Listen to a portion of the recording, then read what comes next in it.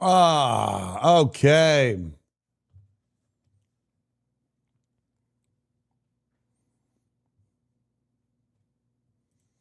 And we're live.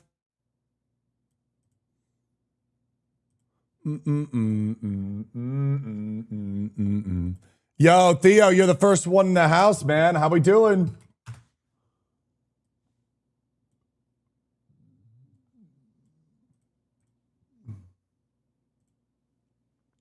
You're doing good, dude. We love to hear that, man. Good morning, bro. Give me a second. I'm getting the Dulce Penguin. Are you guys here right now?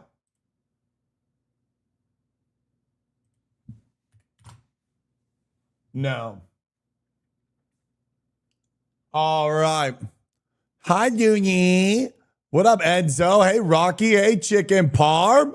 Dude, Chicken, I haven't seen you in a minute. Hey, Joker DPS. What up, Tape? Here to claim your YouTube's first. Tapey, you were the first one in, brother. Hey, Scar. It's kind of a long, though. I would need to say it. What's going on? I had the best Classic Plus idea. Drop it, bro. Let's go. What's up, Rad? Hey, Spice. Hey, Jess. Good morning, guys.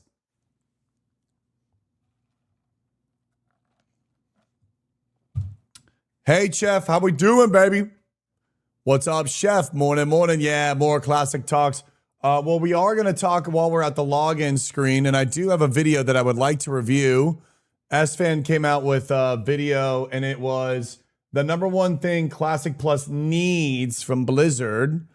So what we're going to do is we're going to check this out, and we'll feel it out. We'll see what's good. Do some talks, talk about a little classic, and we'll jump into it all. Hey, Spawn. Good morning, dude. I didn't sleep well at all, guys. I went into bed at like 10:30, toss and turn till 2 a.m. Woke up at 7. Got to make the best of it. What's up, Rich? So if I'm a little bit tired today, I apologize. I'll do my very best to show up. All right, bro. 6 new instance setups like old Brad, each instance set main city. So you want a bunch of dungeons inside the main cities. What's up, Zon? Hi, Ivy. What's up, Mio? Yeah, I mean, you guys are here. I'm going to have a good day regardless. I just might be a little tired. I'm going to have a good day regardless. Hey, Sneaky, 10 stream streak. Hey, Nappy. I like the idea of new instances. Love that. I don't know about having them all set in the city, but we can have some stuff set in the city. We want people out in the world. Hi, Nini. Good morning, Sleepy. Hello. Dude, Nick made lemon squares, and I have my iced coffee with an extra shot of espresso. My setup is completely disgusting. I need to clean today. Mio, my lord, good morning. Yo, proxy alert.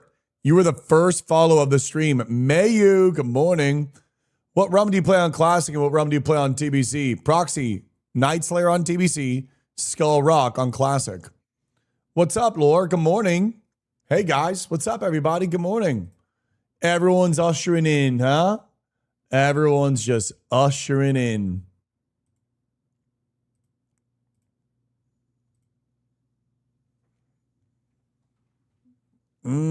Yeah, we're playing on those 2 servers.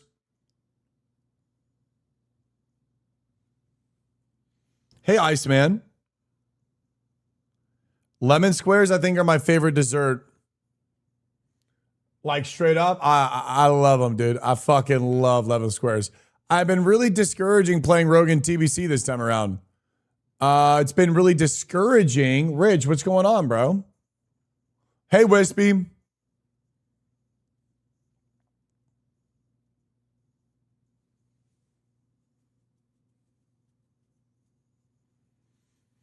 First set 10, 25 men, 10 men city defend, 10 second, 15 men, 35 city defend. Third set 20 men, 40 to 45 city defend. And the attackers come from all angles of the city, and you have to think about splitting your groups up to defend the city appropriately. I think attack and defend can be a pretty badass idea, Rocky. Even put that in a BG or something like that. Hey, Papa. What's up, Monkey? Hey, Project. What's up, Mayu? What's up, Loon? What's up, everyone? Good morning. Hello, hello. Oh, bro, Mayo, you should make some little cheesy squares or chess squares. I don't know what chess squares are, but you definitely should, bro. I got a freaking mountain in the damn fridge and I'm loving it. Yeah, I'm liking it's like ZS, so they just surge. I mean, yeah, I haven't really thought about attack and defense stuff. I don't see why not. What's up, Samothus? Me personally, I don't.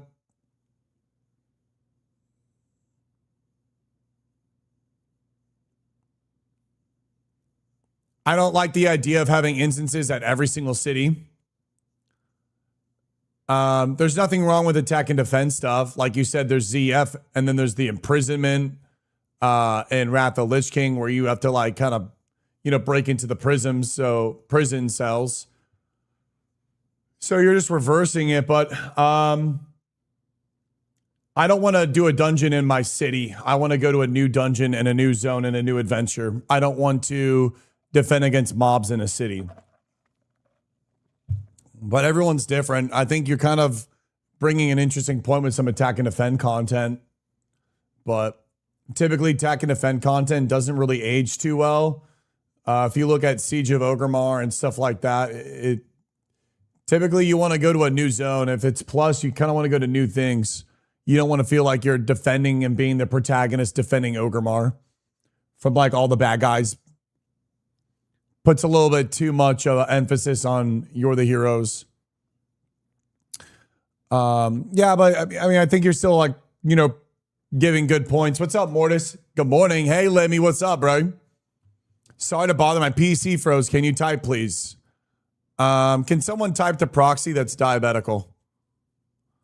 I'm on attack and defend gets lopsided. Be careful. Today's live maintenance. We're having another maintenance. This dude, man.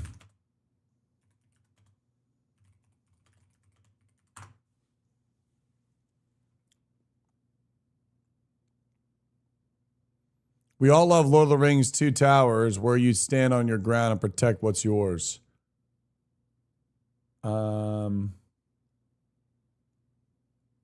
Yeah, you love the attack and defend stuff. It won't be down, but while you're playing, what do you mean? Do you think there's going to be like a potential to? You think there's going to be a potential to servers crashing? Yeah, I mean, again, Rocky Lock, not necessarily my favorite ideas, but I mean, you seem very passionate and you have the vision. I wish I could see it in the way. It's probably getting lost in translation. I think there's some coolness to attacking and offending.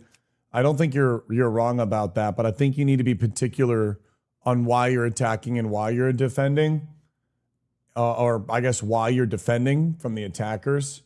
And I don't really know where that would fit. Because I feel like whenever you're looking at Classic WoW, you're kind of going out and attacking the villains. They're not ever really attacking Stormwind. Or they're not really attacking Orgrimmar. So it'd have to be probably like a big thing. And then it's like, how does that fit in the lore? I don't know. It's the whole thing. You mean attack and defending like Wintergrass, Strain of the Ancients? I don't know. He's bringing up this like, he wants a lot of attack and defend dungeons. He wants a bunch of dungeons that take place inside the cities. And you defend the cities. What's up, Noodle Slap? Good morning, brother. Watching you from work and wishing I was home with the elf homies. Aw, I hope you have a good day, dude. Bonkai Noodle, and thank you for checking in on the stream. And I was just simply saying, like, I don't think the attack and defense stuff is good for PvP. Like, we don't need another Wintergrass, Strain of the Ancients. But it's like, well, how does it feel like in a PvE scenario? And typically in PvE scenarios, they're kind of just boring. When you look at the imprisonment in Dalaran, the raid in Wrath of Lich King, when you look at Siege of Orgrimmar, like any sort of like wave stuff, even in Hyjal, like Hyjal defending the waves against the attacking waves, they're not, it doesn't really translate to like role play, like the one-to-one translation over it doesn't really work well. What works well is giving a really good fucking dungeon delve where there are secrets, invisible walls, adventure and like the sense of getting lost in adventure with really beautiful map design, and then you killing a badass beast at the end of the layer. Essentially is what is the proven, it's just like the proven formula to kind of tap into the adventure and fantasy and group playing. And like whenever you're just defending, it doesn't age well. It just doesn't. Yeah, it doesn't truly translate that well. Yeah, but ZF Stair Fight is one of the best in the games. Well, I think it's the only one in the game in vanilla. And it's only, I think, cool because there's like if what you're saying is like you're pointing it out because it's the only one in vanilla, and if you added more, they would become less cool as you added them. So I feel like you just kind of leave it at that because ZF already just did a good job with it. What's up, Crazy? Tier 1 for 6 months in a row, bro. What's up, Verse? I just don't really like tower stuff. I believe the old Dungeons and Dragons Online has some really good dungeon designs that have adventuring and discovering built into them. Yeah, and also too, you can also argue that ZF is more of a dungeon, and then one moment of that dungeon is attack and defend, or is defend. But you're saying you want the entire thing to be defend, and that's where it gets just drawn out. Like you don't want to just keep doing waves, and you're just sitting there waiting for waves. So like you need to have a dungeon, and like, you know how in Nomergon, when you go to the boss with the rocks that fall, it also is kind of like a wave-based thing. When there's like a specific sector in a mini boss that is a wave-based thing, that can be cool. But an entire dungeon, again, you get that like one arena raid in Wrath the Lich King that everyone hates. You get the Dalaran Prison where you just sit in a circle waiting for these doors to open. Everybody hates, like no one likes defending content. It doesn't end well. High Joel's defending timers, that doesn't age well. All that stuff doesn't do well. Players get impatient. You know, like when you're sitting at the table and you're like tapping your leg and you're just kind of like impatient, you get that sense. You're not dialed in. You're just kind of like tapping and it doesn't feel good. You're just like looking at a timer, looking at a waiver count, waiting for things to drop down. And it doesn't give you a really good sense of adventure. It doesn't. And it also kind of gives you a vibe of like a weird loot pinata. So, I mean, again, I don't think you are off the mark on like having good ideas. I think you have great ideas. And I think you're right. ZF is an incredible moment. But again, remember, ZF is just one minute moment in the entire dungeon. BRD is the best one because there are so many different paths. Exactly, Bowie. I want like every dungeon to feel like BRD. I want every dungeon that you enter in to truly feel like an excavation, or however you say it, where when you're in this dungeon, you're looking at your teammates and you guys are like, where the hell do we go? Like something that's incredible about Classic WoW is that when you press the map inside a dungeon, there isn't a map for the dungeon. And you have to like figure out your way through the dungeon. And I love that. I love there not being a map. There should never be a map when you go inside a dungeon. And in Classic Plus, I'd love for that feeling of BRD exploration where you are inside this dungeon and you just don't know which way to go, what leads to where, and you go down a path and next thing you know, you find a hidden boss and you're like, oh my God. And then it drops some super epic sword or like epic staff. And then you're like, holy crap. Okay, guys, let's go this way, I guess. And then you're just kind of running on this kind of, you know, moral compass. And it's just kind of guiding you on where you think you should be going. And Blizzard designs it where you have these like footholds, like in BRD, you're just constantly met with these new bosses, new mobs, different engagements, whether it's the bars, the golems, the freaking the Iron Isles, like in Lord of the Rings of Mines of Moria, right? You have all these different, you can drop down, do a lava skip, jump to the back. You're like on this adventure, right? And I feel like if the dungeons in Classic Plus can capture that just adventure inside, where it will take you 5 to 10 runs to just even get a solid understanding of the map, that is where that magic is. You want that feeling of like 5 to 10 runs, and then you kind of can be a little bit of a guide in the dungeon, but still be able to discover things and whatnot. You know what I'm saying? And like forget where you are type stuff. Ooh, mwah. Chef's kiss, dude.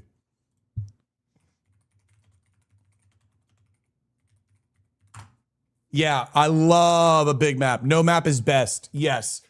Having to draw a map with paper and pencil, Gizzy.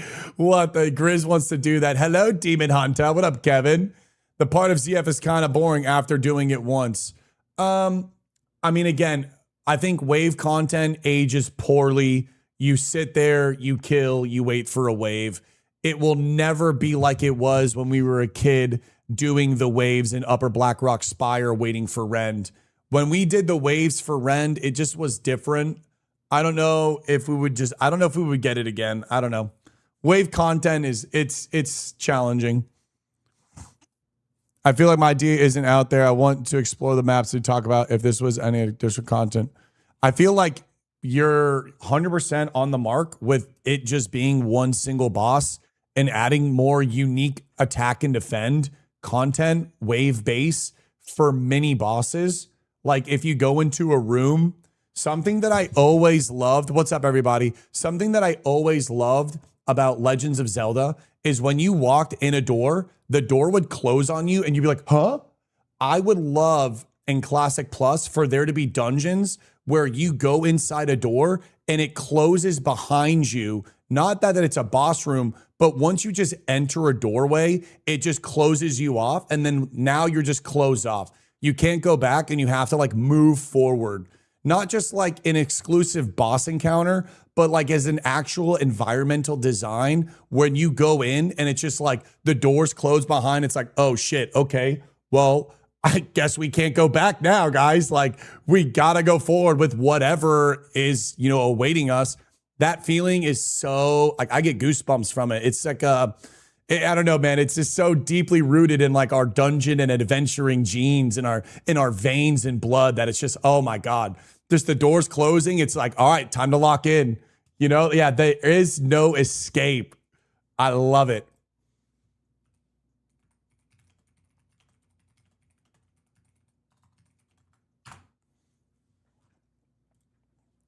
I am American. I'm trying to grow a beard. How is it looking, guys? Are we looking good? I don't know. Am I looking good? I think I trimmed this last night. This was like way too dark. So I balanced this out. Because this one was it was like, this is kind of not filled out.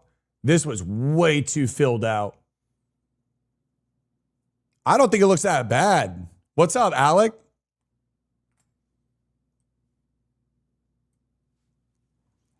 Play the game.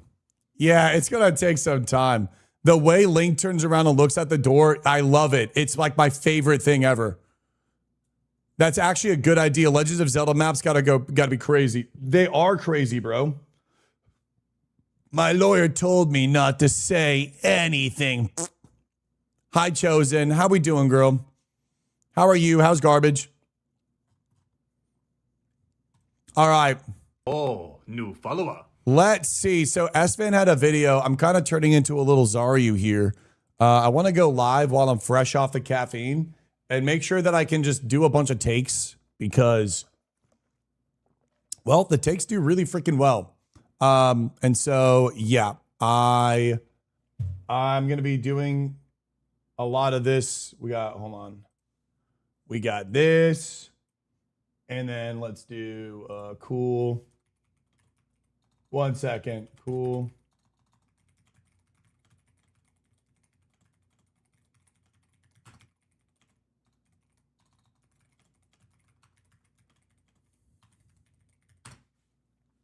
Wait, SFAM bought a navigator? Wait, what's the navigator? Navigator car.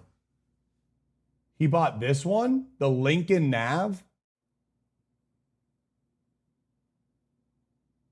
Well, I mean, this one looks cooler What color did he get?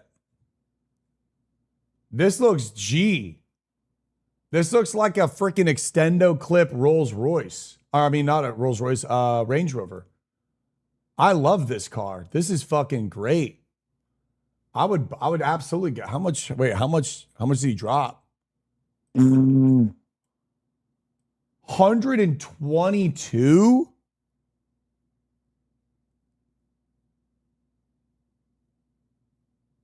Holy. Red Bull gives you wings, huh? Red Bull gives you fucking wings, huh?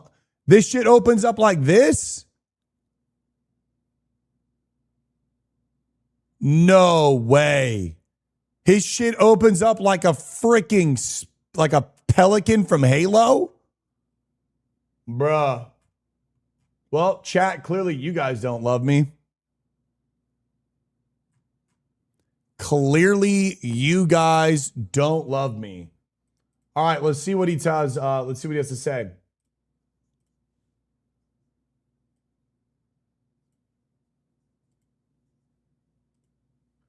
Instant world bosses are horrible because you just log in and you just go to it. The issue with world bosses lies within the layers. Layering makes it a little challenging for you to do anything in regards to world bosses. It really makes it a challenge. It really does. I think layering is what makes world bosses not feel the same because you have to also watch all of the different layers.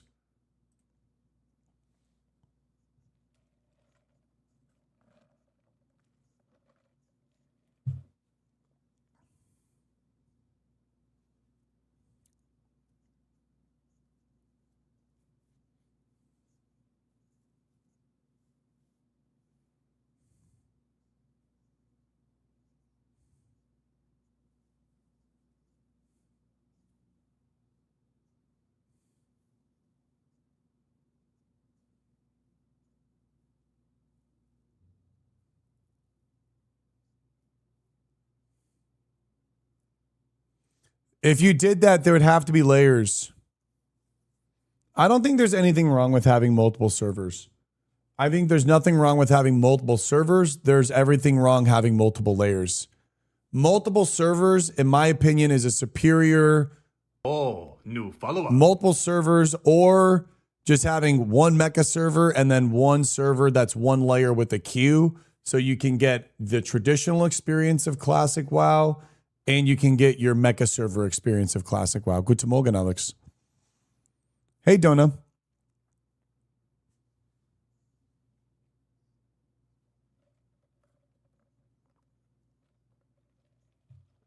That would be like massive MMO dream. But dude, guys, how big would the world need to be? Why do you think multiple servers is good? I think one mega server is good with instance-based queue. Dominico, instance-based queue and mecha servers, that isn't an MMO. That is essentially a glorified, shiny game menu screen. Hi, Aussie Auntie. And so layers and mecha servers create a bunch of different issues.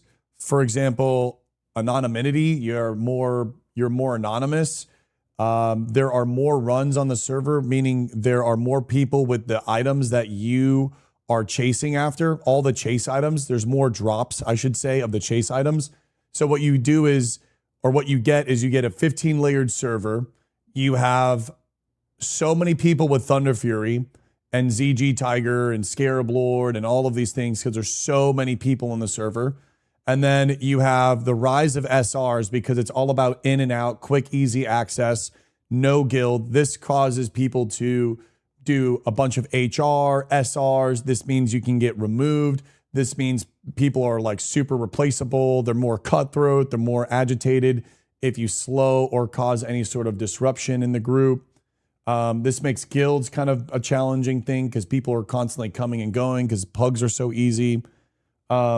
You have layers, again, where if you're out in the world and you're trying to quest, you might not see anybody. It's great for how you're saying, Dominico, where you just kind of want to get on and play. But for the MMO experience at large and for the culture and that fantasy to be able to build and prosper something, it's really detrimental to that because you're not going to be able to see the person questing, which that could be your next best friend that you end up actually playing the game for years with and chilling on Discord and all of that stuff. So a lot of the opportunity kind of gets dampened. Hi, Asla. Thank you for the 5th stream streak. It would be peak.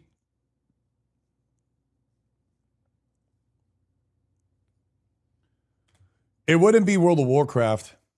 Or maybe it would be World of Warcraft. Holly was saying that they wanted to level up the World of Warcraft as a whole.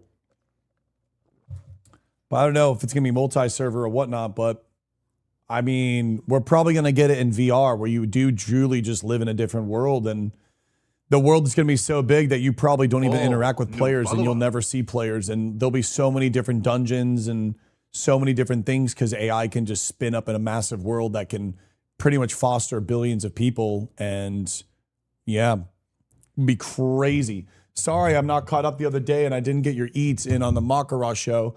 I know you would have had such a better battle together if not. Versi, what's up, baby? Nah, you're good, dude. VR Hawker. No feed with a brand new Prime, man. Hey, Bubba, welcome. Good morning. An interesting, never saw it from that lens. Yeah, I mean, I can yap on it for way more, but I don't want to kind of get on a side tangent. But essentially, my background, if you guys don't know who I am, I played the game since it was in inception. So I played it in 2004, 5, and 6. I played vanilla. And then when TBC started, I went back to vanilla private servers. So I was playing private servers in like 2011, 2007, 8, 9, 10, 11. I played private servers all my life, fun servers, Blizz-like servers, you name it. I've pretty much played on it. And I kind of like have like a very long play history of like one-layered servers. And I know the importance of that. I played on dead servers. I played on popular servers. You know, I've been the player and I've been the streamer. I've been the loner. I've been the dude who had no friends playing the game, and I've been the dude who played with friends all the time. I've been the unpopular streamer, and I've been the popular streamer. I've played pretty much every single side of the coin when it comes to classic WoW or just MMOs and online gaming, right? I played Halo, COD, the rise of Halo, Xbox, Halo 1, System Links, going to LAN parties, Super Smash. I've done all of that. So I kind of feel like I know a thing or two when it comes to the importance of community and the feeling of like online and connection, because that was kind of like the modern voyage of Christopher Columbus, where we can now feel connected from the safety of our home, right? You can feel connected in a world from sitting in your chair, staring at a screen. And humans were social creatures, and we seek connection.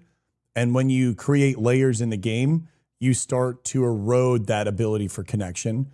And you do get to increase significantly the ability to enjoy the content that the developers have put out for you. But it's developed, or it's experienced in a different lens. You know, when like you get glasses and then you can get red light glasses and you can get the glasses when you go fishing that it like removes the glare. These are all just different lenses and experiences. And I feel like World of Warcraft is such a large game that there are really people that enjoy a total different styles of playing, which is kind of the weird predicament that we're in right now, is how do we please everybody? And it's so hard to please everyone because we have so many different player types, player experiences, people where they are at in their lives, and the ability to commit time or resources or whatever it may be. I played back in the day too, but didn't raid hard or anything in 04. Much love, Versi. I didn't raid much when I was a kid because I played when I was like 9 years old. Original vanilla, I pretty much just twinked and leveled. Then TBC came out and we went to private servers because we didn't raid and we wanted to get the cool gear in vanilla because we thought Ragnaros and Nefarian and Cthulhu and Kel'Thuzad from Naxxramas, we thought those bosses were like the coolest thing. And my brother and I, we didn't want to go to TBC because we were still awestruck. Like I was watching Kungan and Nihilum. Like I'm the guy that was watching Drake Dog videos and watching Kenyon and looking at Kungan and being like, oh my God, dude, I want to go and do Naxxramas. Like I want to go get tier 3. I don't want to go to TBC. Like I literally was like, I don't want to go to TBC. I want to go back and kill these bosses I never did. I never got the kill Onyxia or Nefarian, Cthulhu, or KT back in the day. I never did. So I didn't even go to TBC. My brother and I, we went to the first ever iterations of vanilla WoW private servers. And then I was in that community like pretty much ever since, always just playing vanilla private servers. From like truly its inception. Because back then, the top 100 form list of private servers, that was like kind of just spun up. And yeah, we did that. We even made our own Classic Plus when we were kids. Nick, he designed his custom Ragefire Chasm. We made our own custom server. I was the gear set designer. So I was in the game custom making sets for everyone. As a little kid, I was making my own tier sets. Just like mix and matching. Oh shit, I like this. Oh shit, I like that. It was so cool, dude. I freaking loved it. I absolutely loved it. I remember when a guy with Headmaster's Charge gave me 10 gold in vanilla. It was like the king gave me a sack of gold. Bro, I remember, so there's a guy named Seawolf X on a server, and he gave me a gold so I could buy a tabard. I ended up running into Seawolf X 20 years later in TBC anniversary, I believe in a raid, or it was vanilla anniversary on, no, it was vanilla anniversary on Night Slayer. When I joined this one guy's raiding guild, it was right before the RuneScape arc. There was Seawolf X, and it was him from vanilla. And it was so wild. I was like, dude, I can't tell you how I remember your name. I remember how much like I was like starstruck and like how cool your character was. And it was just like some old dude. And he was freaking out because he knew me. And I'm like, yeah, bro, you inspired me like more than you even fucking realize. And that was a really cool moment, man. I remember barely losing the role on server's first Ash Connie from Nefarian as a warrior. I cried myself to sleep that night. Oh my God, bro. Back in the day, because there were so many small servers, there was that feeling of server first. But that feeling of server first was more of like you being able to even kill the boss was kind of an accomplishment. So I wonder what they do with Plus if they go down the route of, do we make the bosses hard to kill or do we make the bosses easy to kill? Hi, Dodo. My first 10K and my first 10G and 10K on OSRS, I will always remember. Bro, I will always remember Kevin fucking Cook, dude. Kevin Cook, our friend from elementary school, he had Cool Kid with Spaces as his RuneScape name. He was the first kid to get Dragon in the game in school. So he was the first kid to get a Dragon Longsword and do Dragon Slayer in the entire elementary school. Dude, he was a fucking king. We would go over to his house, play Yu-Gi-Oh! And RuneScape, fucking legend.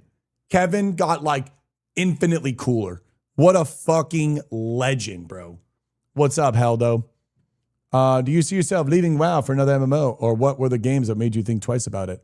I don't see myself really leaving World of Warcraft. I was really, really burnt out of WoW and where I was, just kind of feeling very one-dimensional with I have to RP in order for me to be a streamer. When I first blew up doing all of my Bunkai stuff, I felt like I kind of put my back against a wall where I was only defined by me being able to role play. But now I've matured and grown as a streamer, and I realize that I can actually just do so much more, and that people enjoy what I have to say or my humor or all of these other things. So now I feel like I can breathe a lot more and do things that I wouldn't think I could do before in WoW. Like, for example, play hardcore, do a hardcore guild, level a demon hunter, and do like my RP class fantasy stuff that I just love to do. I don't have to like log on and PvP every single moment. So I have to like upload a PvP short to YouTube or something like that, you know? And so that's been like super empowering. So now I don't really see myself leaving. And yeah, I don't really see myself leaving right now. Love hearing about your experiences, man. Super interesting as a kid that started in Wrath. Yeah, I played since the very beginning. I've seen it all, man. I played the innocent days and the purest days of twinking. 19 OG vanilla twinking. There was like no mass rise of hunter meta and priest meta. It was like pure BG haven. Twinking was like super, it was like on the come up, 19 BGs. I would do that like all day long, bro. It was so much fun. OG Barons chat. Oh yeah, dude. Sensei Shebek, you're the person that brought me back to the game and showed me all the joy that I missed. I want to say thank you for everything and making WoW what it used to be. Bunkai Beach. Rogue Warrior 19 twinking. It was a lot of Rogue Warrior, bro. People were just running around hitting the Sinister. Oh, yeah. Drake Dog is the GOAT, man. Oh, his videos, John, started it all, bro. Honestly, post TBC is semi-close. Some bosses are too easy, but it seems like on average, people are having a little resistance clearing the TKSSC. Some tuning to certain bosses might be BIS. I don't know about, I think for Anniversary, my only issue with Anniversary is, again, it's challenging. I think you don't want to make the bosses hard because you want people to just enjoy. It's an Anniversary server. However, you are conditioning your player base to be at a certain level, and you're not putting pressure on them to improve with challenging content. So I hope they make Classic Plus challenging content and everyone gets punched in the mouth and gets a rude awakening, not in a bad way, in a loving way. Okay, this is a loving punch in the face. Kind of, just saying, hey, gotta do a little posture check. We gotta lock in a little bit more. You know what I'm saying? So we'll see, but I'm a little nervous that maybe they're gonna kind of get to it and be like, yo, this is some ass whack stuff, and I don't want to do that.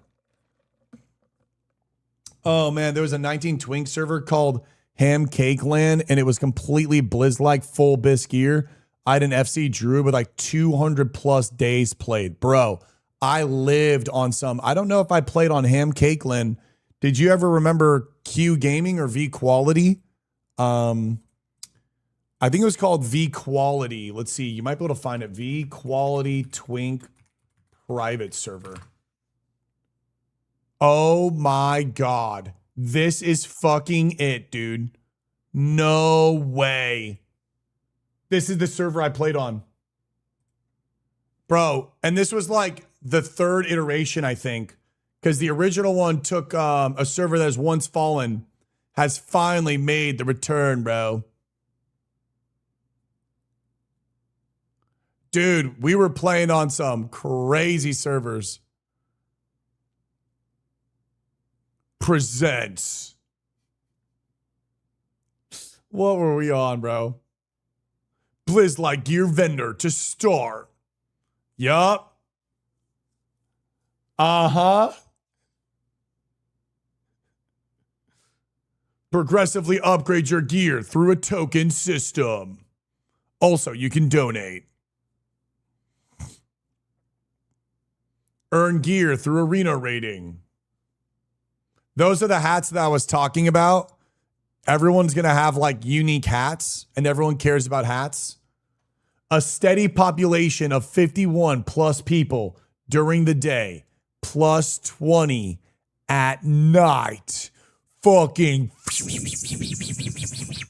So what this means is, right? So when this is what I'm trying to say. What is this, right? When you look at this, what is this? This is a micro community that is incredibly close niche. And what I found and discovered when you played on private servers that were close, because I've played also on vanilla private servers that were trying to become, like before Nostalrius, there were a lot of private servers that were trying to spin up. There were some that were good, some that were scams, but a lot of them would be anywhere between 50 to around 500 active online players. More realistically, 50 to like 300 online active players. What this did was it really created a close niche community that allowed to interact with the content in a unique way and foster a different play style. And this just brings more emphasis on like one layer community, server culture, and everything like that. And you lose a lot of this when you get to that layer mecha server kind of vibe. So I'm so strong on these kind of like community servers and like super about one layered servers and making sure that like the world and the server is intact and that is all kept together. Because I grew up playing on these small servers and private servers, and this was it, man. Like you knew everyone, you knew what was going down in the world, you knew who was doing what, who were the best players, who could, who was able to clear the raids and have the gear, and you knew the name, you knew the person, their story and whatnot. And that's kind of badass. And when I played on vanilla WoW, I was on like a medium pop server, and it still held the same identity. So like, just because there's only 51 people online, I can go on a normal server with like 3,000 people online, and it still held the same. And it really was that one layer magic, man. It was that one layer magic. But yeah, this was one of the servers I played on. We would just PvP like crazy, man. Twink servers were so much fun. 20 plus at night labeled as a steady population is crazy work. Yeah, man. Those were the private server days, dude. Hey, that's enough to get a BG. And guess what? You would go against the same person over and over and over again. What's up, Sad J? 40 streak, big boss. Some of the most fun I had on a Twink guild called Q Arathi Basin. The Twink guild on my server was called Bloody Knuckles. And they were fucking good. And that's how friends and rivals are made. Yes, it was, Joe. Yes, it was. Yeah. Good stuff, man. All right, let's see what else. I want to finish this video real quick.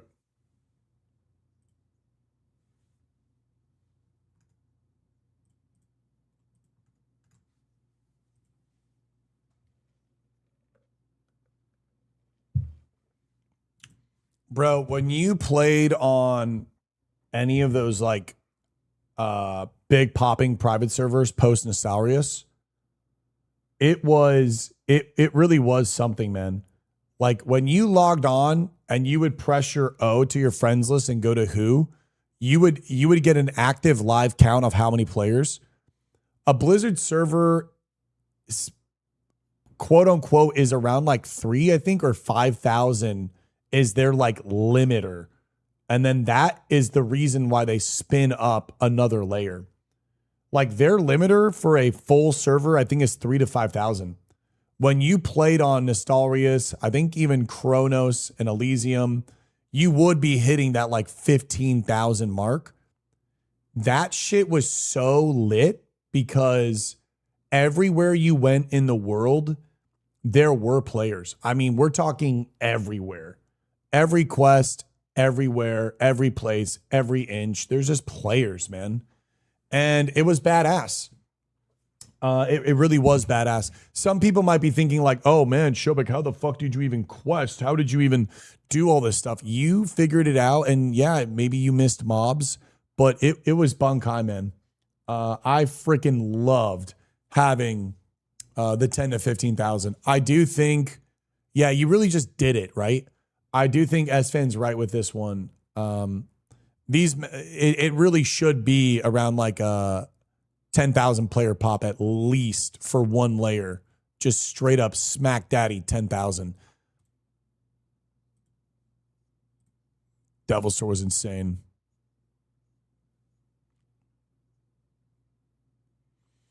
So what was crazy was we're now talking 15,000 people. So imagine 15,000 people on one layer. Again, if you play on a classic WoW server, 3,000 is about the max for one layer.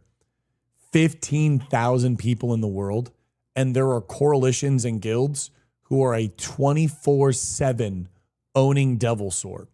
What this means is you're now able to like log in the game and have a playthrough that is so unique.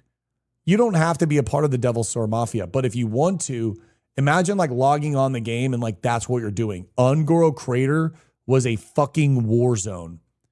There are guilds trying to kill Devil Sword, and there are guilds trying to protect Devil Sword. It was like this insane cat and mouse war. And that was literally fucking there for you if you wanted to get involved, if you didn't, if you wanted the PvP, if you don't. Like, it was crazy. Ungoro was a fucking madhouse. And stuff like that is like what makes people just get addicted to the game. And also fosters so much relationships because of like who you're playing with, what side you're on. It's so good.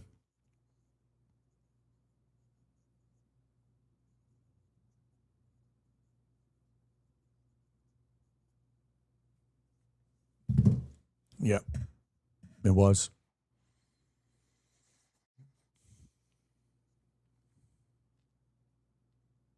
Yeah.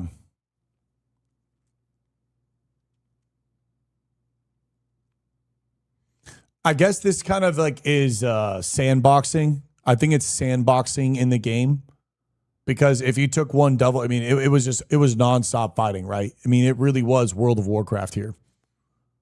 Yeah, I know, Joe.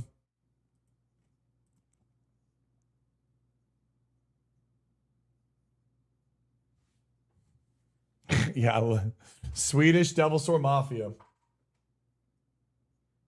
Hi, Mama, with a 230 streak.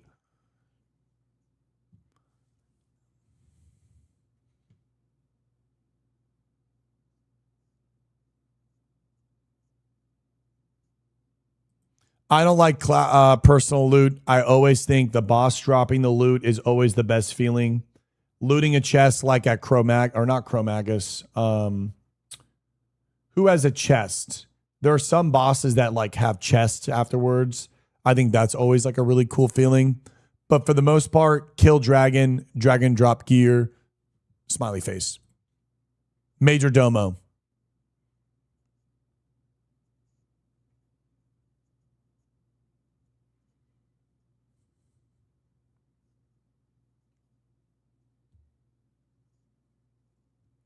I hate tokens. If he says tokens, I 100% agree.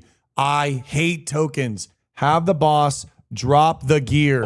I don't want a token that groups up players or groups up classes, because what it does is it makes it way too easy to get gear.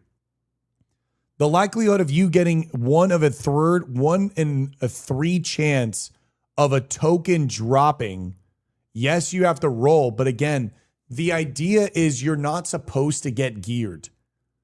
Once you understand that the idea is that you're not supposed to get geared, that is when you start to see the whole picture again. You don't want to get geared fast. You don't want the tokens to then you're full bis to then you're done. Yeah, right? We see it so often. The tank gets full bis, the tank doesn't want to show up anymore. The healer gets full bis, the healer doesn't want to show up anymore. The DPS gets full bis, the DPS doesn't want to show up anymore. Right? It's important that you have the chase items, that's why they're called a chase item. That's why when a tier piece drops in vanilla WoW, it feels so fucking badass, But when you get a tier piece in TBC, it's kind of like, man, you see people in full tier first reset because there's literally such a high chance for you to get the token. And a lot of the times, most people are so min-maxed out that like some classes don't even need the tokens. And then people are doing an SR and they'll SR the tokens or they'll HR the tokens. And then next thing you know, guys full tier 1 first week and they're just kind of like, all right, well, now what? And then this is where it gets even more crazier. We have a mecha server times that by 15 layers and 100,000 players. Next thing you know, Shatterwrath week 1 looks like it's about to be phase 2 next week. Everyone's done. Everyone's done. Shinobi, thank you for the brand new tier 1. And that's where it gets wild. That's literally where it gets wild because it's not about you, it's about everybody. And so then now you walk around and everyone's in the tier gear. Well, how does that make you feel about your gear? Makes you probably feel a little bit less cool, right? Or he has full tier gear and now you have nothing first week. What the hell is that? What? He's full gear and I have nothing? Okay, well then that kind of like, it doesn't feel good. You know, it doesn't feel good. The existing drawbacks of having 15K on one layer, server lag and inability quests, mobs, bottleneck, resource depletion, layer breaking, griefing, and kill stealing. How about the vastly improving the quality of a hosting server so it can handle the strain? Well, what I don't understand is that Nostarius handled the 15,000 and it wasn't really that bad. So I don't really know what's going on with the with that. Also, Shinobi, thank you for the brand new tier 1. I'm sorry that no one did Bowser Bunkai's.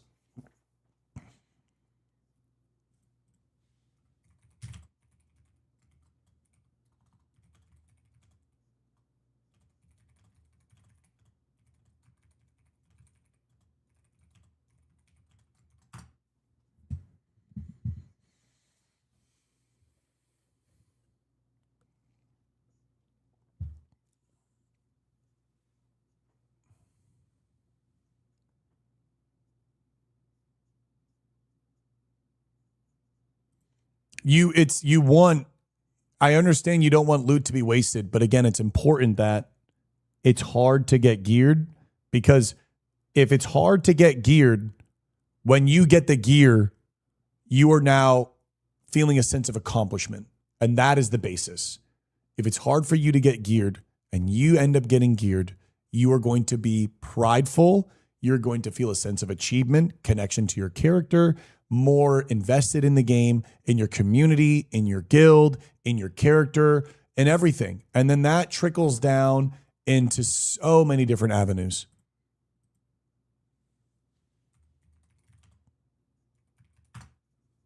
Shinobi, dropping a lasagna bomb. You just tier 1 and dropped a lasagna. Let's go, baby. Woo! Oh my God, dude. That's a lot of money, man. Thank you so much. Hey, Anna.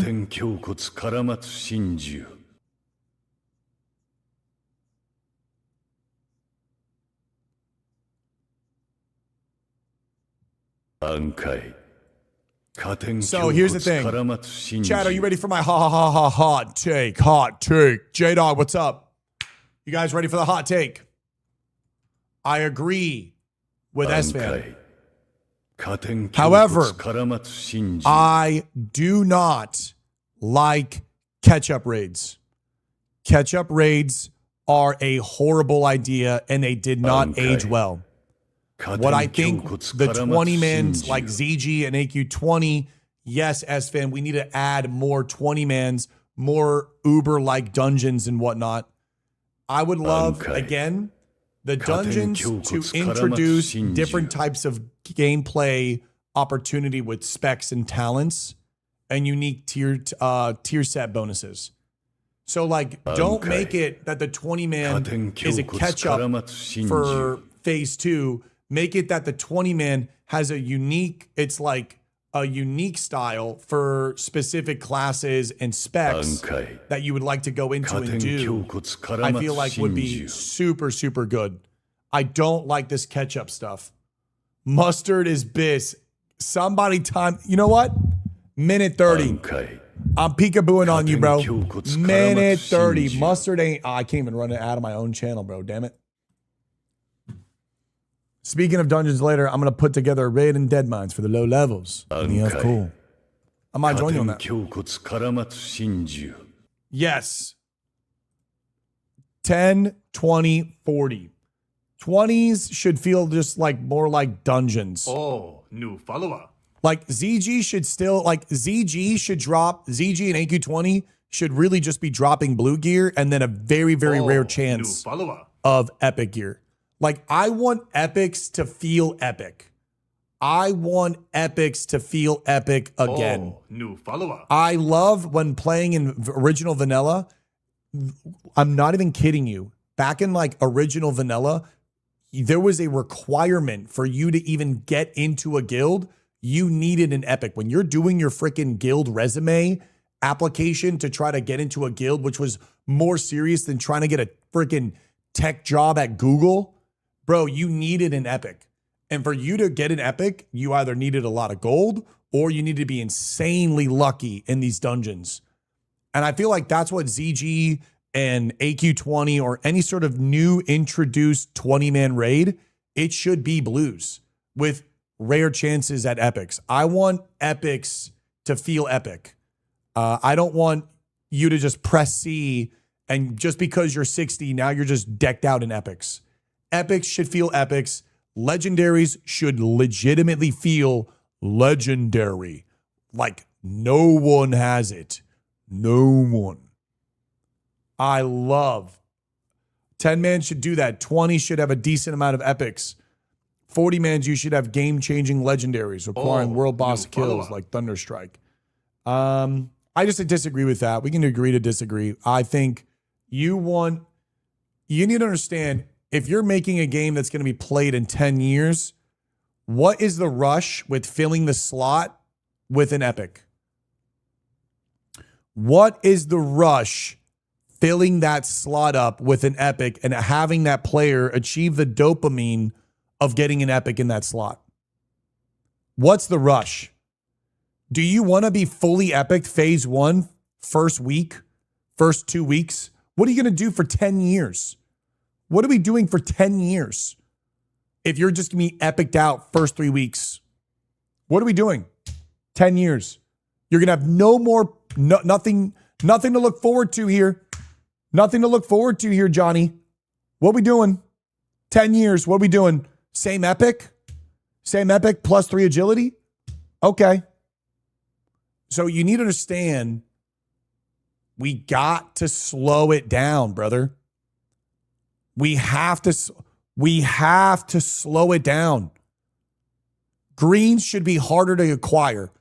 Blues should be like the feeling of getting a blue in the fucking world or a blue BOE in a dungeon. Never fucking happens. It needs to be, greens need to feel like blues. Blues need to feel like epics. Epics need to feel like legendaries, and legendaries need to feel like artifacts. So when you're out in the world, you're pretty much just making and buying white gear. Holy shit, we got a green. Bunkai. Okay, straight bunkai. Then getting a blue is like you're getting a damn Staff of Jordan. This is like, holy freaking crap, dude. This guy has a blue. What the hell? And then if you see a dude with a freaking epic, brother, you are stopping and inspecting him like, das las nostis, the freaking chosen one, bro. Like Arthur pulling out freaking Excalibur, okay? And then legendary, homie, you're taking a fucking screenshot of this dude, putting it as your wallpaper and going to bed being like, dude, this is going to be me one day. I can't wait to go to sleep, wake up and get on the damn game and work towards that. So again, greens should feel like blues. Blues should feel like epics. Epics should feel like legendaries, and legendaries should feel like artifacts. The entire loot distribution needs to be pushed up because right now, greens are irrelevant. They just dish out like crazy. When you do a handful of dungeons, you're almost like full blues And then like blues don't really mean too much. And then epics are kind of dropping, you know, like epics are kind of there. And when you get to endgame, epics are kind of like really just, I mean, epics are kind of like the new modern green. The only difference is your level doesn't say 17 in Dead Mines. It's now just 60. And the only difference is that the gear and how it's represented and distributed is almost in the same way a green is dropping in Dead Mines. You know what I'm saying? And so you want to make sure that as the player grows from level 17 to 60, that you should be a 60 in like full greens. There's like, imagine if you were a 60 in full greens chasing blues and like trying to get into a guild to then get blues to drop in raids. Like imagine if Molten Core was dropping blues and it had a rare chance to drop an epic and then a crazy thing to drop a legendary, you know, like Thunder Fury Binding. You'd have so much more to like climb and work towards. And that gear progression on your character would be freaking felt and be communicated like crazy. Oh.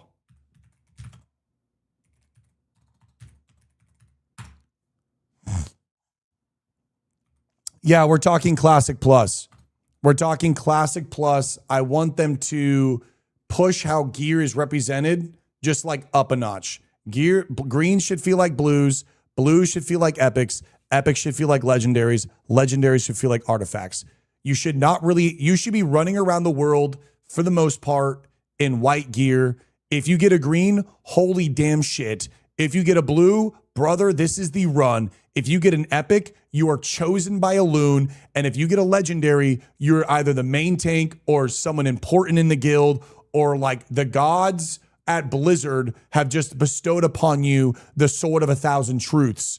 And Stan Marsh freaking hits you up and it says, yo, bro, we got to go take out this dude and save Azeroth. Okay. Yeah, you are quite literally the main character if you get a legendary. Now, whether that is just an RNG drop or it's an RNG drop in an insanely challenging quest line, like doing a Scarab Lord, mix in a Mage Tower, that's like imagine getting bindings, right? Imagine getting bindings, which would be insanely rare. Then from getting the bindings, you have to do a crazy quest chain.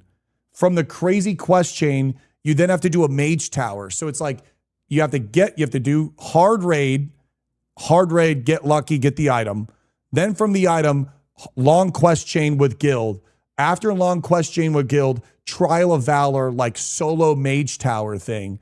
Then from there, you earn the ability to wield the weapon. Something like that, bro. Oh my gosh.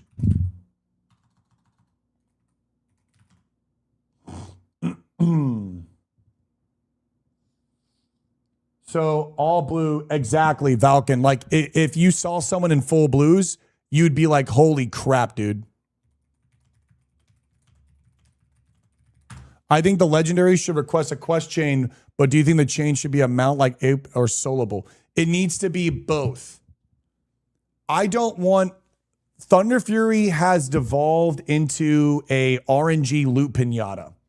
Do you get lucky or do you not? We have to figure out the solution to the problem of Thunder Fury. You want people... Hey, Captain Koken. You don't want Thunder Fury just to be a 5% chance drop off a boss that's easy to beat. Did you get lucky or not lucky? It has a really bad feeling in the modern sense. Back in the day, when I looked at Thunder Fury back in the day, I looked at it as an incredibly established and strong knowledge and knowing tank that was like the defender of the guild. And this dude would go into the dungeon, kill the fucking dragon, and this guy got some super epic loot, and he was the chosen one. How do you translate that in modern context and in gaming? I don't know. Do you want to make it where they have to it drops, but it's like a really long quest chain and it costs a lot of resources and a lot of group coordination, and then you need to do a very, very challenging solo thing? So like there's a lot of people with the bindings, but they quite literally can't do the Mage Tower in order for them to unlock the binding to be able to even wield it because they're just not good enough. I would like the ability of like, the person needs to be good enough to even wield it, not just lucky enough to get it to drop to then get it. But I don't know if that is the right thinking. I don't know even how it would drop. Hey, Nades, it's a good thought, but the game is designed with the idea that you pick up stats from greens during leveling in order for classes to function. Imagine a mage with no additional intellect and a shaman with no agility. It would break classes. Could they do it, but it would require a complete rework? I don't think it would at all.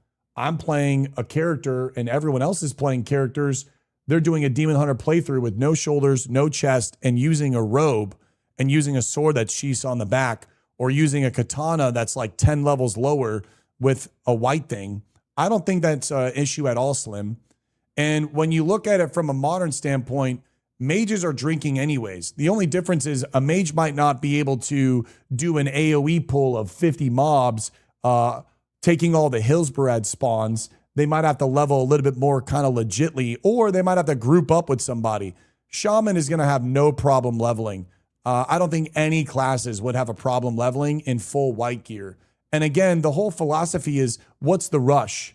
Why are you trying to have an hour level, 40-minute level? Are you trying to pull a mob while kiting backwards into the next mob to then finish that mob, to be able to kill the next mob and chain kill mob to the next mob while following the great arrow into the next mob, kill mob? Why not take a little bit more damage? Right now, mobs are only getting to you like 60%, 80% when you're in like full greens. Things just got real. Things just got real. So I don't think that's an issue at all. I really don't think it's an issue. Donated $5. Good morning, Showbeck. I am curious your thoughts, not Immorph. Downloaded it yesterday and Terry's so many sick Demon Hunter gear options as well as glaives. I don't want to use Immorph, Zekron. You absolutely can do super bunkai stuff. I am advocating for a harder game. Harder game, slower game. Harder and slower, more forever.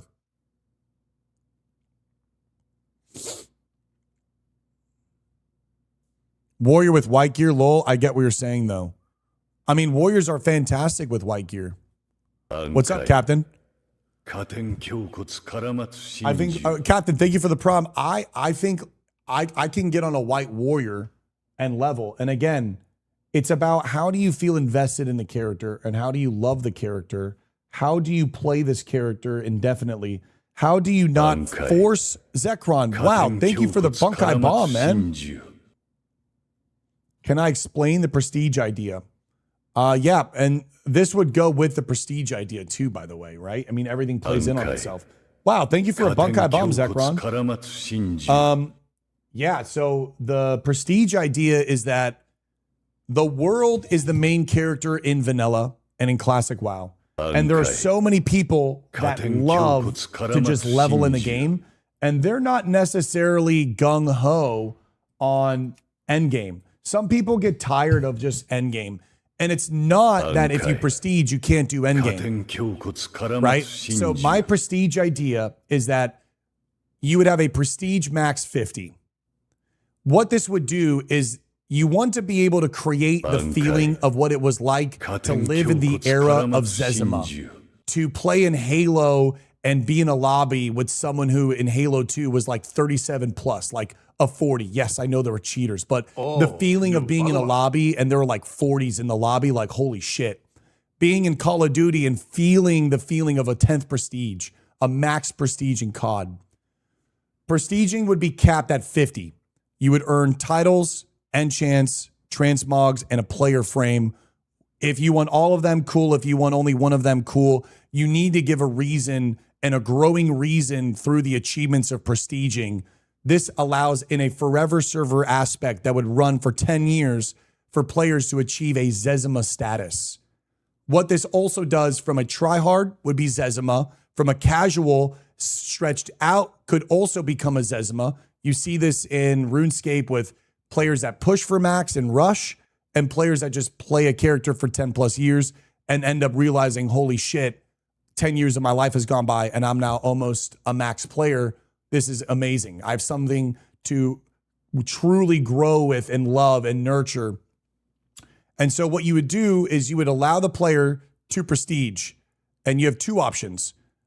If a player prestiges on their character, they can still join a raid, which means if I was prestiged on a Tuesday and my raid night was Tuesday and I got to level 10 now, but I want to raid, I would get invited. Once I go into the raid, I'm just 60 again. I don't know if you want to do that or not. I don't know. But regardless, it would give the player to play the game again and just re-level. This allows veteran players to interact with new coming players. This would be like, hey, if my friend joins and I want to play with him, I get an extra bonus on my character and I get to prestige. So now I'm like, okay, yeah, I'll take a break from raiding. I want to go play with my friend. He's now joining the game. Hell yeah.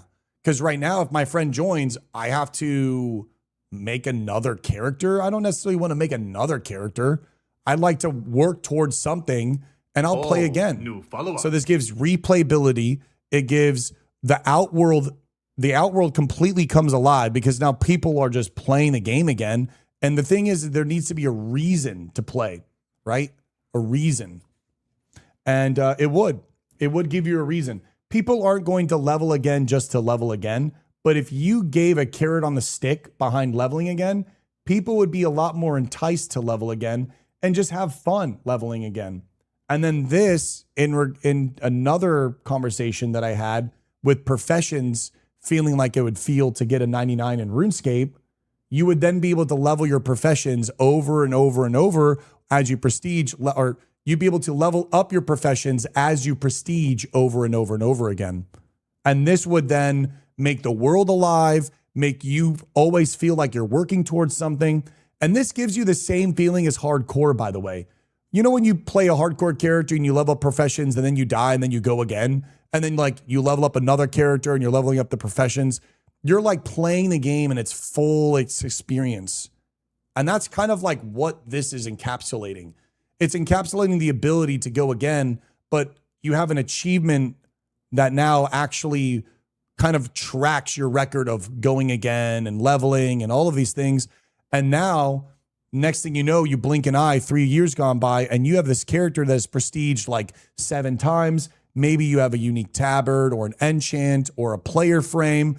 And people are like, holy shit, dude, this guy is like, he's played a lot. This is fucking cool, right? This is kind of cool. And that's kind of what it is.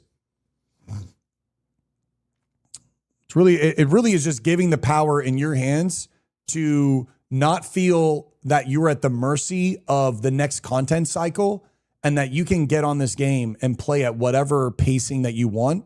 And if you want to just get on the game and level and play the game, you are in one way or another working towards something greater that is adding value to your character and your account. And that's what people want. People don't want the feeling of it being a waste of time. And a lot of the times people will gear, they'll do raiding, then they're stuck to being raid locked. And then they feel like they're just doing the same thing. And then they're saying, hey, I'm just going to wait to the next content cycle to kind of have something new. We see this with the rush to 60. We see this with the rush of getting full pre-dungeon bis. We see this with all of these bottlenecks that happen, and they're just waiting for the next thing to do, waiting for the next thing to do. You know, when like TBC comes out, everyone just BGs and pretty much preps like crazy to not even play TBC. They are dying at the idea of being able to do something. People will literally prep out the gameplay for TBC. They will prep it out, 75K honor, 100 badges, 100 marks of each thing, massive gold, all the items prepared to like boost the jewel crafting and the recipes and all of this stuff. Instantly buy mount, instantly do this. And it's like, well, once you see that, okay, well, how can we translate this attention and this desire to do something new in the game? How can we take that? Obviously, players love World of Warcraft. Y'all are crazy fucking passionate. Okay, well, let's take that and let's put them on like a forever treadmill. Okay, forever treadmill. And let's now crank it up where you can't complete this in a week. You can't complete this in a month. You can't complete this in 3 months. You can't. Ampy couldn't do this in 3 months. Joker couldn't do this in 3 months. You couldn't get a Zezima in 3 months. You might be able to get a Zezima in 8 months. Okay. 8 months Zezima? That's fucking gnarly. Okay, imagine having a race to world's first Zezima that's an 8-month-long marathon. You think the race to world's first is popular? Oh, I guarantee you, race to world's first Zezima, maxed out professions and max prestige will pull in probably 1 million active viewers on the Twitch stream. Guarantee it. It would be so fucking insane. It would be insane, bro. Be insane. Maybe I'm delusional, but like world's first classic plus Zezima would be insane. Zezima, who is Zezima? Zezima is the first player to hit max in RuneScape. And Zezima is an ideology of the god character in the game, the first person to reach god status in the game, and creating a thing where for a person right now in Classic, for you to hit Zezima, Ampy hit Zezima within like what, 24 hours of TBC launched? Right? Ampy hit Zezima first 24 hours. It's kind of just done. Hi, Trixie.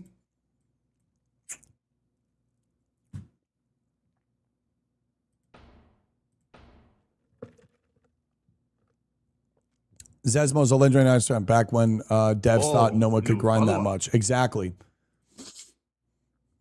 Big agree. Less time playing the game is better unless you want to entire player base be little kids and streamers. Personally, I hate raids together. I shouldn't need 39 other people. I think big raids are good, bro. I think big raids are good. I think you need a little bit of everything. I think the dungeon delves are a cool idea. I think 5-man dungeons, 10-man dungeons, 20-man dungeons, and 40-man raids. Raids should feel like raids. Raids, in its name, in its core, is a raid, a lot of people. Raids should drop epics and rare legendaries, super rare. So blues, maybe epics, and maybe legendaries. Dungeons should be 10, 5, 10, and 20. 5 should only drop greens, insanely rare to get a blue. 10s should just drop maybe more often greens, still very, very rare to get blue. And then 20-man should be like greens, more often maybe get blue, and then hard to get epics. Like very, very, very hard to get epics. Like, have you ever seen Zezima on an interview? He has blurred out in a shadow, but answers some questions for a YouTube channel. No, I have not seen that. Yeah, Demon Showbook's looking pretty drip. What's up, Interworld? Thoughts on seasons? It depends on how it depends on how the game wants to be played.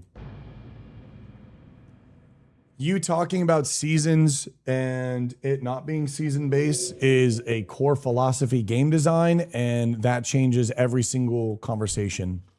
If you want it to be season based or if you want it to be forever.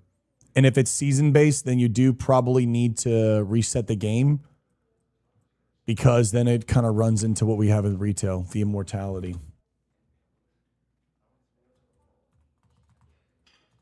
Yeah, you can. Yeah, link it, bro. I'm interested to see it. Yeah, Epics need their meanings back. Hey, Freck, thank you so much for the prime. Yeah, boys, we hit 40 yesterday. Uh-huh. Season base gets a little weird because people end up min-maxing. So, for example, like PvP, people start in the beginning and then people quit in the stomach, and then people only come back in the end point. Mount Wen, I'm po as hell. Let's see what this is.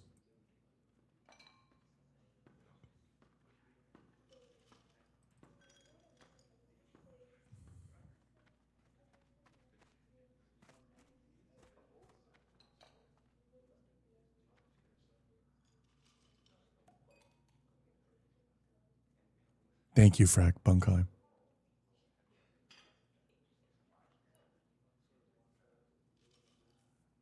Hey, Kark.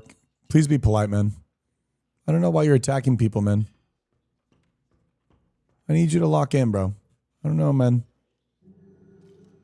You said hi, Showbag, you motherfucker. I love you. Yeah, just be chill, brother.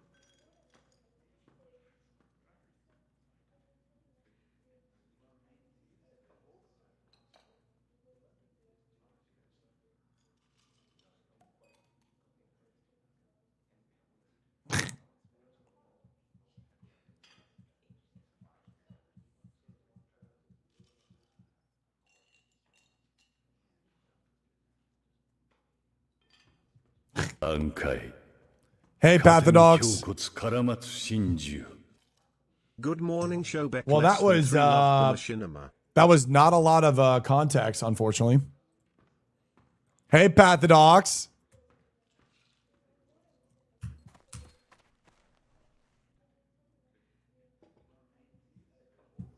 No, Virex, I'm talking about the Cartane. Oh, I'm too poor right now. I got 30G to still get.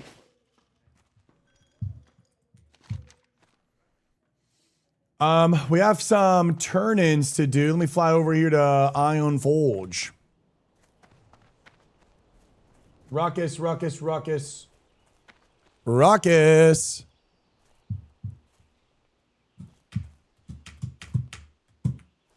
I don't know. Don't mean your heroes, I suppose. What if Zezma ends up... It doesn't matter. It's about the idea. Be with you. Be careful. It's about the idea of Zezima. People love to level up in RuneScape. It was such an incredible feeling to see players at a triple-digit number was absolutely unheard of when we were kids. So how do you recreate that? You need to slow down the game, and you need to create the game to be more of a, you know, experience where you get this experience of achieving things. When you look back in Classic WoW, some people had like 50 days gameplay to max level, and same with RuneScape. It just took you so long to level, and you need to communicate that in the modern text. And so World of Warcraft in its natural state is just such a fun game. So I feel like all you need to do is just to support this fun game with a sense of achievement. And you see this in self-found and in hardcore. So many people all the time will be like, oh my God, when I get a green, I'm just like on top of the world. Well, okay, well, what happens if we crank that up a little bit more? Like, what happens if when you actually got a green, you really felt, oh my God. And when you got a blue, you really felt like, oh my God, right? All you're doing is you're kind of delaying it and making that experience more amplified. Because what ends up happening is the first green does feel good, but the third, fourth, fifth, sixth, seventh green, they all kind of roll in. And then what ends up happening is the greens don't really feel like anything anymore. And then the blues don't feel like anything anymore. And then the epics don't feel like anything anymore. And so we're just trying to push that up and delay that and make it feel like greens always feel like something. Blues will always feel like something. Epics will always feel like something. And for you to actually have a character fully epicked out, which was something, by the way, which was something in the olden days. When you were fully epicked out, it was unbelievable. There were videos back in the day of players disenchanting and quitting the game with a fully epicked out character, and it would just break the internet. You would just be like, what the hell? This guy's disenchanting epics? What the hell is going on? This guy's insane, right? Yeah, I saw Xylan. I gave him a good, kind of a good word. I was very happy, so. Oh, new follower. Sensei, allow me to pledge my life in honor to the guild and for the cause of a loon. Oh, new follower. Bowser, a loon opens her arms to you. Come, my child, and sprout and blossom in her cause. Hey, Kyla. Good morning, Shebek and Chad. A loon blesses to you all. Bunkai. Good morning, good morning.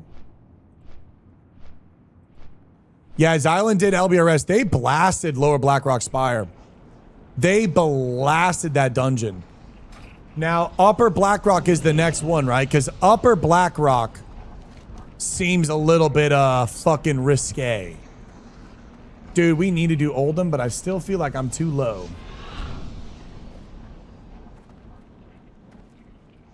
What spec? I'm just running your standardized.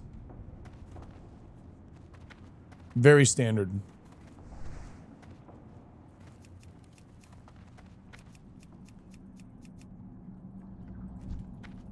Use vision. I was doing the Demon Hunter spec. Oh no.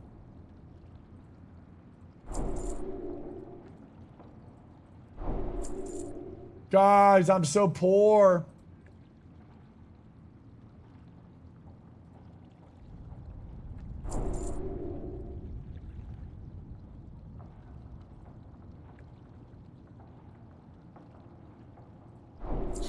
Oh no, I'm so poor.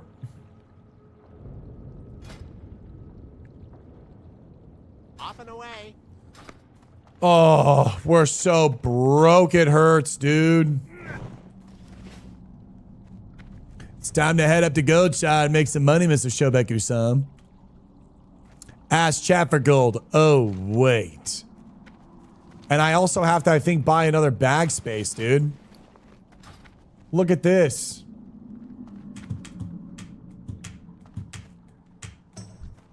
I literally think I'm bottlenecked on engineering.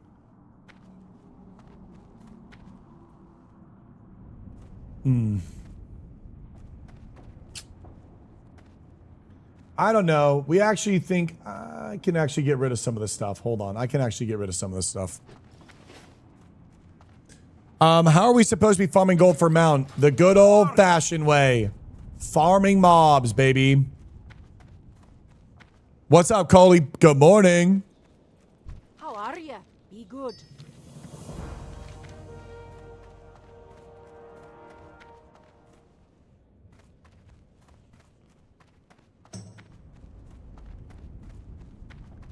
Wait a second. Do we?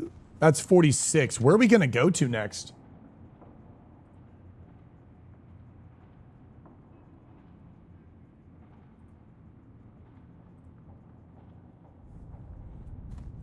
Guess we can go to Stormwind, rip that turn in real quick, figure that out. My level 10 self-found mage already has 3 gold. Level 10 at 3G? What the hell? That's why 15 to 35 is the best WoW for you? I feel like, yeah, 15. Oh, we got, oh, that's Rabbit. Oh, God, this dude. I saluted him on accident. We're on Skull Rock, Chunky.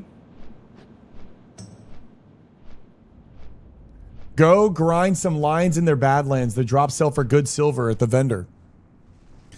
We could do that. We could also do another... Guys, we got 11 agility, 10 stamina headband. We also got a 5 agility, 6 strength, 10 agility. We need a belt ASAP. We need a belt ASAP. We got a lot of good gear, plus like 20-something agility yesterday. Mina Gutta. How's my chest not showing? It's a bug chest, which is the BIS for Demon Hunters. No Decilis. Oh, let me check Decilis real quick. What about Feralass? Feralass has a little bit too high for Feralass.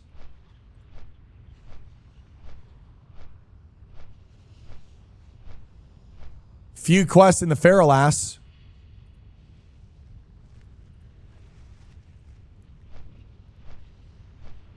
Tenaris is still a little too low. What about Stranglethorn Veil? I haven't even thought about STV. Yeah, it is an STV day. Oh my God, I'm so hyped. We get to do Stranglethorn Veil. Let's go, dude. Oh my God. We get to do Stranglethorn Veil. And I want to fly away. We're going to go Stormwind. We're going to go Loch Madon, turn on all of that stuff. And, whoops, I should have done Loch Madon first. Whoopsies. Does anyone want to join me? Oh, no. Keto just died. Anyone want to join me in P2 STV quests? Level around 40. Oh, yeah, bro. Today's going to be a good day. Ipa's down a quest. Mom, are you going to be around today or are you leaving? Mama needs a little bit of a showback time.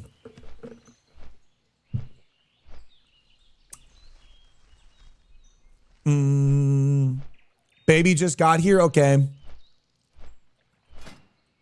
You will be with us in spirit.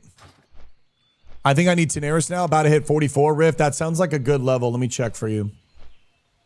45. Yeah, 44. 44, and you definitely want to group up. Rift, I would do 44 and try to group up. This looks like a lot of kind of higher levels there. I still tune into the stream, but won't be able to group. Mwah. I'm out at 2:30. When are you planning to be on? Nashi, I'll be on probably all day here, brother. I am feeling good.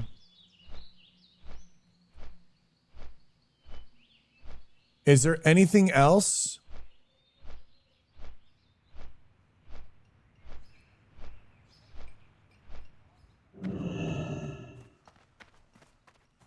No, it's not looking like it. Let's go turn this bad boy in, though. 17 on this, yeah? We got a new shiny sword. Lottie with a nice mount. Let's go, baby. Good morning. So I might be able to get mount maybe today or tomorrow. We do a bunch of quests and constantly sell for the highest price items. Sure, we'll get it soon. No way, Fuzzy. I saw Prophet died as well. Boys, it's time to... Hey, listen, it's easy, bro. Just go again, baby. Come on. Just go again, baby. The Demon Hunter Lord. How do you pick professions on this character? I'm doing a Demon Hunter playthrough. I'm going to go for the Phantom Blades. So I went for tailoring to the kilts, herbalism for the invis pots, and then from there I did... then I'm going to do blacksmithing for the Phantom Blade. So we got a lot of stuff to do. Once I get the mount, I'm going to swap over gears and then do full on blacksmithing till we get the Phantom Blade.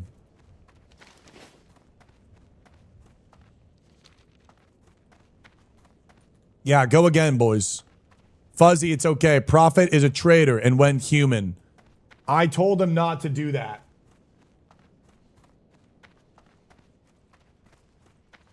Bro.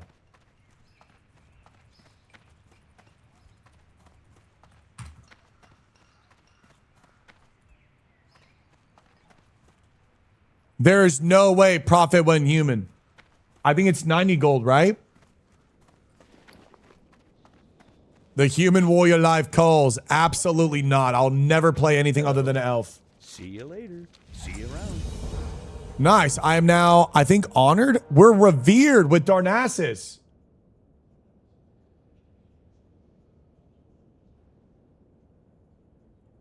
Deep in the mountains of Cosmodon. Is Cosmodon, is that Ironforge? Have a good one. You need something? Safe travels. Brother Praxton.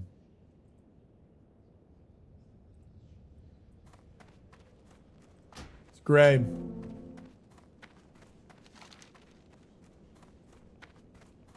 Duskwood. It says there's a quest to turn in Duskwood. Oh, Dustswallow Marsh. Ah, Shisa. Do we go turn that bad boy in? Kind of want to just like get these quests out the way and just kind of like roam around and get them turned in. What's up, ABAC? Good morning. Shogun, Demon, Showback, Bunkar, Blade Runner. Before my path carries me, they beyond the bones of the people. Allow me to offer my blessings beneath the illumined gaze. Meet me in Stormwood Cathedral. I'm on my way. Okay. Check this out. What's up, Helen? We're about to go check this out, Chad. I don't know what's about to happen. We're about to go to the Cathedral.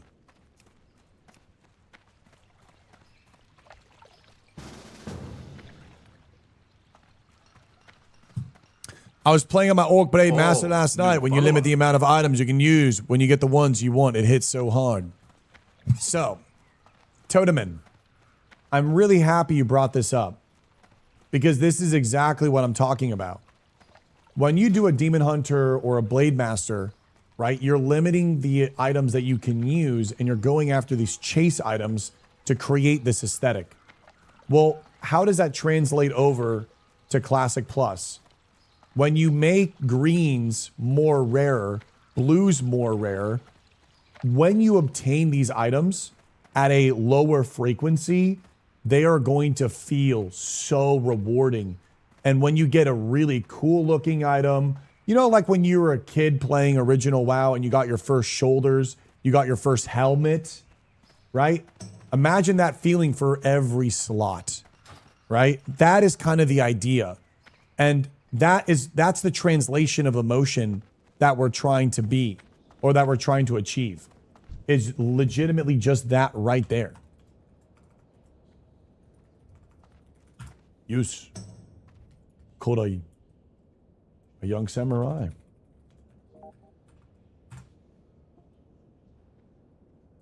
That's literally what we're trying to do, bro.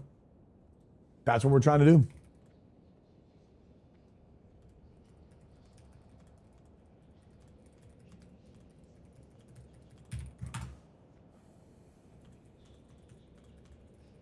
You as well, my little leaf.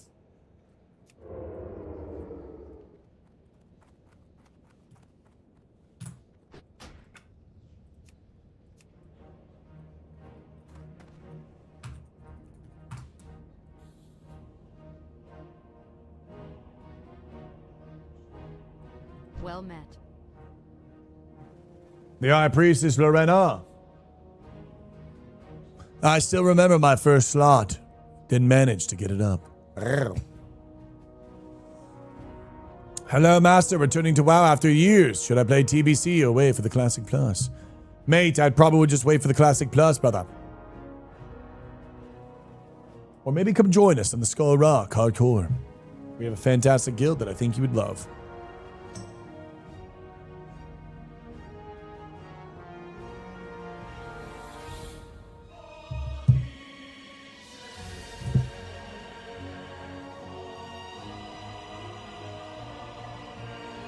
The Great Priest approaches.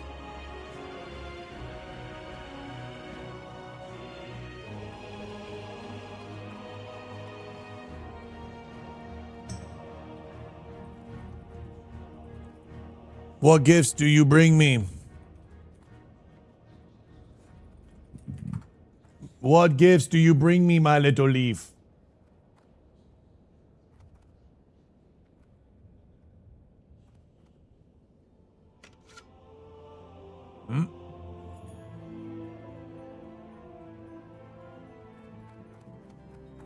Great Mother Loon, cast thy silver gaze upon this warrior of Kaldorai. I think you might have accidentally buffed yourself. The Loon's grace. Guide the hand of Demon Sherbek that his blade may strike true against his darkness.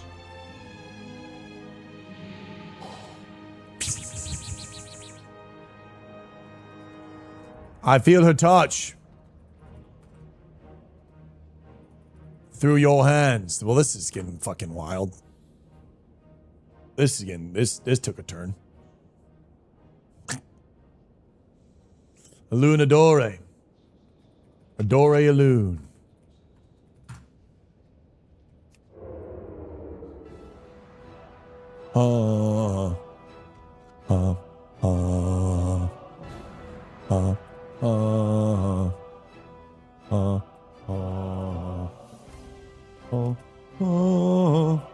Nice. Well, we got a buff.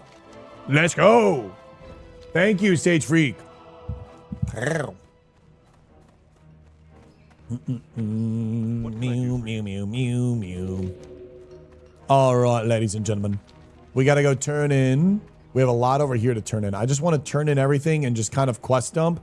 Because once we get to Stranglethorn Vale, we're going to need every single quest slot possible. I would also like to do... Oh. Bankai, Mr. Leaf Blade. I would also like to do... a little bit of a big bag management too. So like, for example, this is a really good way of making gold. Turn your silks into like heavy silks and then vendor the heavy silks. He buffed himself. I think he did.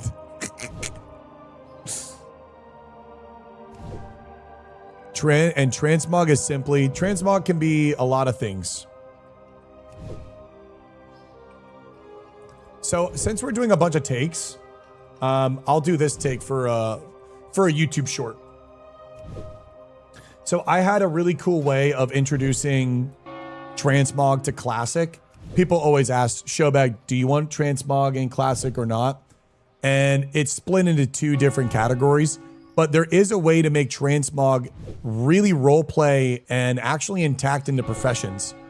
So I had this idea in Classic Plus to have Transmog where tailors would get a really rare item off of bosses in dungeons, kind of like how you get a rare recipe.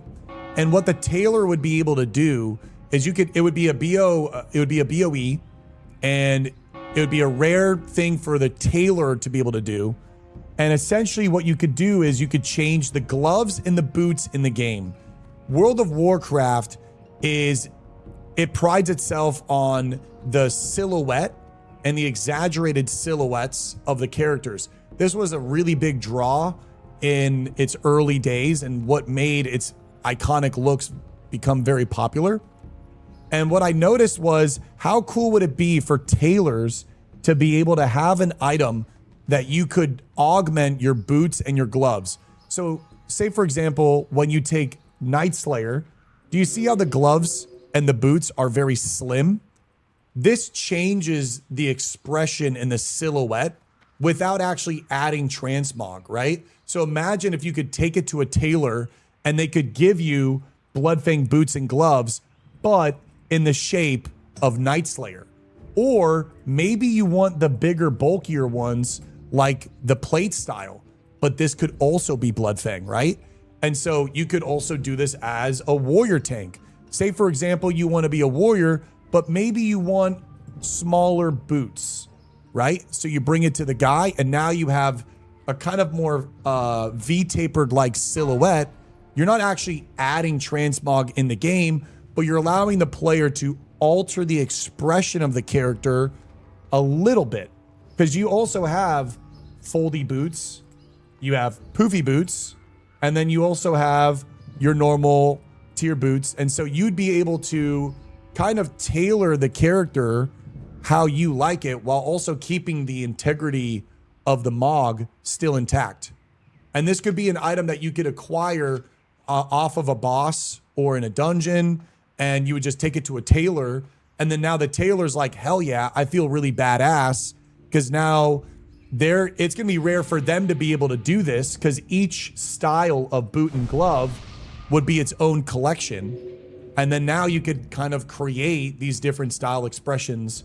And it makes a really big difference, right? When you have just a change in the boot shape, just look how it changes the feeling of the warrior, just being able to have a slimmer look. And so, yeah, I think that's pretty badass. And I thought about that, and could be pretty cool. Because they've already done this in Season of Discovery, by the way, too. Yeah, they've already done it in Season Discovery. And I know this is in RuneScape. I would also love if they made professions really hard in Classic Plus. Like, if they made professions really difficult and challenging to get to 300 in Classic Plus, adding a 300 tabard to the skill. So there would be like a 300 alchemy tabard, blacksmithing, enchanting, mining, herb gathering. So you would like walk by and be like, oh my God, that guy has maxed blacksmithing. This is insane. This guy is maxed tailor, and kind of have the tabard. Because World of Warcraft's tabards are RuneScape's skill capes in a lot of ways. Obviously, we have the mounts and the titles and whatnot, but that tabard is that recognizable like item, right? Oh, that guy has Defiler's tabard. Oh, that guy has Silverwing tabard. He's exalted in Warsong Gulch. That's a PvPer. I feel like would be really sick as well.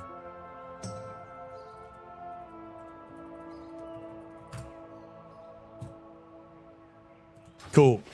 All right. I'm yapping. Sorry, boys.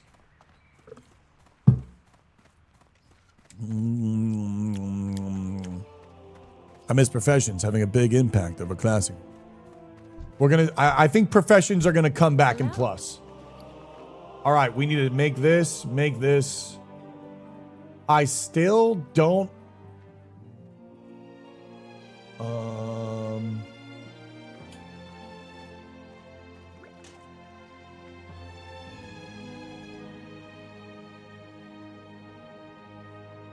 See you around. Because we got to sell all of this. We got to make gold and open up backspace, ladies and gentlemen. Got to make gold and open up backspace. What level do you learn the heavy mage weave at? Is that a book, Heavy Mage Weave, or is that Theramore? I know Korean MMOs have some insane hardcore stuff, but make stuff count. Putting some time. You don't want a lot of interesting, weird systems and menu screens popping up. A lot of, I think, those Korean games have a lot of menu screens and understanding systems, and it's more of like understanding the systems in the game instead of playing the game.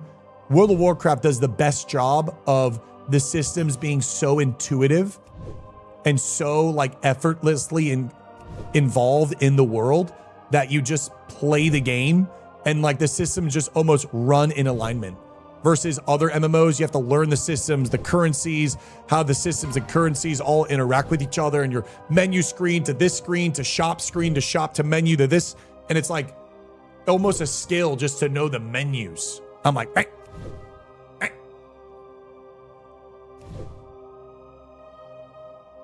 The greatest treasure can't be found in the bank. New to the stream / Nelf Journey. What is you guys' goal? I know Zari and the Gnomes, hard content because no healers. Are you guys just chilling? We are restoring the RP in MMORPG. We are bringing back the actual true ways of playing the game. That is what we're doing in ELFCORE. We are creating a massive, fun community where we are enjoying the fucking game, and we are going to do self-found molten core.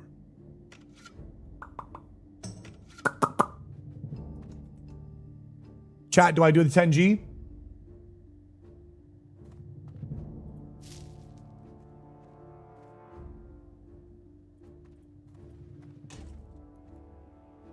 I think we need to. I think we need to.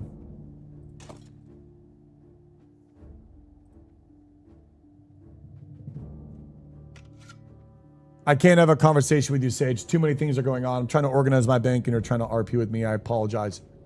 I am too cooked right now. I am too cooked.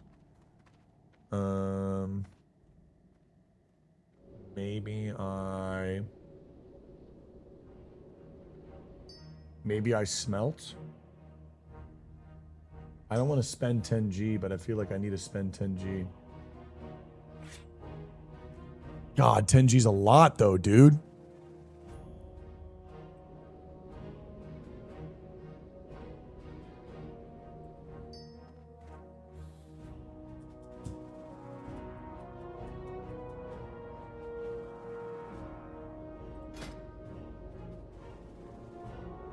What is my... Hi, Jackie. What's my 1 to 300?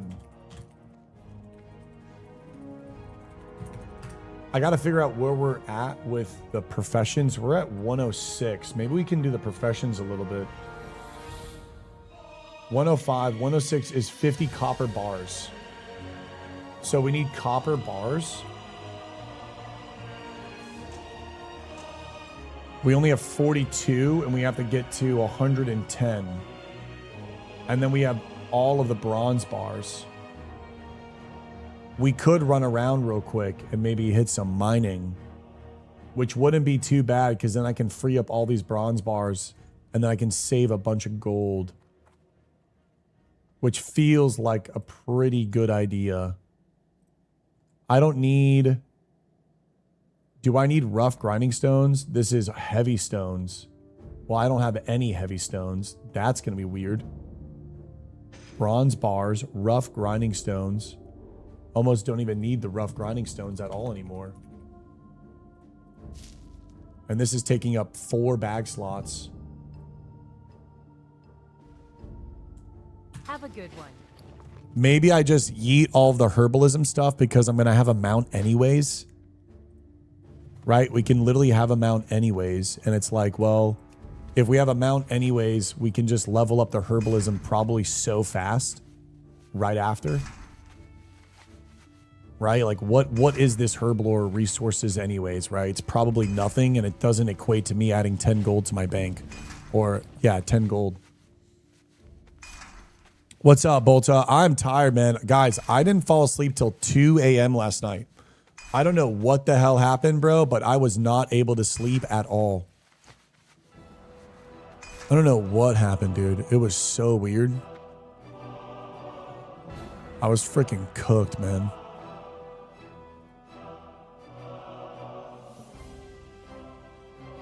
Thick war axe. This is 10.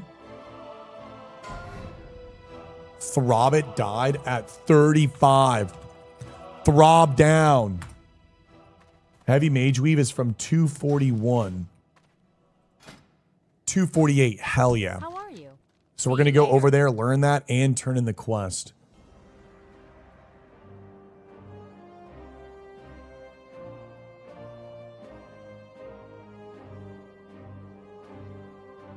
I feel like you never use Mage Royale.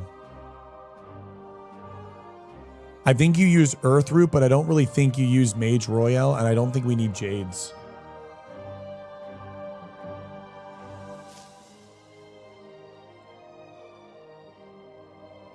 Definitely don't need this.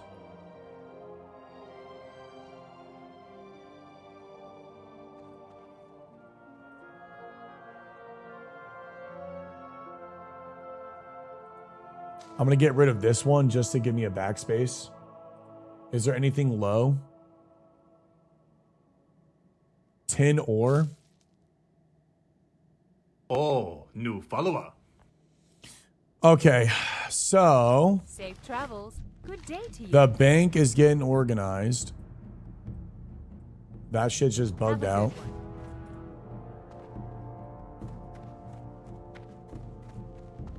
Good morning, Serenity. What's up, Dark? How do you still have so much gold? Light be with I mean, dude, I should have already had mount by now. I'm grimmed out right now. Oh, new follower. We don't need these. We don't need these. We don't need these. Okay. And then I'm thinking we want to do smelting tin. Blacksmithing is still grim. Like we have to blacksmithing hammer. Okay. I'm going to put this in here because I can't pick this lock yet. We need to do the lock picking as well.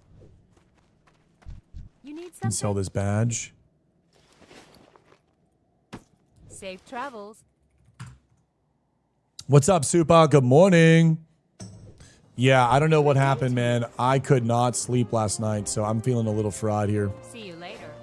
Ladies and gentlemen, I do apologize. Enchanted Sea Kelp. I feel like we need this for some sort of quest. What's up, Maury? I'm going to go back real quick and vendor. Elliot with 34, bro. Let's go, man.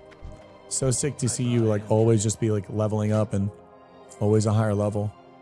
Yeah, we don't need the flash bundle. One of each. Cool. So we've opened up a ton. Coyote Fang. I don't think we need this anymore. Robo Mechanico Guts. Definitely don't need that anymore. Blue Punch Card. Don't need that anymore. Wooden Key. Isn't this key the same key from Ashenvale? This wooden key is the key from Ashenvale, correct? That is from Ashenvale. Got it. So we don't need any of that. Terranos Journal. We might need this. I'm not sure, but we definitely made a good dent on the inventory. I'm happy I didn't spend the gold. And now we are back at 60. We're 30 away from the mount. See, this type of gameplay is really important because you're not just logging on the game and just blasting levels. You are you know, getting your gold up, figuring out bag slots, kind of cleaning out everything. And it's a good feeling, man. It's a good feeling. What's up, X? Is this journal from Ashenville? Can you guys double check if this journal's from Ashenville?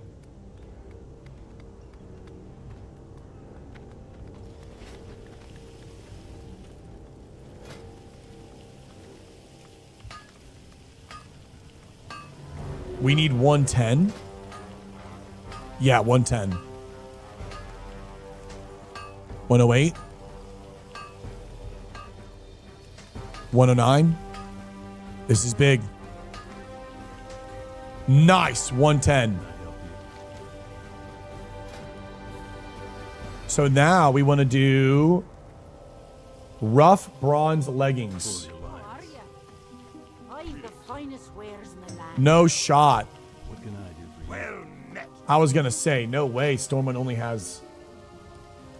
has that available. Okay, so rough bronze. Okay, we have to go back to the bank. Whoopsies. I forgot to bring the bronze, chat. We forgot to bring LeBron. Chat, we forgot to bring LeBron. What up, Brutalis? Oh, new follower. Why don't I use rested XP? Is there any reason, or is it just for the hardcore feeling? I don't want to play the game following the Great Era anymore. It turns the game into a task-based game instead of a RPG game.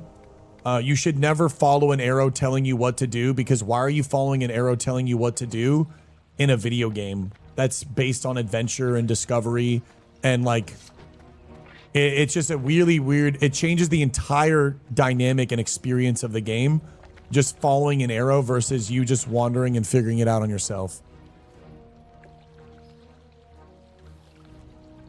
That's why I do not use the arrow. I need to be told what to do. Yeah, I'm not a bottom. Listen. And there's nothing wrong if you're a bottom. That's totally fine. I'm just not a bottom.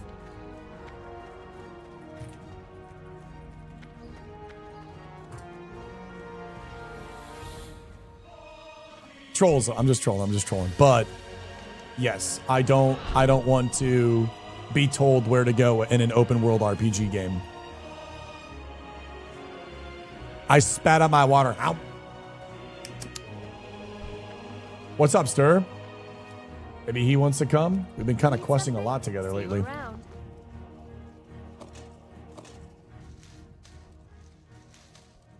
Okay, bronze is what we're going to need.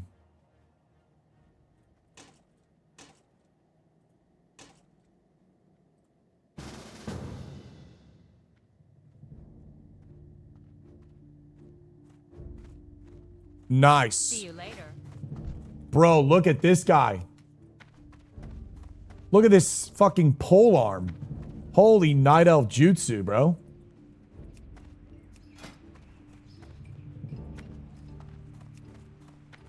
You look epic, dude. Look at this thing. Demon Hunter with the pole arm warrior build would be so sick. That actually might be a really fun playthrough. Do a Demon Hunter, but instead of doing glaives, like the swords, you do a fucking polearm only playthrough. You only use polearms all the way, because polearms is such a sentinel way of the Night Elves, right? Swords and polearms is definitely like in their aesthetic. This would be really, really cool to only use polearms. And then your final bis weapon is an Upper Blackrock Spire off of Rend. And you would rock the Black Hand Doomslayer. And you, sir, would be the king of RP. Look at that thing, dude. Oh my god. Had to shed the male legs and put the badass kilt on. Dude, that's a fucking epic piece.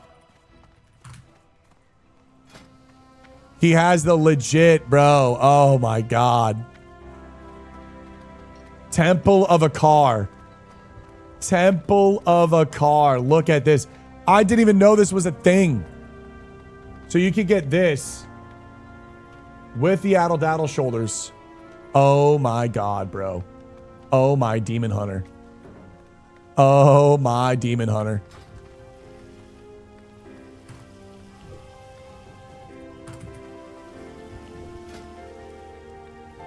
So now we are making 15. We still need more copper to make bronze bars. Damn it.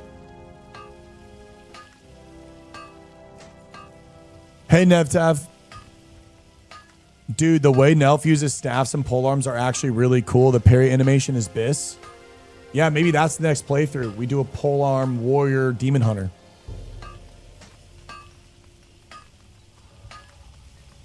$125.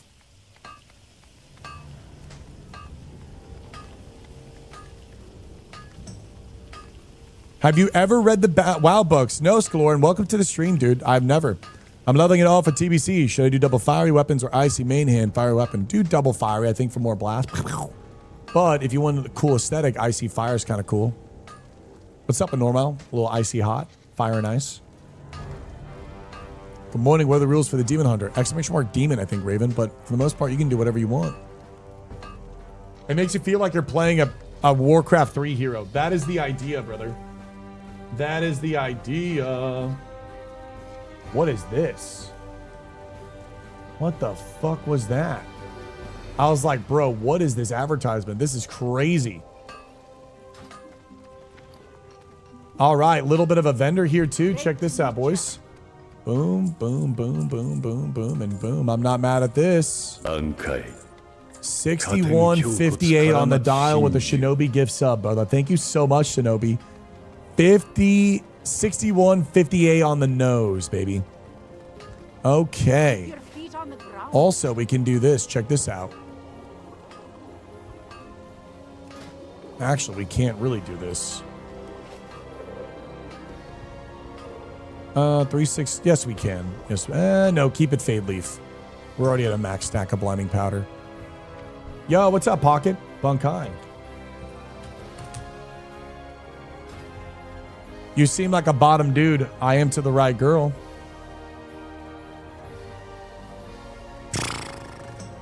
She's hot enough. Just saying, my G. Come on, keep it a butt with me. Keep it a butt with me. All right. Let's now go.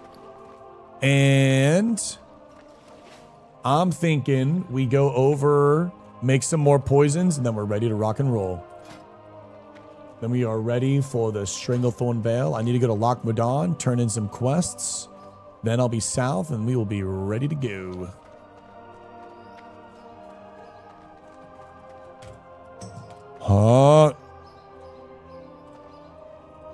Hey, Deadly, God put the G-spot there for a reason, dude. Come on, stop playing with it, boy. You should get enough mining levels to get iron before going to Stranglethorn Vale. You know how much I've missed out because of that? You're 100% right. Where the hell do I go for higher mining, Chosen? Because I'll tell you right now, we could have been at probably like way higher blacksmithing once we get over this bottleneck. Because of all the iron that I missed out on, it's crazy. I've been mining iron for 3 days. I've missed out on so much iron.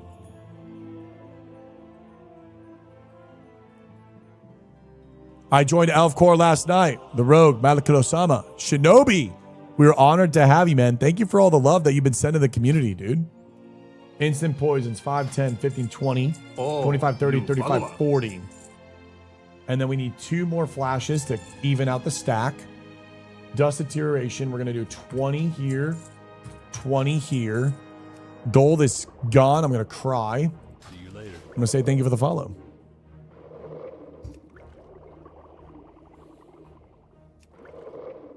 Nevi, close your eyes, cover your ears. The little cave inside of wetlands is will get you there. Okay. I know the spider cave, right, Michael? The spider cave?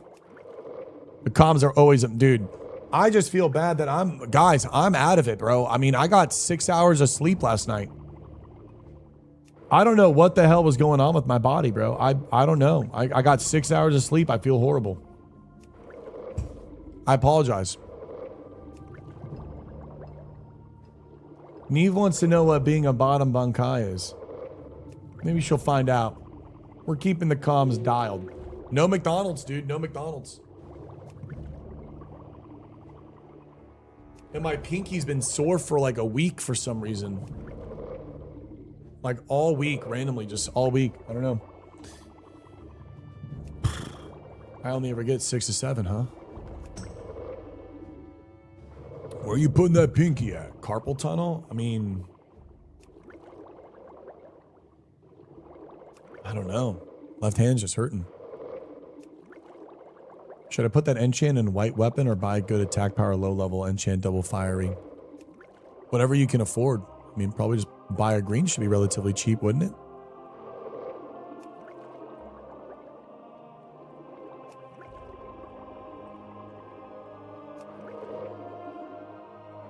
Yeah, maybe I have some hand pain. Maybe, I don't know. But today's a chill day. I do apologize. Yesterday, you guys were so good to me.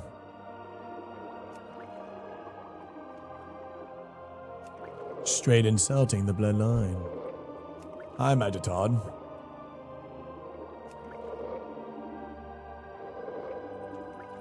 Would you be so kind and use your forbidden magic to port me to IF? And don't tell the elves.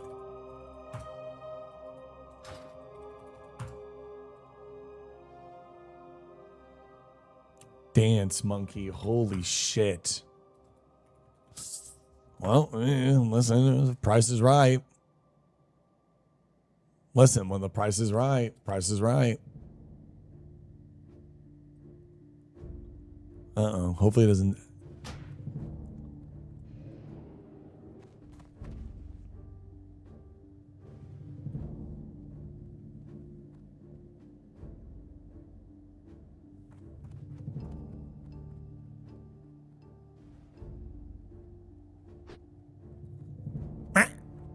Oh my new follower. God!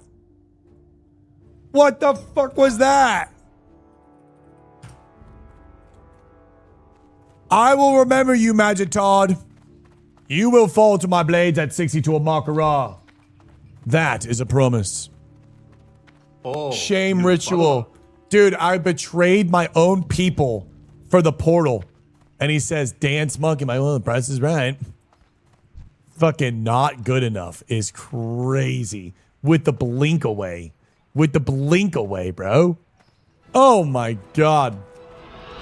All right, boys. Sorry for, taking forever. Looks like we're going to wetlands. Chosen, where did you find a good place? I can't mine iron. I can only mine tin, I think. What level is iron? 125? Red Ridge? Okay. Holy shit, matey is just aura farming. With his sprite. Dragon sprite? No way. That's so hard, especially for a druid. Okay, I'll go over there. Who the hell is this? Demon Moo!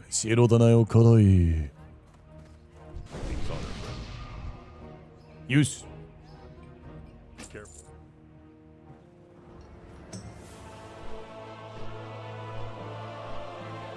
Bankai, my little one. It is so honoring. Please be safe today. Aw.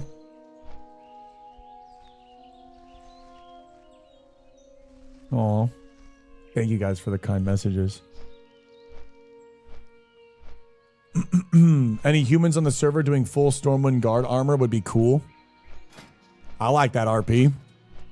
Imagine a RP where you are a generic swordsman and your entire dream is to be a knight and your guild is called Knight Corps and all you're trying to do is just follow the ways of Stormwind and you just you look like a knight, you RP as a knight, you get the Stormwind Knight armor and all you do is you just run around as like a 40 and you just help people in Elwyn Forest and that is all you do.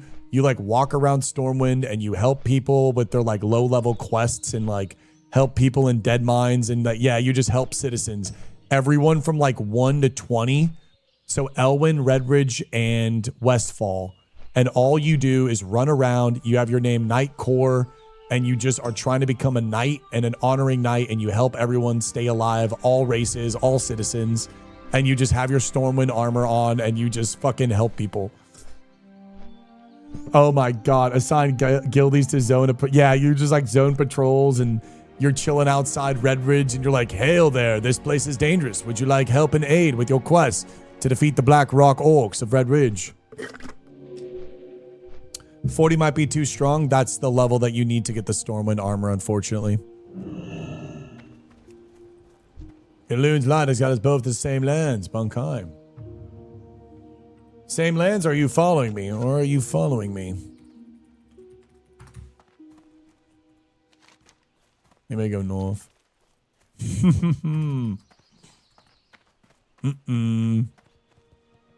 Skeetus was actually on the same RP realm as me, and we passed by each other on Wormcrest Accord. He was a part of the Stormwind Guard, and I RP'd as a Scarlet Crusader. No way. What are the odds of that? So what, you guys knew each other before? We did that in TBC with the No Mercy Mafia Guild, and you could hire them as a bodyguard for quests. Yoka. Shirso. See, I love that you guys do that, man. I grew up playing on Emerald Dream, and we had like race lock guilds, and we had things called Warsong, but there's a guild called Warsong Battalion, and like every week they would do these massive guild meetings outside or inside and outside Orgrimmar.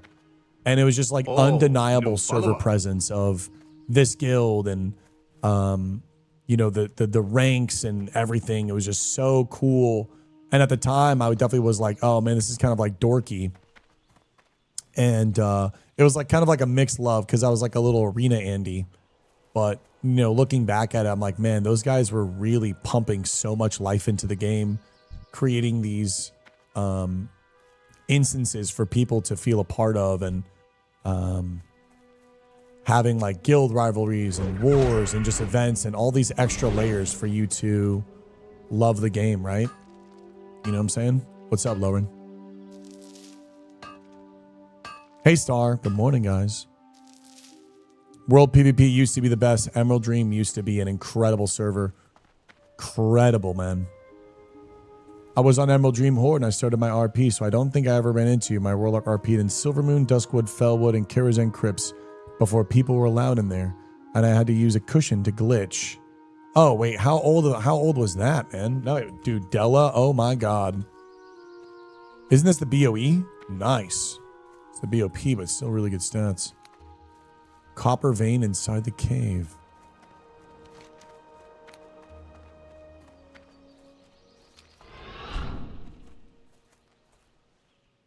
So I got into Emerald Dream and Mists of Pandaria. So I was kind of late, but also in its prime.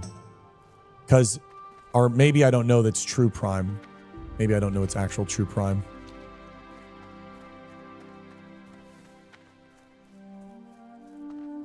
I mean, Richa, the nice thing is that you get to play any version of the game if you want. So you can jump on TBC, do the thing that you want to do, and come on this server and just come and vibe and play.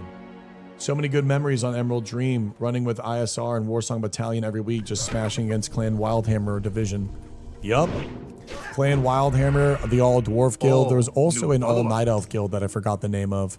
I do remember, what was it called? Division 7? Wasn't it called Division 7?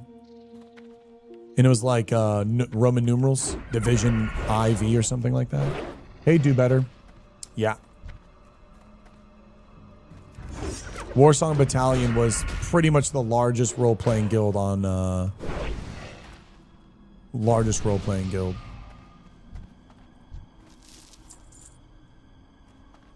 D7 was WoD. D7 during WoD was BIS. I still think Emerald Dream was fantastic in WoD. I still played it in it. What's up, Horn? I had a great time. Copper vein, tin vein. So we really can only get levels, I think, right now based on the lupine. Tin and then smelting. Tin and smelting bronze is how we can level right now.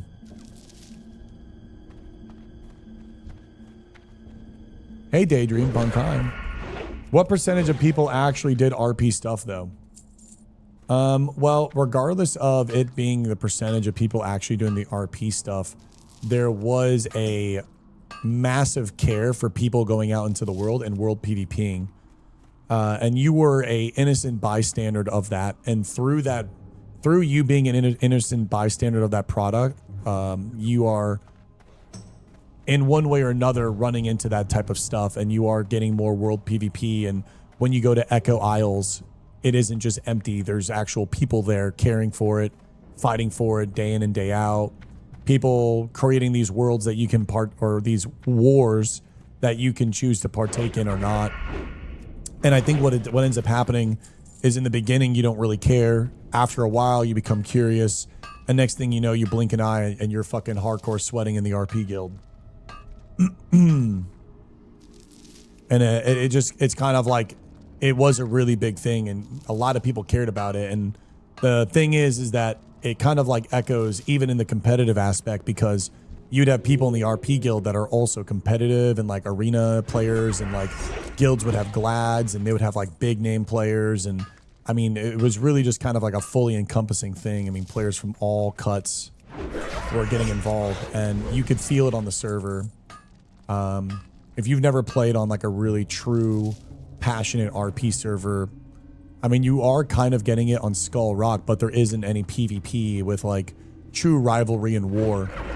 And also too, it's probably hard to recreate that because the rivalry and war in modern day typically turns into just like hard griefing.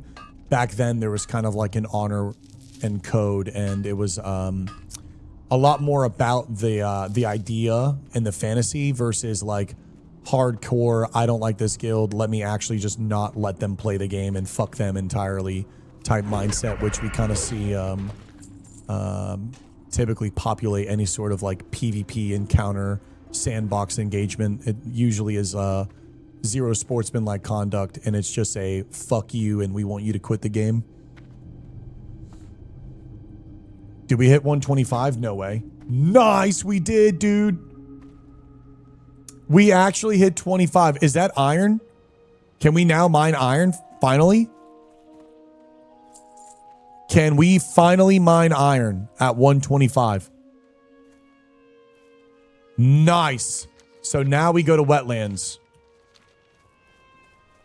So wait, now do we go to Stranglethorn Vale because we can mine iron, or do we want to go to wetlands and mine higher than iron so we can get the next level up of resources?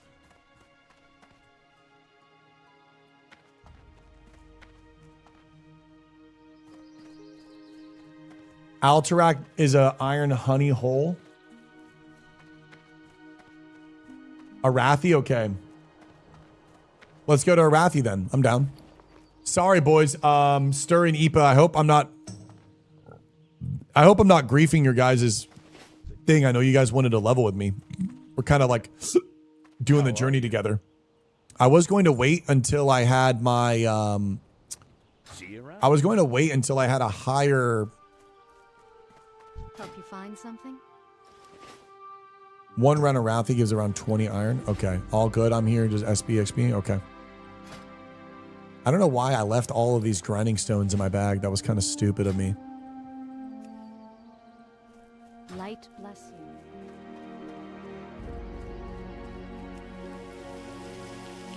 Make some more bronze. You think I should get my mount first? Okay. Well, then I'll just drop this off. I'll go lock Madon, drop this off, and we'll go. I have to fly to Booty Bay anyways, right? So I'll go to Booty Bay, and then we will pick up all the quests. I'll dump it in the bank, and then we'll be good to go.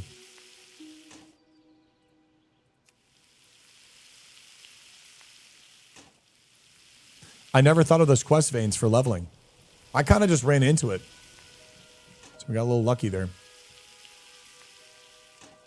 So now we can smell bronze, and we need a few more bronze levels, and then we're going to be done. Xylan, I saw you, baby. Thank you for the Bunkai Bomb. What's up, big boss? Look at you in LBRS with Zaryu yesterday, huh? What up, Mr. Big Z? So proud of you, man. That was so cool to see you do that.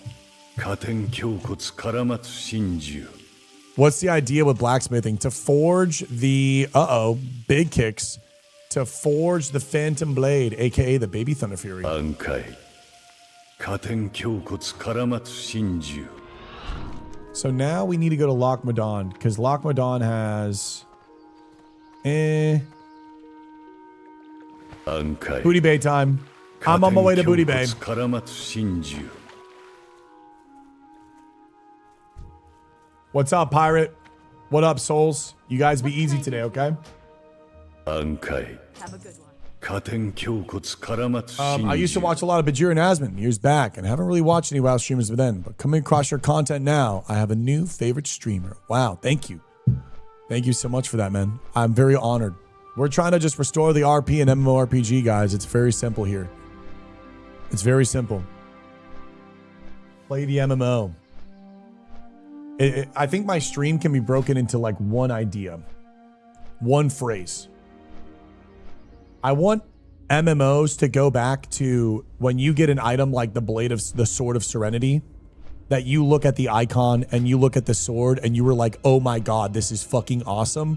And you don't at first glance just look at the stats. Like, I feel like that's my mission statement. I want people to care about how the sword looks to their character and the fact that they got a blue sword, and not just look at, well, what's the agility stat? Like, what's the power? What do I gain from this? And then just like ignoring everything else and just looking at a plus number stat. You know what I'm saying? That's what I'm saying, baby. Thank you, Xylan. Hope everyone has a good day. Thank you, Nevi. Guys, I'm going to go to the bathroom real quick, too, and I'm going to go get some water, and I will be right back.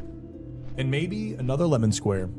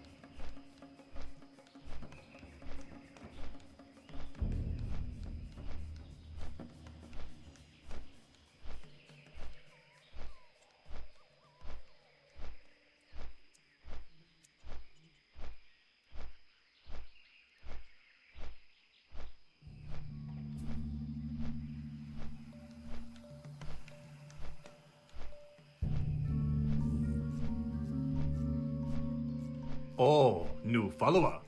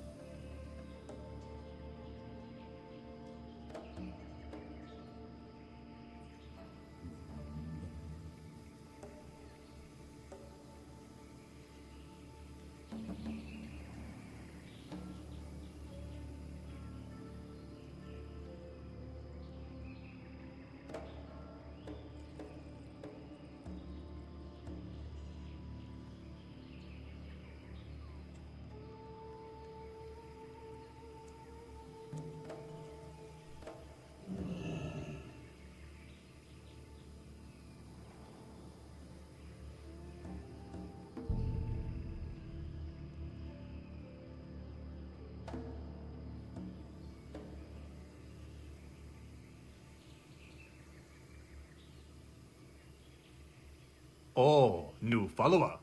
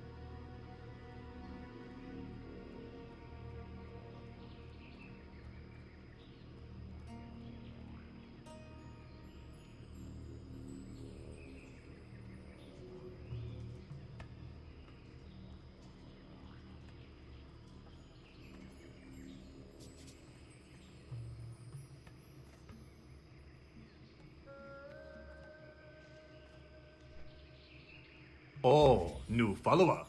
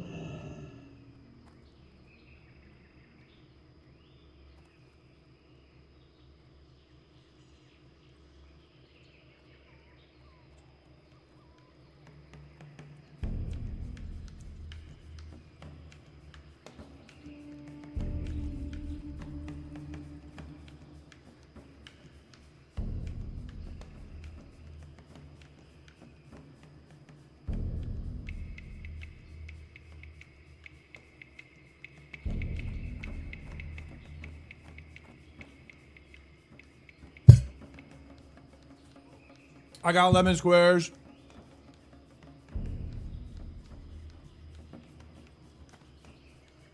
Oh my God. Bro, look at all these quests. Look at all of these quests, dude.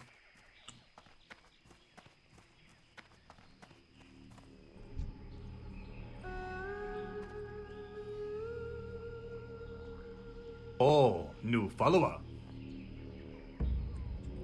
What's up? Oh, new follower.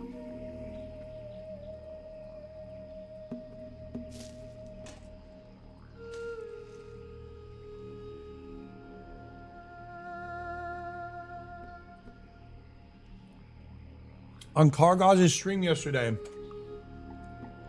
he said that one of the people testing Oh, Classic Plus new said it was a follower. dumpster fire, that they asked for their name to be removed from the credits.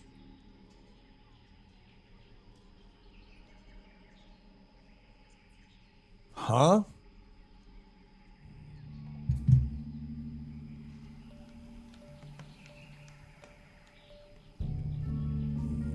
Yeah, I also heard this one guy was testing it, and he also said it was the most incredible experience ever. And it's going to completely restore the MMO scene. Hey there. I guess we have to just wait and find out.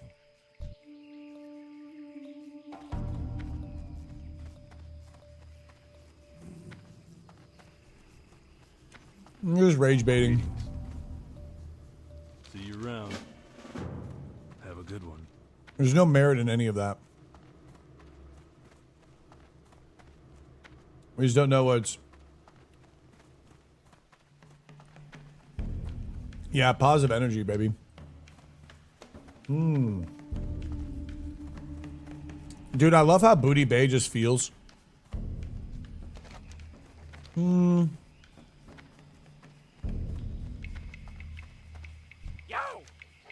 Bloodsoap Buccaneers.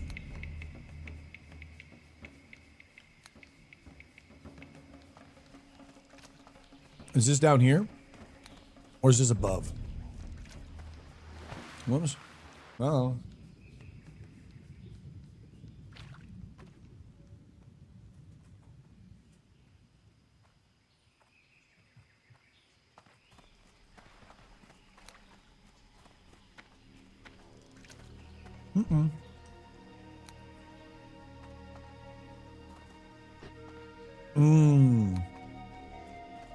Dude, it's so freaking good. I love lemon squares. Time is money, friend. Talk to me. Keep it real. Hurry back. Glad I could help. I don't see any reason in living in fear. Well met. At the end of the day, we're getting a plus. We should be grateful. What's up, yo? Keep it real.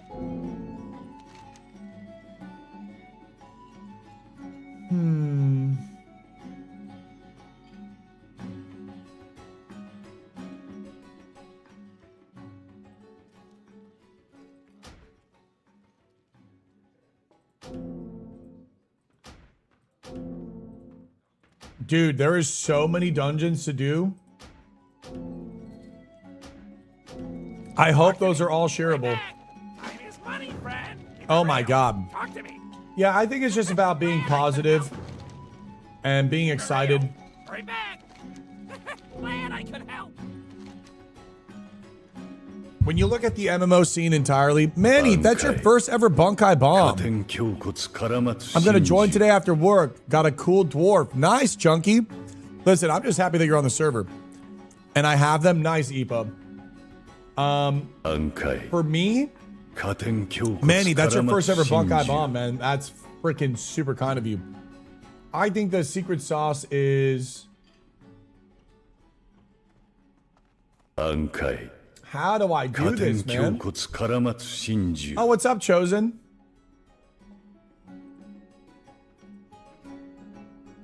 How do I do this? Oh my god. 暗海下天胸骨絡まつ真珠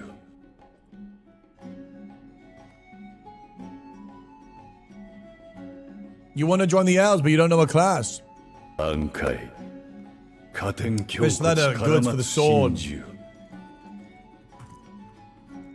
I haven't done fishing. Yeah, we haven't done fishing at all. Dude, best of luck, Chosen. You're so close to the sword. I'm definitely, yeah, I just need the leather. You're gonna get a bunch of good stuff from the crates. I don't know what to drop.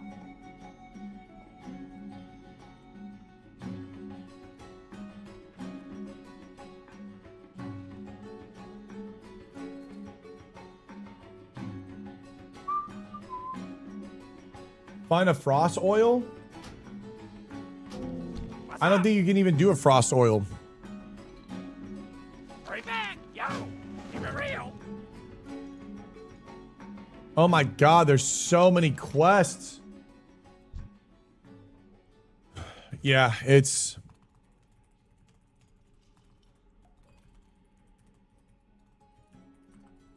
Mm-hmm.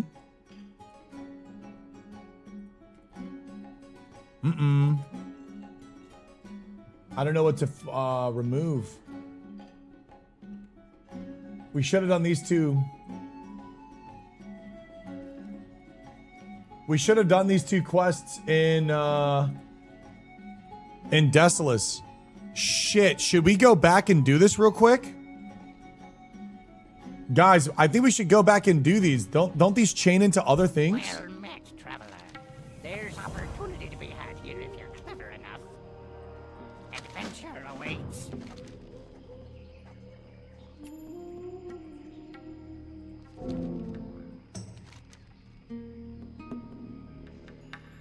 I think we might need to do that, bro. If we go right now and just take the easy flight path to Theramore. Did I drop the soothing ones? No, I have the soothing spice quest as well. I get to turn in the soothing spice. I get to level up the new mage weave. And on top of that, I also get to go to Desolus. We'll do the rep farm kill quest. And then we can also do the regions. Other ones will open up. Yeah, I think we should snipe out this. That'll open up like 4 more quests for me. And then we can actually do Stranglethorn Vale. Yes, that's not a random goblin. That is the goblin of Booty Bay. Oh, new follower. Aw, Manny, thank you so much. We have more coming, brother. I'm so hyped for Plus, dude. I don't care. Dude, I don't care, bro. Dude, they didn't have to give us Classic Plus. We have the opportunity of being able to play a forever RuneScape style, ongoing, old school, Classic WoW. Brother, are you kidding me? I don't care, dude. I'm down. I'm here for it. What's up, Babs? I'm excited. Maybe I can share. Let me check. Your quest log is full.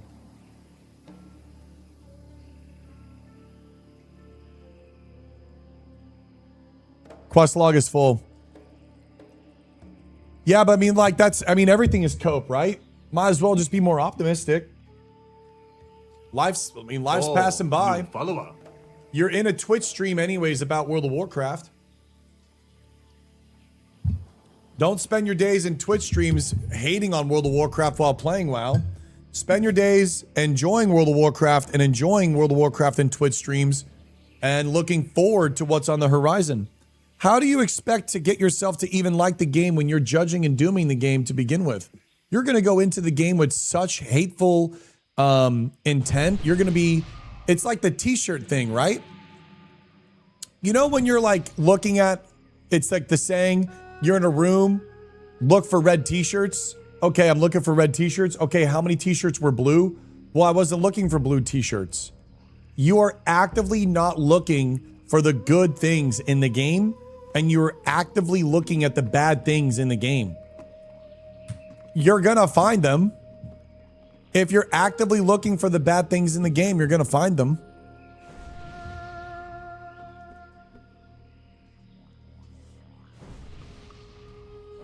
Hey, Garden. Thank you.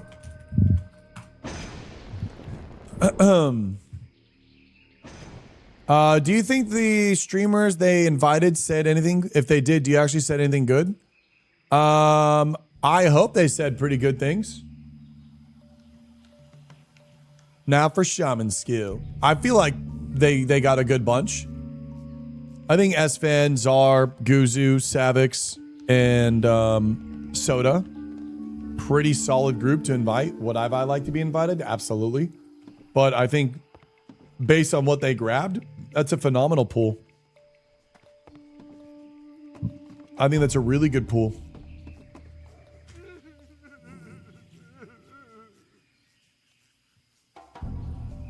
Oh, new follower. So I'm very excited.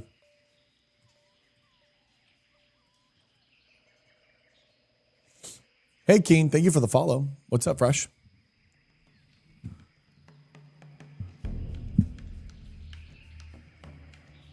So the iron spawn is nuts in a 1,000 needles.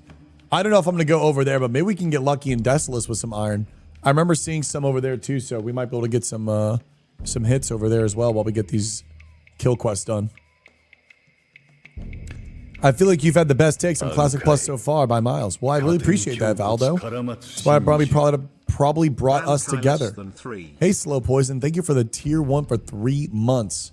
Sorry, I feel super winded today, guys. I mean, I don't know, bro. Literally no freaking sleep last night. I don't know why I couldn't get rest. I toss and turn from 10 to 2 p.m. or a.m. And then I woke up at 7 and I barely even slept too. I mean, I just toss and turned.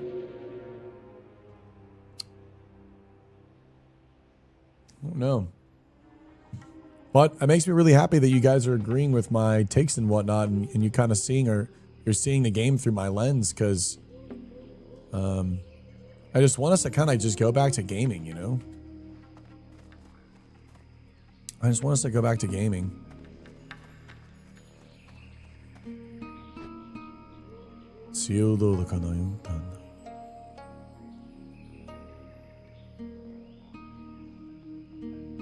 God, the music's so good.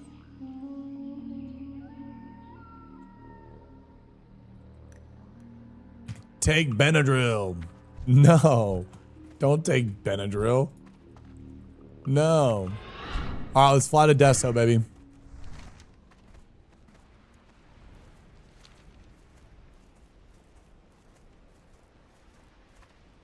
I wonder if I should go south real quick to Theramore and turn that in, but that sounds a little bit degenerate. Well, we have to go there anyways, actually, because you can't cut across. So I'm going to go real quick, and I'm going to grab this quest. And I'm going to go turn in this and get an extra open backspace.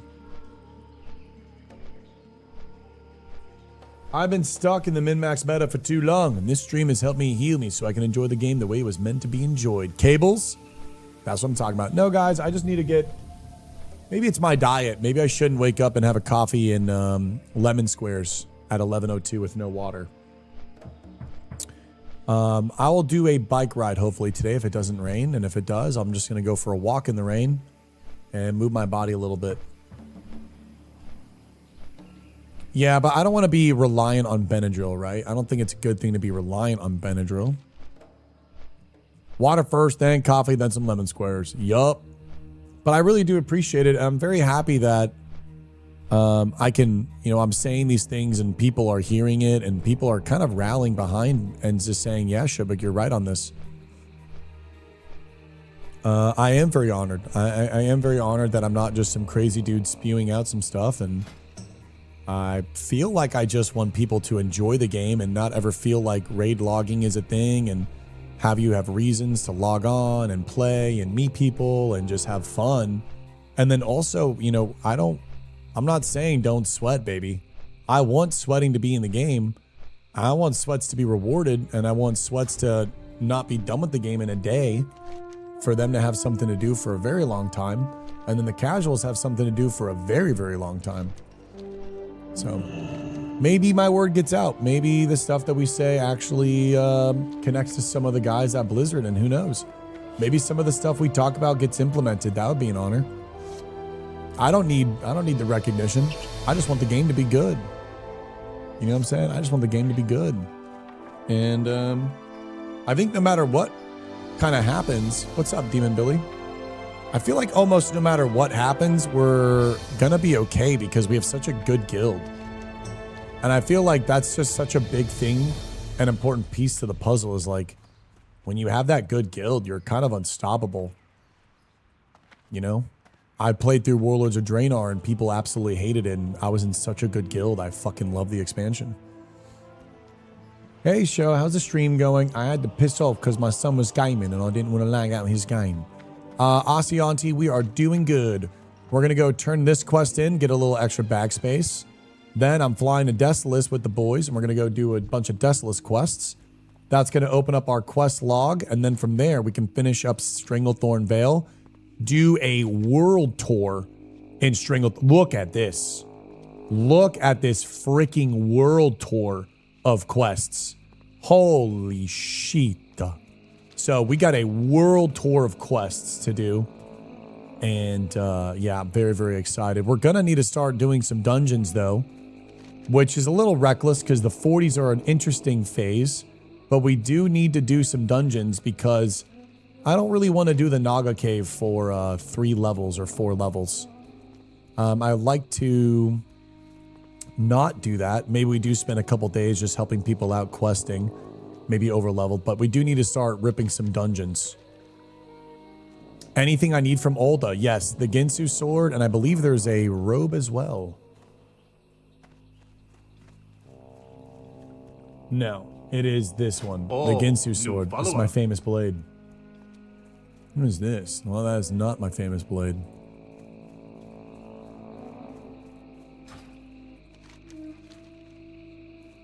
What chest do you have that isn't visible?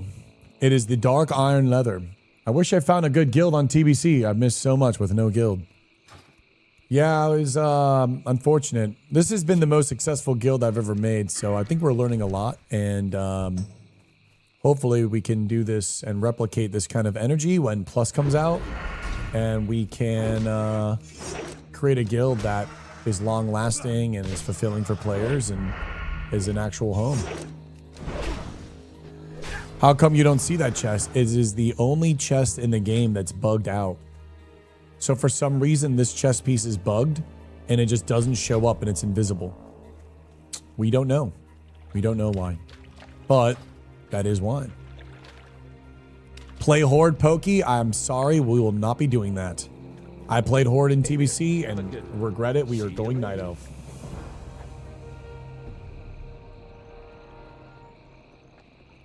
Eye-juice is good juice. Eye-juice is good juice for drinking. Too bad most critters only have 2 eyes. But spiders have lots of eyes. Lots and lots. And dark mist eye juice is tasty. Smooth and salty. Huh. Safe travels. I think there's a spider quest, I think like over here. But the boys are waiting me for a Decilis. So we will be going back. Sorry, Mr. Swamp Eye Jaro. We will not be getting you that eye. Holy Crocojutsu! Man's a Shabiri grape enjoyer. I don't really get the idea of Shabiri. Feel like it's more setup. I don't know. I feel like it's better in fantasy than actuality. I did not get my new bike, no. So something happened. I went on a bike ride because I got a new, oh, what's up, Leona? Bunkai. Something happened. I got my new seat and I got my bike fitted and I went on a bike ride with Spencer. We went to the beach and something I didn't like was leaving my bike on one of the wooden walkways and then like leaving my shoes, my helmet, my bike, and then jumping in the ocean.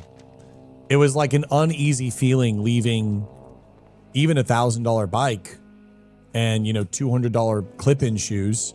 It's an expensive thing, right? Biking is not cheap. And so when I realized, I'm like, dude, I'm leaving helmet, shoes, and a bike right there. Super easy yoink. I mean, it's like infinitely easy yoink. And I'm like, do I want a nicer bike? Because if I get a nicer bike, it's just going to be more headaches. I'm not going to be able to like rough it, throw it around. If I fall, if I crash, if I have an accident or something, God forbid, right? And it just kind of got me thinking, not only did I jump in the ocean and then bike back without a care, something I also realized is it started to rain and like, I don't know, you're going to have to like take extra care of the bike. You have to like extra treat it and you just have to do so much extra work. And I'm like, I feel like all this extra work for what? To look cooler, to have a cooler handlebar, to be seen as a biker from other bikers that bike by that won't even say anything. And yeah, I don't know. It just kind of got me thinking like maybe it's not worth right now to go and do all that. Yeah, I'm creating a show bike and it's only made me more stressed out about wanting to ride it and fuck it up. That's kind of what I feel like is happening. Hey, Alanox. Hello. Have a good one. And I'm like, what's the point of this? And it's funny because think of it as IRL Transmog. It's all about fashion. It gives you +2. It does. It gives you more views. It does. There is a world where I buy the bike and I don't give a fuck. Like I just pure aura. I don't care. Okay, whoops, got taken. We get a new one. Right? You could absolutely aura that. Surely there are metal railings you can lock the bike to. You don't really want a bike with a lock on though. It's kind of like annoying. What can I do for you? Unless you have like a bag in the back that maybe had the lock. Then maybe, but you're still victim to your shoes getting stolen and your helmet. So I feel like when I was out with Nick's dad and we were on the boat and he has this like super little boat. And what's so nice about it is that he's like, yo, it's sunset. Let's just go out on the boat. Let's just take it out. Doesn't matter. It's such a small boat. And when we go out on the boat, we notice that there's this like fucking $2 million boat. And we're sitting there and it's like, you know, it's good eye candy in your backyard, but man, dude, you can't even enjoy it. Like he's not out on the boat. The boat is so nice. You need a captain. You need a fucking crew to manage. You need all this stuff. And it's like, we just get on the boat and go out every single day. We just have it. And I was like, that's kind of what this bike is that I have right now. It's a fucking beater bike. I mean, I take the fucking wheel off and I just shove it in the back of my car, or, you know, if it drops or falls, it's whatever. I don't even care. I don't even think twice. And yeah, it's kind of making me realize like the nice stuff is almost kind of a bait unless you're taking it super seriously. But I mean, I'm not racing 60 miles. So I told myself, if I join a bike club and I'm actually interested in racing, not just looking on Instagram and seeing these guys do races and seeing the fucking highlights and it's all cool. They have a crew of friends and all of them have really nice bikes and they look sick and they take photos at the coffee shop and biking and stuff like that. Like, no. I'm talking, if we ain't got that, don't go off that, because it's not. I'm going to be solo and I'm just going to be parking my bike at the beach, trying to jump in the water, and all I can think about is someone just walking away with like a $4,000 bike. What the hell? Get a mountain bike and do trails. Not too many trails where I'm at, ABEC, unfortunately. One of my regulars used to own a 4 or 5 year old Porsche, and he sold them all because he couldn't enjoy them. They just sat parked. Yeah, when you get a nicer car, you are like, so my car has gotten hit and ran like fucking 4 times. The back is dented. The side is completely scraped. I think Nick,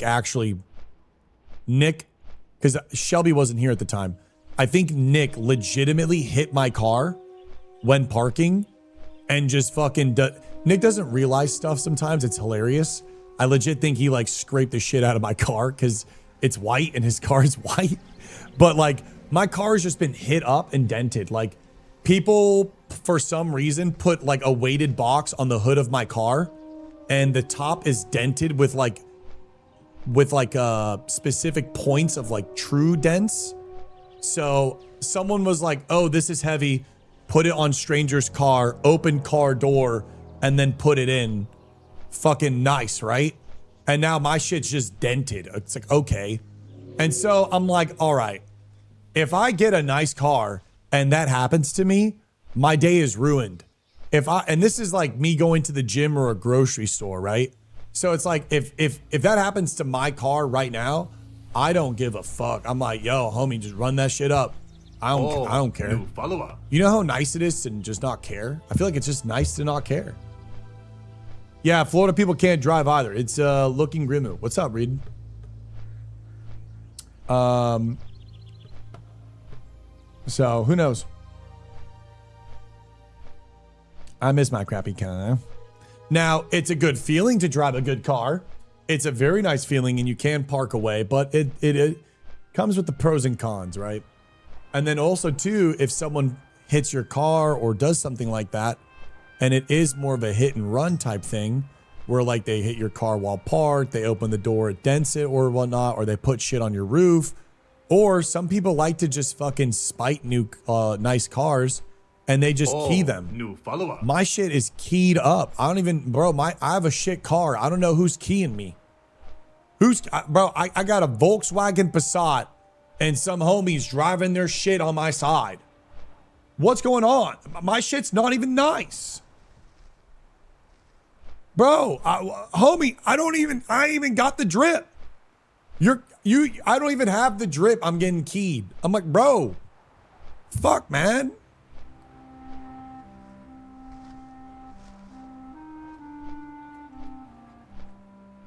Maybe if I gave out more VIPs. What's up, Kyle? Sounds pretty good. It is, bro. It was a dwarf and a gnome. What's that big green bottle? This is just some refilled water jutsu. So these are all things I'm trying to process. All right, boys. It's been like 2 hours. How long have I been live for? 3 hours, and we haven't even started leveling. Jesus, you guys must hate me.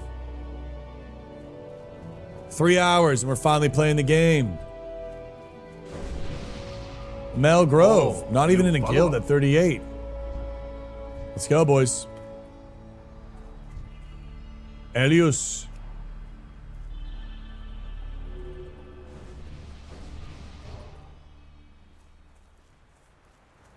Zero levels and 0 gold. Here we go.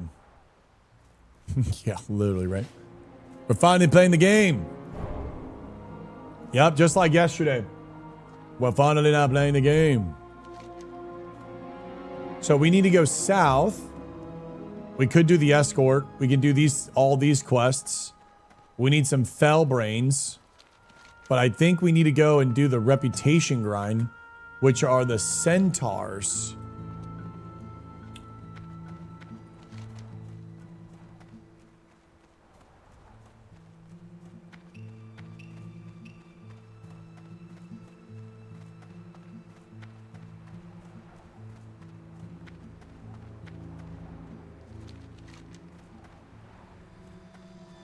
It doesn't tell us where to farm, though. Is there a specific order that we need to do this in? Or can we do both of these? Oh, nice. I'm Copper Vine. I'm not a normal viewer of you, but I want to say that your viewpoints are super refreshing, and it's nice to listen and how much passion you have for the gaming community. Oh, wow. Broken. Thank you so much, man. Oh, man, dude. You have no idea. Again, I went over to RuneScape and I really got to see, you know, how does it feel to play a game that is years ahead of what we are about to start, what RuneScape has years of experience on.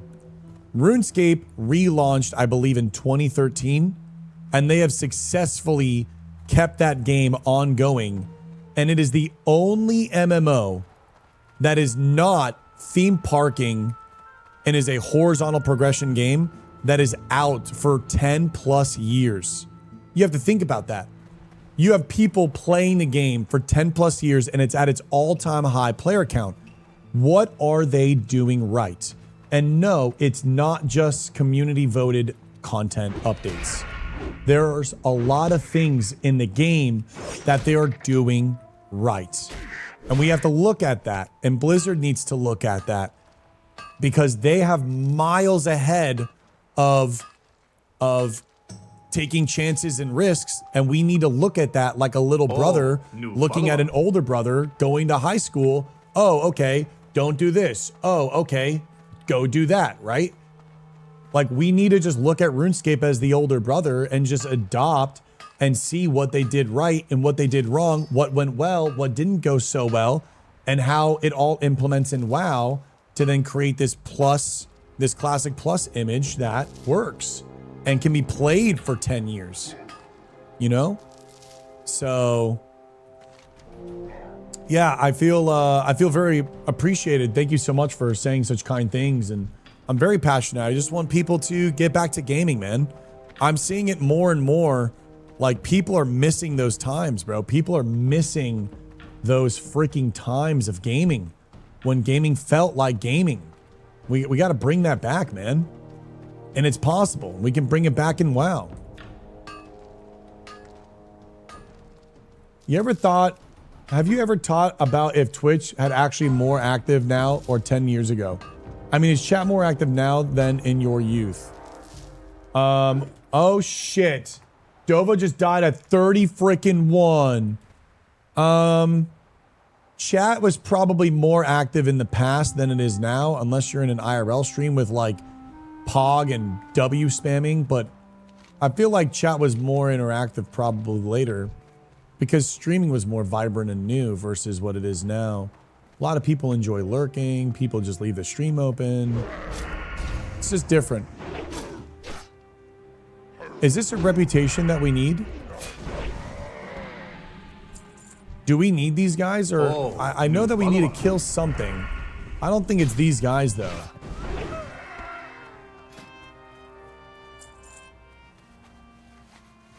Lurker gang. What up, Zerf? I love living in Arizona. Is that where you are, Suki? I've heard some good things about Arizona. Zar, I think, is in Arizona. What's up, Mick? Thank you for the tier 1. I typically need to live in hot places. I don't know why. There's just something about the hot places. It needs to be tropical or deserty. Do you do anything outside, like desert trails and like stuff like that? Because you're hot. Nice, Theo. Hot places equals hot women. This is true. Not the crunchy meow. The crunchy meow wink is bunkai. I think we have to go a little bit more south and we'll run into them. Yes, they're bottom right of the zone. I'm just trying to like run through here maybe and you can just get out of here. I know the crunchy rant. I end up lurking at some points, crash out somewhere during the stream. Yep. It's a little... Oh! Look who it is.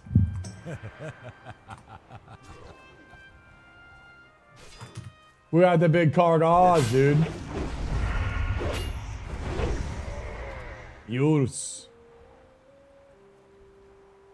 Big boss. That's cool. Makara, I'm like 9 levels above, dude. It's the first time chat and stream I felt comfortable in. Genuinely, a safe space. Quick, ruin it for him, chat. OSRS is able to play on any PC. Well, OSRS, it's not really about being able to be played on any PC. WoW can also be played on any PC. It's about the ideas and the systems in the game and the longevity and the sheer amount of volume it takes to level up professions. And then also the feeling of what it feels like to level up professions in RuneScape. And you hear me yap about it quite often recently about how I really want professions in World of Warcraft to adopt that kind of concept of, hey, getting 1 to 300 is not going to be something that you can just open up a website page, go to the auction house, spend 300 gold on and have it done and forgotten about. No, you're going to have to spend tens, if not 20, 30, 40,000 gold if you're even thinking about wanting to max. And it's also going to take you a bloody long ass time because you're going to have to go through all of that inventory space, all of the crafting time, so on and so forth. And there needs to be things that like you can't just boost it. And if you are boosting, it's going to be very, very expensive and a very long time still again, right? So, yeah, I mean, I think people love professions and people love skilling in video games, especially MMOs, right?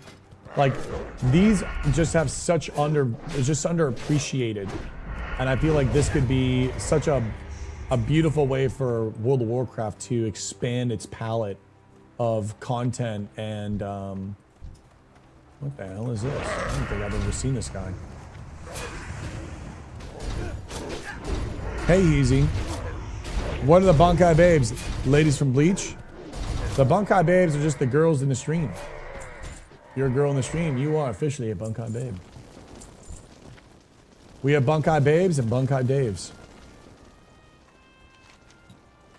I think your idea is good, but it needs to be time spent, not gold spent. Well, it kind of depends on what you want, right? If you play RuneScape Iron Man, it's going to take you a long time because you have to get everything. It's like self-found. But you can also play normal RuneScape. And normal RuneScape, you can buy your way to 99 prayer, 99 blacksmithing, and all of these things, but it still takes a long ass time. So you can, it's very expensive. I mean, you're not going to be able to do it You're just not. Like, you're not going to be able to just like buy your way, especially if we approach it in the right way. If we approach it in the right way, you really won't be able to. And the only way that you'll see people really exceed is by having guild blacksmiths, guild enchanters and whatnot, and the guild quite literally sending all the resources to one of the players and like actually power leveling, which we did in Ashes of Creation and what you probably would do in World of Warcraft. Norix, thank you for the Prime. Because it would take too long to get everyone high, so then you'd want to funnel all the resources to one player and have them the actual guild enchanter and whatnot, and then let people through prestiging or just raw playing the game with everybody go out and like level their own slowly. Yes, but I think buying in WoW is more detrimental to the community than OSRS is. Buying gold in WoW and or in RuneScape, all of it is detrimental. It's equally detrimental. All of it is detrimental. You're not, the only way you're gonna solve the economy problem is if you make it self-found. But if you don't add all the professions, what are you left with? You're left with the same issue. You're not running away. You're not solving the issue. The only, if anything, we're solving the issue because a person can no longer, the person would have to spend thousands of dollars and like hundreds of hours of their time actually crafting and doing it all to then just boost it. So what's the likelihood the amount of players doing that versus what's right now where people just buy gold for consumes or whatever? If there's a player economy, people are spending money. You're not protecting anything. So why constrain the game for everybody when you're going to be left with the same issue? People are buying Gladiator, people are buying Rank 1, people are buying raid slots, people are buying DST, people are buying consumes, people are buying gold, people are buying epic mounts. Well, all that's left is there's nothing for you to do, so might as well just add the systems so you can play the game. People are going to buy gold anyways if you can buy it. Buying girlfriend, lol, you know? So you're not really protecting, you're not protecting anything. There isn't a detrimentalness. Right? If the guy, say for example, the guy buys 300 enchanting, he spends $10,000 at the beginning and he wants to be the server's first max level enchanter. Awesome. You're the max level enchanter. Now guess what? You have to go out and get the stupid fucking rare enchant recipes and all of these things. And on top of that, that means you'd also have to have so many people working to like, you wouldn't even be able to get the mats. Like it's unfeasible. If you take Ashes of Creation, you couldn't get the mats to make the best stuff. You physically couldn't. You just can't. It's too hard. It'll be way too expensive. It'll be out of grasp. It'll be so out of grasp. There's really nothing to worry about, in my opinion. AOC was epic. Sad it was because of the greedy investors. It was, but you can still learn from... The game did some things right. The game had a great guild atmosphere. And the guild... and it had a good crafting system, even though it was unpolished. It was a good crafting system. And when you wanted to get the super rare recipes, like, dude, it didn't really matter if you even had the really high stuff. And everyone pushed for super high crafting, and it was very hard to get crafting up. Very hard. Hey, shows. Very hard. So not only is it going to take literal weeks, if not months, for the person to buy their way all the way to 99, because again, everyone can use the resource. So if everyone has all the professions and it's super hard, more people are going to use the resources for their own gain than for capital gain. So not only is it going to be expensive as fuck, it's going to be scarce as hell, and it's just not feasible. You're just not, no problem. So don't worry about that. Not to be redundant, but don't worry about that. Trying to get a vial of sand and Kata back in the day. Was that for the legendary? Was the vial of sand for the legendary? Akino.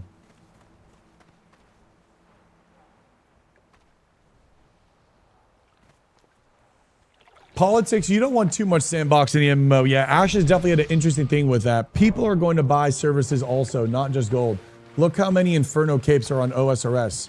I say 90% of all Inferno capes are bought. I mean, absolutely. If you want my personal opinion, sell found and like no trading is the future of MMOs.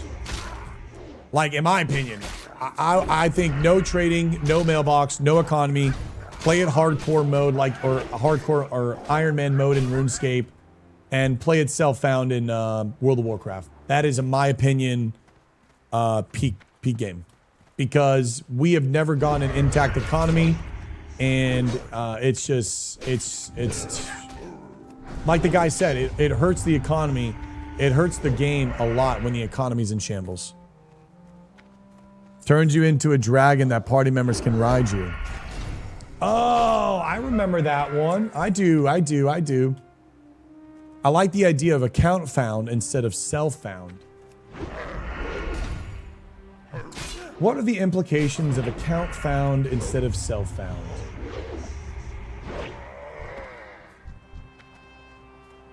The problem is with account found, what would end up happening is everyone would farm, everyone would make the class that has the best farming, and then use that as a way to increase the drops or the opportunity for you to gain net gold or item resources for you to then pass it on to your main. Example given would be players forced to level mages to farm dungeons for gold or AoE grind mobs to then increase gold acquisition and chances of gear, which means you would no longer play your main character and you're probably forced to play an alt that is a class just for the sole purpose of monetary gain, and that is not roleplay, and that's not an MMO. That is not a MMO. You just can't have that. And I don't think you would do that. And I think you brought up a good question. I don't think you would do that, but min-max players, and it would seep down into like the tier 1 players would do it, and then it would seep into tier 2, tier 3, and it would also just become a casual thing of like, you just gotta have a mage. You just gotta have a mage. You have to have a hunter for Hawkeye. You gotta have a Torn so you don't get a fail in the Black Lotus for the +5. You know what I'm saying? It's just, it gets really ugly, bro. It gets really ugly. You're not really putting in the work because, again, you're stripping away so much.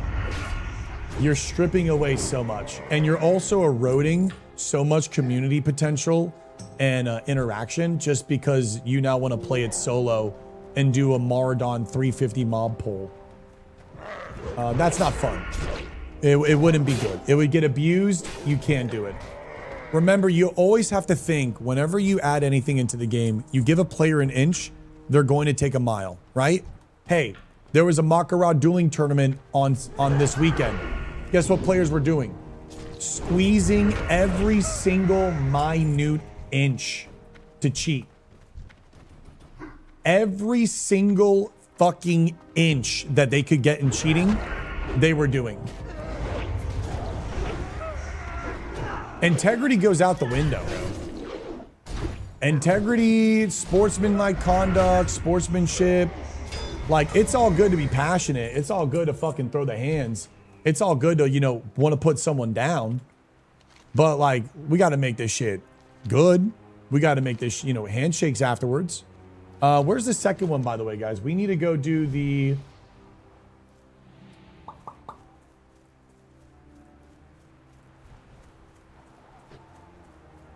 how do we do brutal politics? Oh my God. The warmonger chest of agility. You have the pierced nipples. You have the pierced nipples of truth. You are chosen by her. By Elune herself. Ladies and gentlemen, Matthias has just gotten the breastplate of the pierced nipples. They will go well with my body type too. You have the pierced nipples of truth. That is an ad quote 49. We need to get it to unfriendly. So, wait, keep fighting these? Okay. Well, we need to get it to unfriendly. It says I'm already done with the quest. Yeah, I'm rocking Brushi and the Mr. Sword of Serenity. Jack, I'm playing a rogue, mogging as a demon hunter. Die, Penis Wang, your cock is mine. I remember that guy. Jesus, dude. Why is Pierce Nipples of Truth the first thing I hear when I come back? Because this is the goddamn stream. Arrowlena down. Arrowlena down. Gandalf, was that you?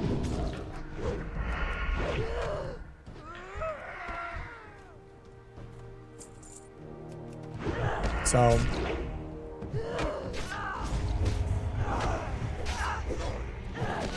very interesting, man. Very interesting.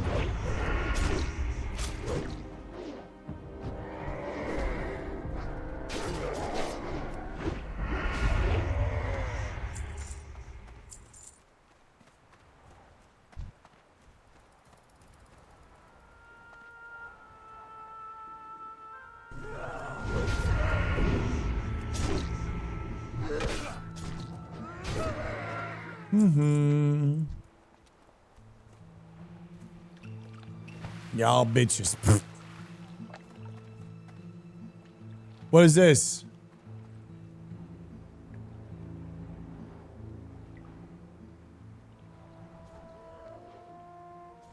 What is going on? Moral's dead. Going to bear, going to bear, going to bear. Do something?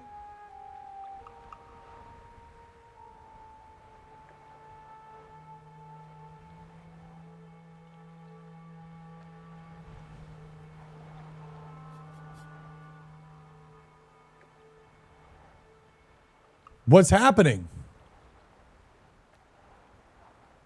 Morbus died to Emperor. So it's not a wipe, but how did he die?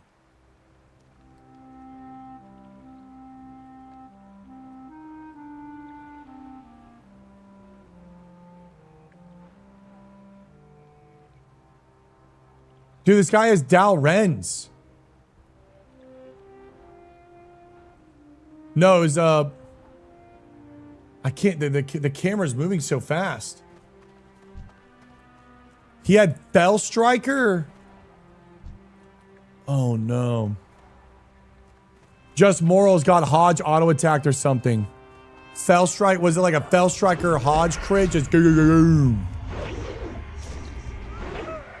I feel like when you're playing hardcore, a lot of this stuff, I feel like you kind of want to do less damage, no? Don't you want to kind of go for more? Maybe I'm wrong.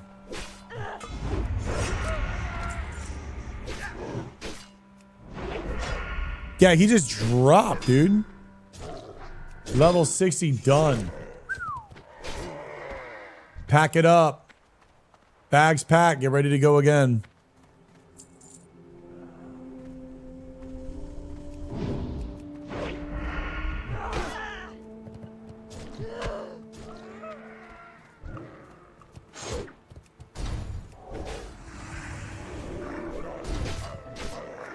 Yeah, I think survival, man.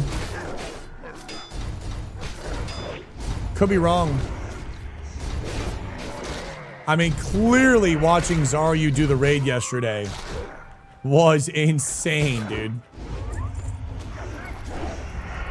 Bro, they blew through Lower Blackrock Spire so fast. They were melting, dude. Melting. Now, at what point does it stop, though? Do you... Upper Blackrock, I don't know. I'm so curious if Upper Blackrock Spire is possible.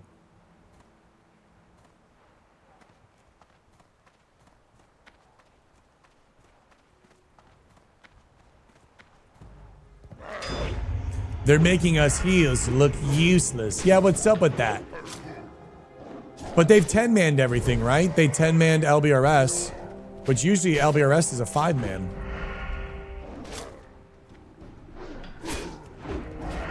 I think they're going to use really unique mechanics on the bosses. I think they're going to do just some unique kiting things.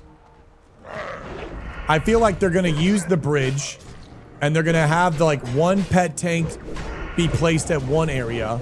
They're going to chain kill the ads super quick with all the rogues and evasion. They're going to have a mage probably kite out ice block. They're going to kill those guys so quick. Then they're going to utilize maybe pets and then running. Like a lot of kiting in some way. Oh, what's up, by the way, Heavy? You want to join us?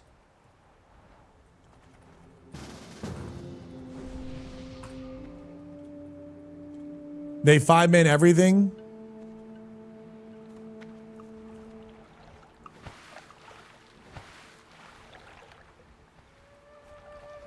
They 5-manned everything up to LBRS. Got it. Yeah. Which is, I mean, dude, when I heard that he did ZF, I don't think did he do Sunken Temple?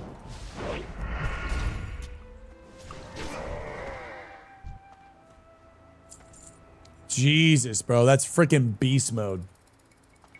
I was nervous about Sunken Temple and I was nervous about ZF. I was actually nervous for ZF and Sunken Temple. I didn't know if that was like, nah, we doing that shit? No, they did that shit. They did that. And the thing is like, when you do it with no healer, you got to just take your time. You got to lock it in. You cannot make mistakes. You got to inch it. And they do a really good job.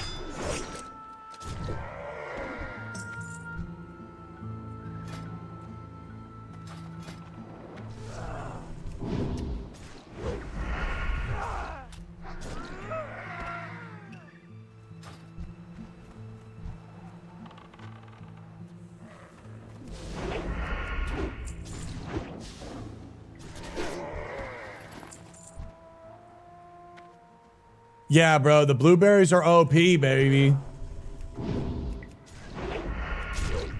Oni will wipe them? I don't know. We'll see what they do. They're going to come up with some sort of clever mechanic. Diamond Flask is one hell of a drug, and so are world buffs. World buffs, Upper Blackrock Spire buff. No, they can't MC. I don't know if they're going to allow for MCs.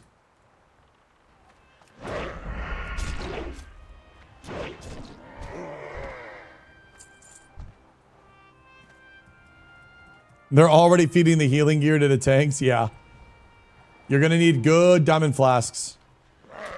You're going to need good diamond flasks and like rotating diamond flasks for Molten Core Raid to get through the trash. But I feel like they can absolutely do it. And they're going to have so much damage. They're going to do Molten Core. I don't know.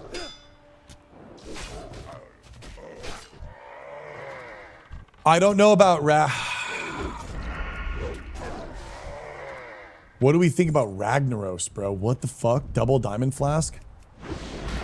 Double Diamond Flask? Or do you have 4 warriors and you rotate and they all pop Diamond Flask and you have to kill? Like you have to kill in that time frame? Or do you have to sacrifice like people and you maybe just get it down as people die? I saw that. They got the GFPP. Also, I think they're going to talk about not being self-found. So, realistically, maybe it is possible if they're not self-found. If they go in with like full everyone's buffs. And they're also going to have GFPPs. And since they won't be self-found, they can buy it off the auction house. And so they'll give like one solid go. And they'll GFPP like every single fucking pull will be a pre-GFPP into a GFPP. Like every single one, especially after Baron, full diamond flasks, full stone shields. Everyone is Titan flasked. Everyone is like absolutely to the fucking top. Diamond flask, pre-GFPP into another GFPP, dialed. GFPP stands for Greater Fire Protection Potion. What up, Lethal? A lot of PPs. A lot of gnomes and a lot of PPs. Could be possible.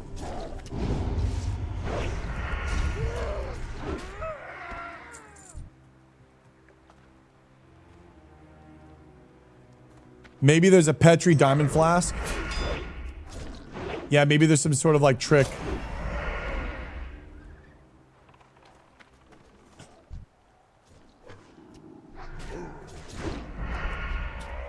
Yeah, at that point, Frost. But the thing is Czar's a good raid leader.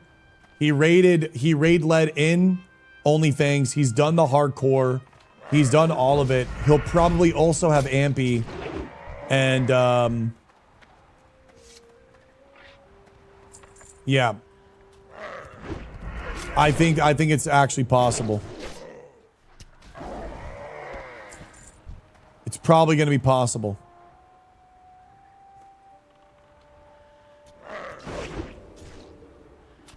I wonder if the gnomish cloaking device actually gets you out of combat if you pull a raid boss. And maybe that's the way that they cheese it. Maybe that's something like, maybe that's an angle. I don't know what getting out of combat would do, but Baron Geddon might be hard as fuck. I don't think Baron Geddon would be actually as hard as you think it would be. First, you would pre-GFPP, everyone would have a health stone, and all your DPSs are going to be warriors that are going to pre-diamond flask. Rogues, mages can ice block it. Warlocks can shield it, and rogues can either vanish it, but they'll also have a GFPP, so you just pop your first GFPP, and then you pop your second one if you get unlucky. And you get it, and then you'll be fine as well. I don't think Baron at all is an issue. I think Gar can be very challenging. You have to get the setup done correctly. You have to get the setup. You have to pick up the ads. You have to dial that in. And then the trash is going to be challenging, but they do have banishes. So they will be able to banish, and they will probably GFPP and re-GFPP mid-fight so they don't die from the Firewalkers and the Fire Lords, because they do AoE fire damage.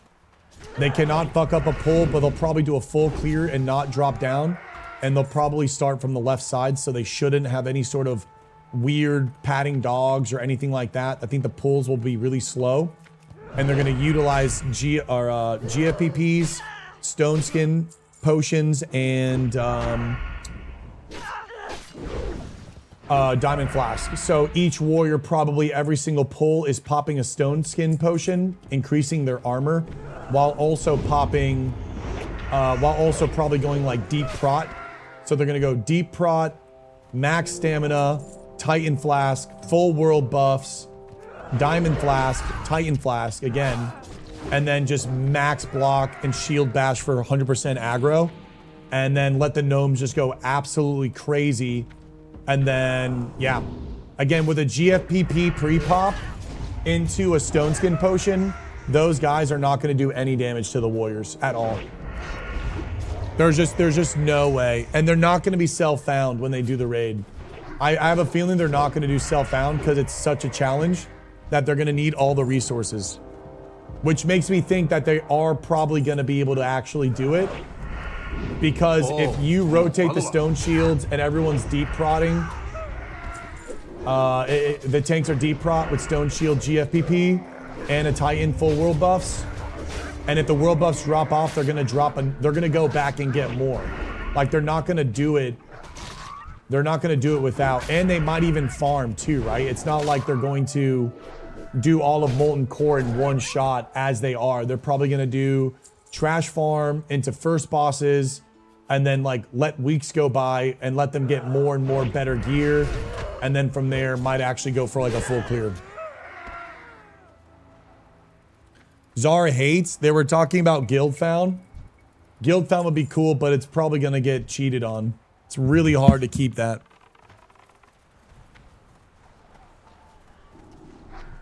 It's just really hard.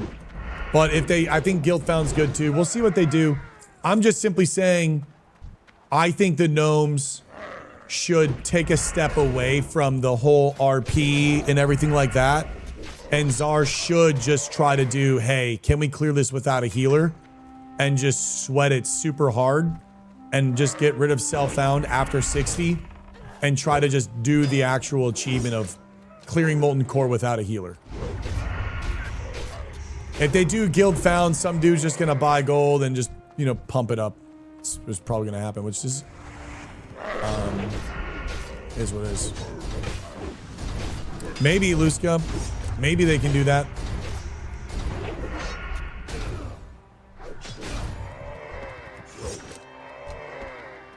Are we good?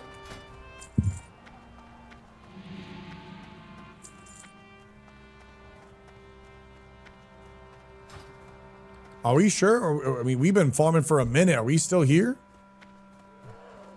Oh, new follower. I don't know if I should still be here or not. Hey, Curry.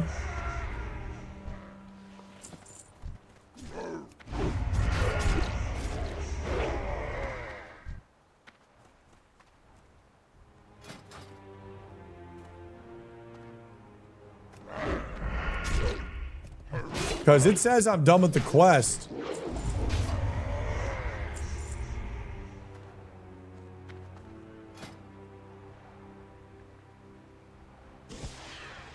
But now I need to get this from hated to friendly?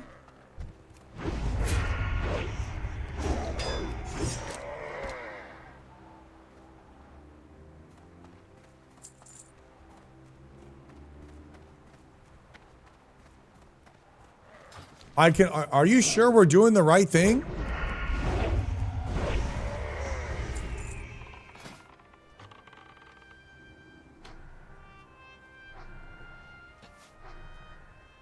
Yeah, I feel like we can't do both of them at the same time. Bro, I've been done. Motherfucker, I'm almost honored. I think we're done, hey, Bert? Guys, I think we gotta do this one and then come back to the other one. I don't know. You can only choose one, okay. Oh, guys, I think we've been done.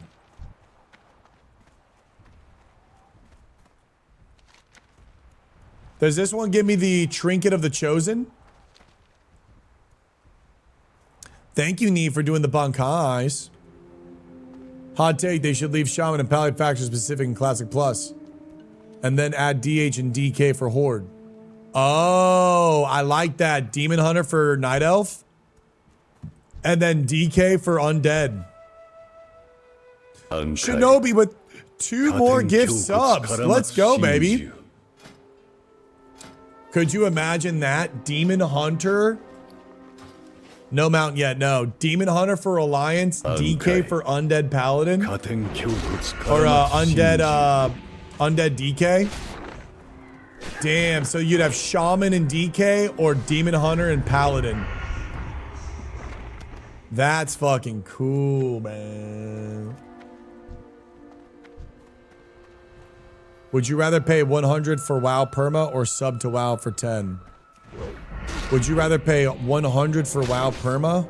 I would rather have World of Warcraft cost $60 a month.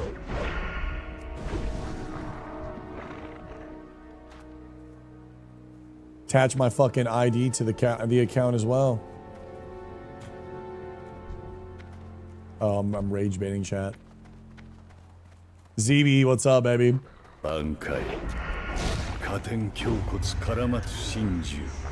Yeah, you're stupid. Hype train on the fraud take, yeah.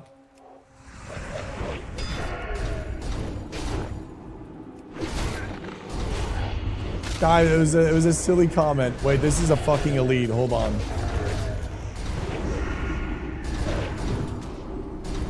What did we just do? I just attacked Lord Azothark.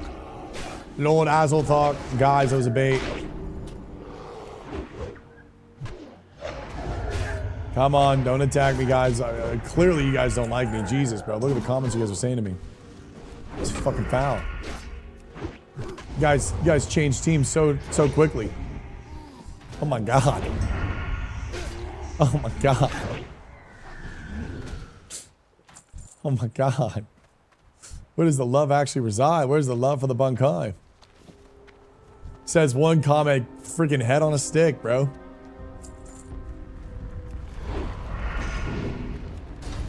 Dead serious makes it more funny, Gava. I think you need more higher XP and banter, bro. That's the fun part. Literally, head on a stick, bro. This guy's literally like, yeah, you're stupid, bro. You worry me. Okay. Damn, bro. Can't make a joke? But nah, for real, it should be.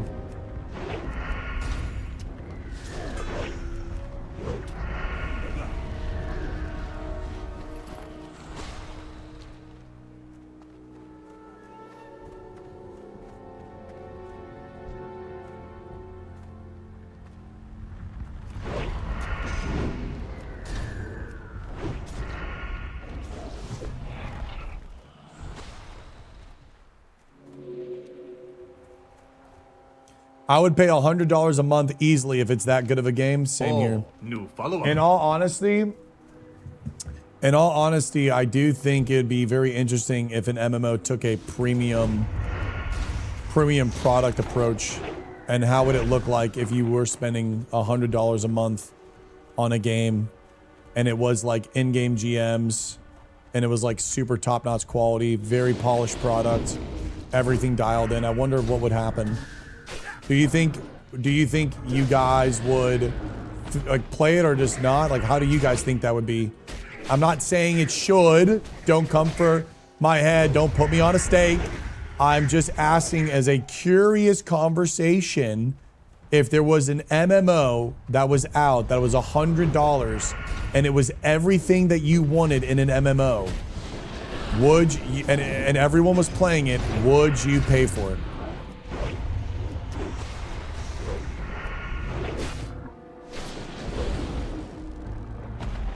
Nah. So it seems that it's a little bit of a mixed bag. It does seem that there's absolutely a level where it is just out of reach for people.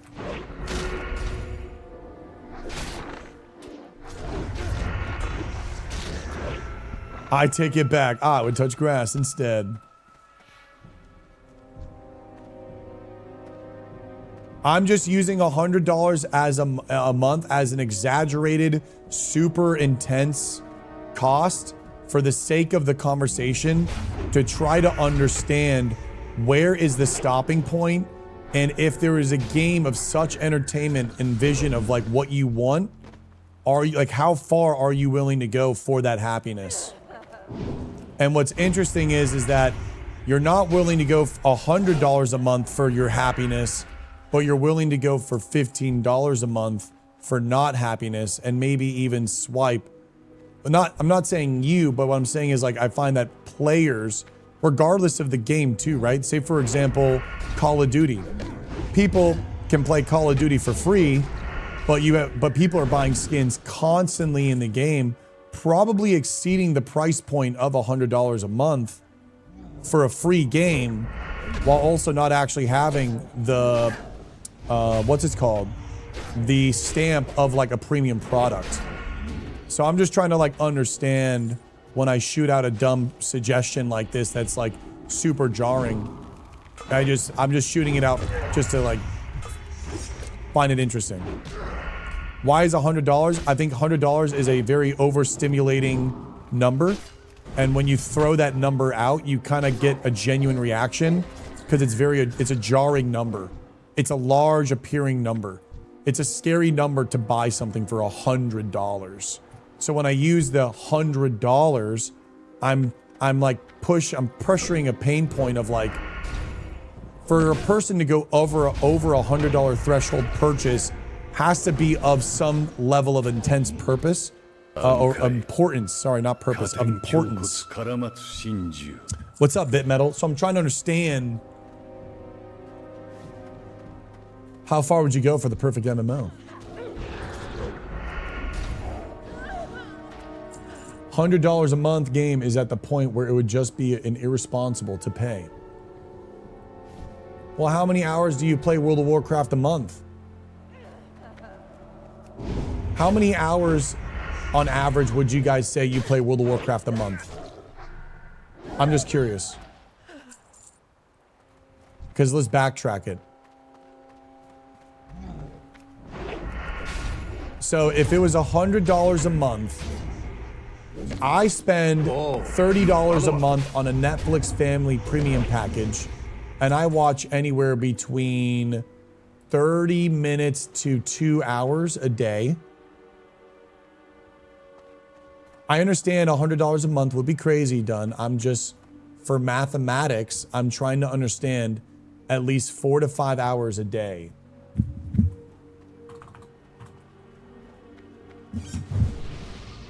So let's just say 5 times 31, 155 hours. So $100 divided by 155 hours, you're spending 60 cents, 64 cents to play a game that is everything that you've wanted. I am not talking about that, Boogeyman. I understand that. I'm talking in a hypothetical here. I don't need you guys to rationalize my question of a hypotheticalness. I'm trying to step out into a new conversation. I'm not asking what the sweet spot number is for the game. I'm trying to get into your minds of, if you were provided the perfect MMO and it was $100 monthly subscription for you to play this MMO, imagine Sword Art Online. Would you figure out a way to make $100 to play this game, or at that cost, it doesn't matter how good the game is, you wouldn't play it? I'm just trying to understand, because something that I find interesting is we've never seen an MMO that has increased the price point of the monthly subscription. Holy shit, I thought that guy just died. Nothing pound for pound on the return for what you've considered as fun. $100 is nothing pound for pound on return for what you would consider as fun. That's where I'm imagining it, and it's... I'm just curious on where your guys' thoughts are. I'm not saying it's right or wrong. I'm just thinking it's curious. $100. So, for example, $100, one-layered servers, right? Large one-layered servers, fully fleshed out premium product, an amazing esports for PvP, fully functioning PvE systems, professions, in-game GMs with live customer service. Oh, new follower. No gold buying, actually banning bots. What else? Any sort of like cheating in the game is being like actually actively fixed. Active updates, small and large. Ongoing class balances. I mean, I'm talking about premium product. Would you actually pay $100 a month to play a premium product that is cared for on a live action service basis? I don't know.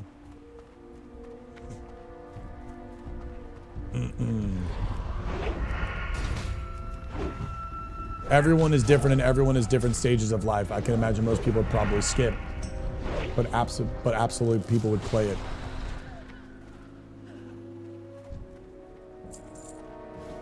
If everything was perfect, then I would absolutely, they would talk. They were great to TikTok and did the whole RP thing. What's up, Asla? I appreciate everyone putting your sense in. I forgot an NPC in the game. It's fine. We'll maybe kill more or something.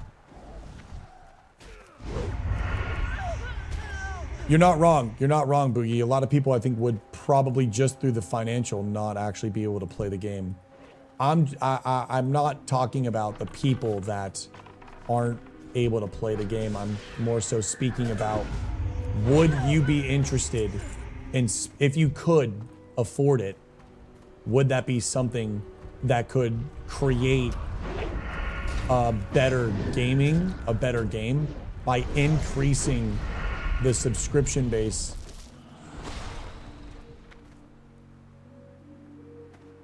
If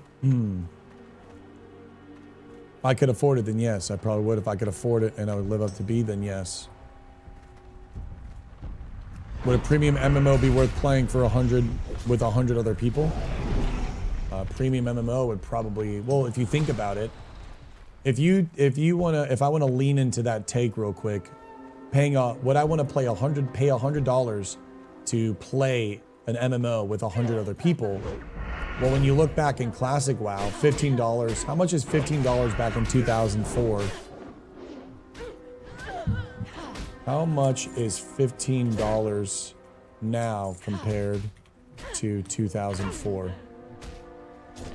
So $15 in 2004 is the equivalent of a purchasing power of $26 today.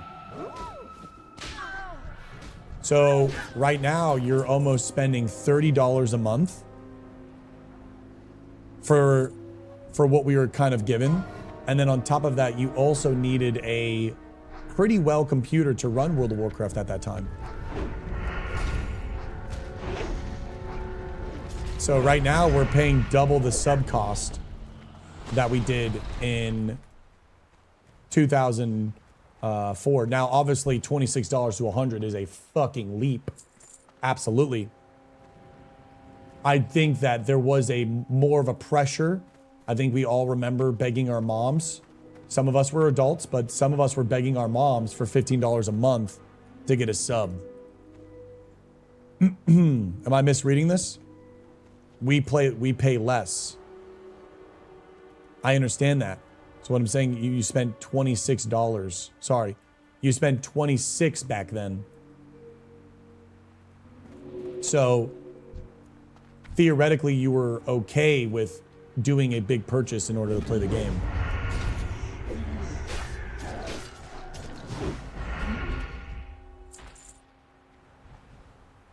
Pretty much this. Gamers waste a ton of money. The running joke is having Steam library filled with games never played, but still buying sales, or long-running subs, or a nonsensical waste in other areas. $100 a month for a perfect game is a steal. I think so too. I think so too. Now, maybe I'm coming from a privileged place, but I feel like if maybe I'm a degen too, I would do anything I can to get $100 a month to be able to play that game.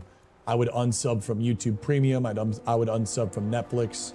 I would absolutely just, dude, we're dialing this thing in. You read it correctly. Back in 15 was 15. Nowadays, 15 was the equivalent of 26, which is making us pay more because of inflation. So I'm just simply trying to highlight, we made that commitment back then. And World of Warcraft was a very high-tier premium product back then for its day and age. We had live game service, one-layered servers, a massive outworld of adventure, and kind of like a completely uncharted, massive MMO with like a beautiful storyline. We also did have constant balance updates, and we also had updates in a Classic Plus format where we didn't really know what was going on, but we weren't getting flying mounts. So, and it also required a really high-end computer for the most part, which a lot of people didn't have back in the day. And so, if you wanted to get an entry level, what's $400 now compared to 2004?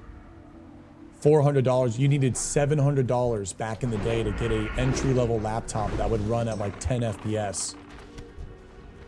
So it's like people were able and people were excited to commit to the idea of playing this perfect game.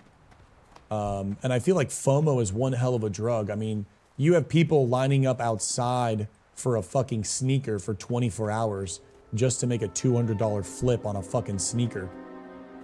So if people are willing to buy things just based on FOMO, if the perfect game actually existed,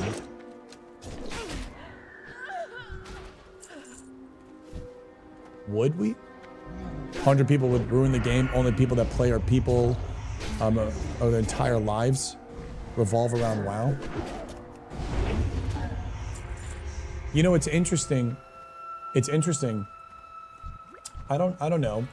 Maybe yes. I think you are right in a lot of ways. What I also find pretty interesting is, what about gym memberships? Are we able to look at gym memberships and create a correlation of a $10 gym membership versus a $200 gym membership, and what happens? Because my friend now goes to a $200 gym membership, and he's been frugal all of his life, and he says, what the fuck have we been doing? And I feel like when you look at gym memberships, so much change, so much changes as the tiers go up, from energy level, equipment, space, and quality of, I guess, environment and people. All of these things kind of change and fluctuate as the tiers. And obviously you can have a super cheap gym and have everything. I'm not saying this is static or cemented in stone.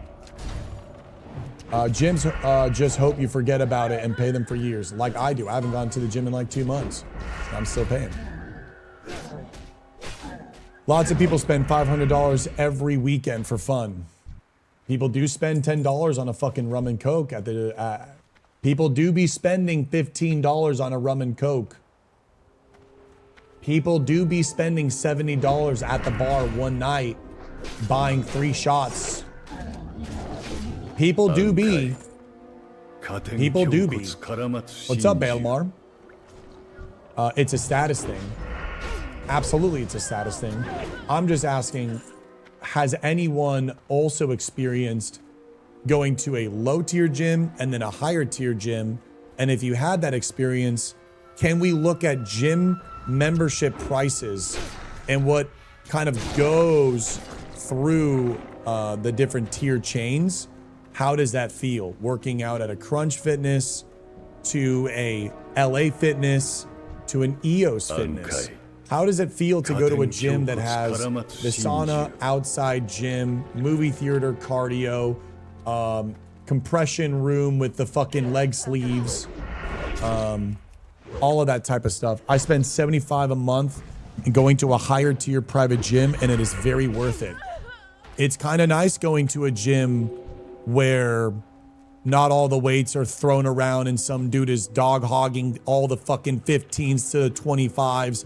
And every single person's curling in front of the dumbbell rack and you have to fucking maneuver around this dude and some dude doesn't even want to go back and put the weights up and all the machines are fucking AliExpress dog shit and they're not Hammersmith and it's just kind of like limited quality, limited space, overselled membership, so all of its stuff is busy and you can't even get a fucking squat rack. Sometimes it's nice. Sometimes it's nice, bro. Sometimes it's nice to lift on Hammersmith. Sometimes it's nice. Does actual quantity, do we want quantity over quality? Do we want an MMO that has one server with 17 layers and 100,000 players on it? At what cost does...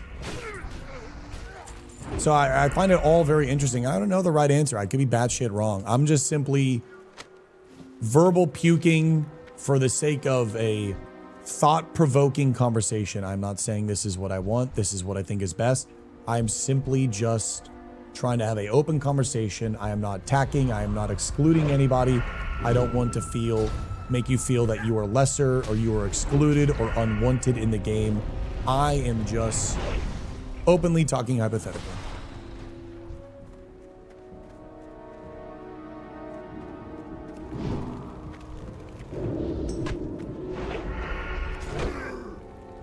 I was at a $200 gym while in San Diego. We all used to go to Planet Fitness. I will say you also get people that are just still don't care about people. Oh, you're 100% Kali. Similar to the WoW server example. Still like the idea. You were absolutely going to get the dick weed bag. Oh, for sure.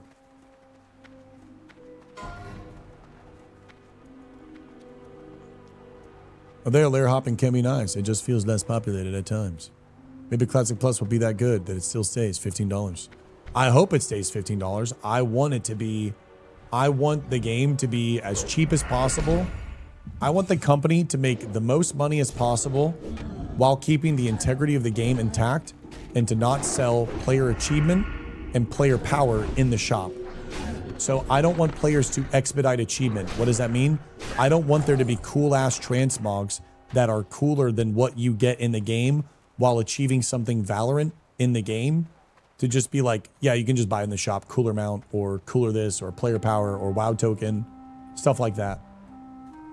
So I want the company to make as much money as possible while there to be as large of a flourishing player base as possible. That's where I want. I want the company to win and I want the player base to win, and both of them to be respected and to be supporting one another. Player base has feedback. maybe it gets listened to, at least it gets heard, and updates and changes made to the game, and the integrity is kept. I would pay $100 for a version of WoW that doesn't include Desolace. Bro, I'm in my domain right now. I'm hunting demons. You can kick me from the party? Oh, gee, easy. Bunk high, brother.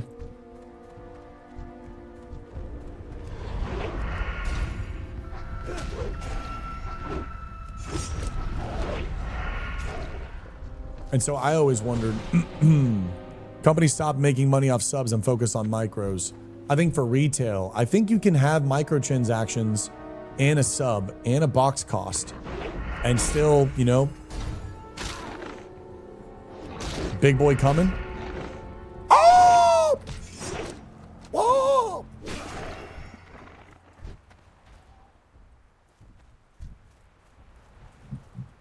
Maybe C+ will add content in Desolace.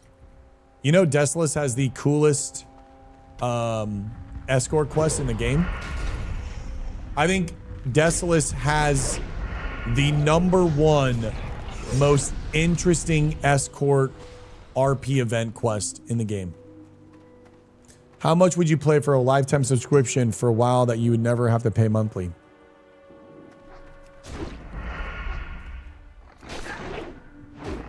Probably around the 5-year mark. I think they're willing to probably capture 5 years, 15 times 12 times 5. $900, about a 5-year for a lifespan sub of WoW. Never have to pay again. I think 5 years is probably a good number for a lifetime sub, maybe. Maybe I'm wrong. Player buying in for $900. 5 years of expansions. Probably would still have to buy the expansion boxes. The sub would just be free, right? This is hardcore, James. You hate the Baron type zones? Oh, I like them. This one's really cool. I like them a lot. I like the ruins in the backdrop. I like the greens. I like this clayish, darker, cooler tones than the Barons. And then you have Feralas in the distance. You have this like large forest, and it's all dark and greeny. Love it.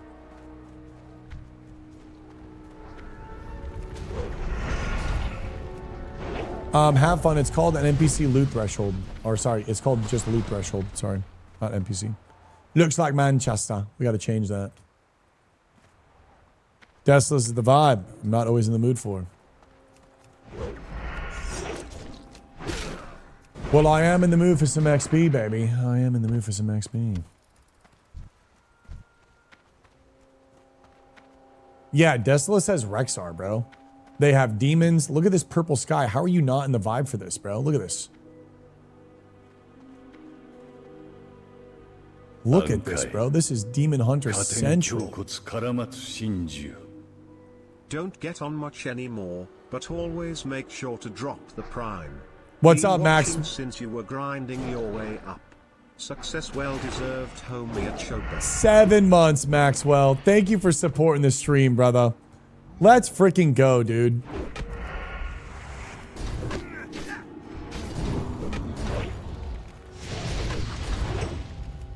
That was a good shot, Asianti. It was. I died at 21 after getting the cool bod. I wonder why I wasn't doing damage in Westfall and realized my swords were at level 1 after I died. What the hell? So you never trained swords and you got cruel barb and you missed and died, Kiwi, or were they broken? It does seem alien-y. I mean, this is the first time you see these infernos and these demons in the game. These are the first time you see these like Outland-esque demons. I mean, this is really a big kind of turning point in the WoW. Maybe you see a little bit in Ashenvale, actually. Maybe I lied. You see a little bit in Ashenvale. But here, I mean, we're really starting to see like these portals and the infernos and this kind of like, you know, summoner. A burning blade summoner. Yeah, Desolus has that little bit of an Outland feel, huh? You're not wrong.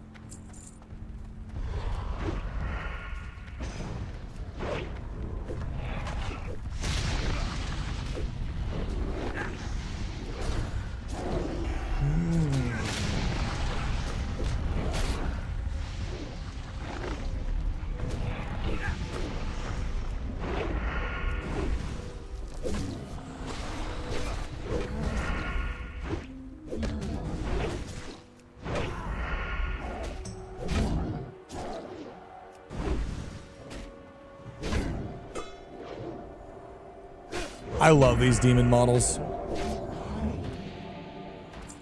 I think they're so cool. I have some vids I can't remember what program was in 04 and 05. Video recording programs. Wasn't that like X-Fire or something like that? Your streams are perfect timing. I live in the SEE and I get on the time I get off work and grind some WoW daydream. I love waking up and gaming. Let me tell you, bro, I love waking up and gaming. Windows Fraps. There it is, Fraps. I remember Ventrilo. What's up, Kraken? Nice, we're done with this one, boys. Let's go. Hi, Denalia. What's up, Bunkai Babe? Yeah, it has to be Fraps. Sorry again, guys, for being just so tired today. I don't know what's going on, man. That, like, no sleep stuff. I'm going to be going to bed, man, early tonight. I need to try to grandpa, or maybe my sleep schedule's migrating. Did something happen? Is there, like, a new time zone? Did we, like, go forward an hour and I just missed it? Did we go forward or back an hour and I just don't realize it?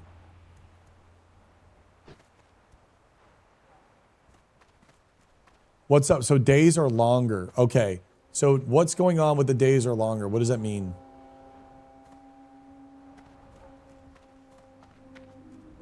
Oh, We still need some demon blood?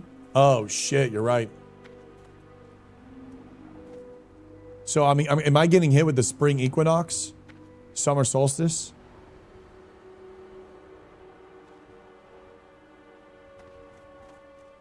There might be a Mercury in retrograde, girls. Mercury might be in retrograde. It's Stormwind light savings time. No way, Chucky. I love that. Solar flare suck you out of vitality, bro. Your vitamin D has been fully jacked up. Your electrolytes are out of whack and your biorhythm is reset. Fuck, bro. That sounds accurate. Fuck, that sounds accurate, bro.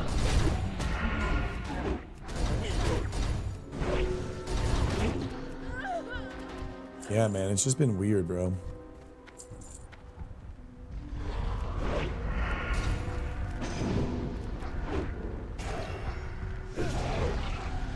What did Nade say? Summer solstice starts July 21st. Huh. Mercury Gatorade. I went to bed at 2, bro. I got into bed at 10:30 or 10:40. And I straight up toss and turn till 2 o'clock. And then I barely got sleep. I had the weirdest dream. You want to know my dream yesterday? I was at a college and I was fighting for the water fountain the water fountain was horizontally spraying. And I was like, this is wrong. We need a normal water fountain.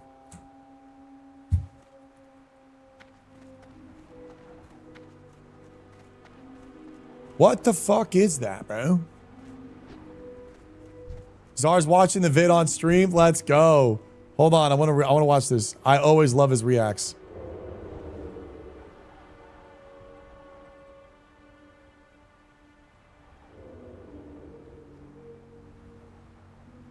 Oh, I love this, dude.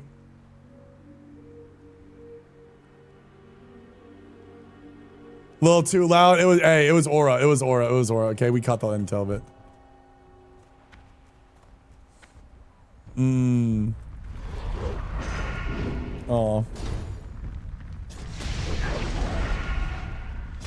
How about this? Demon Hunter, Night Elf only hero class, Dark Ranger, High Elf only class.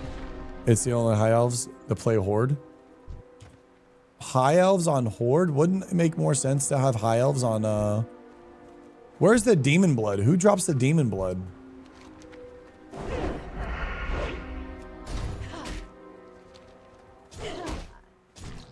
Other side? Okay, my bad.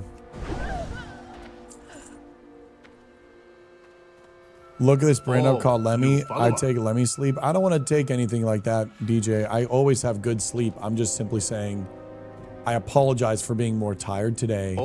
Last night, I just didn't get good sleep, and I don't know why. I appreciate you caring for me. I always get good sleep. I'm very fortunate for that. And yesterday, I just have no fucking idea what happened. I'm just kind of dunzoed. I don't know.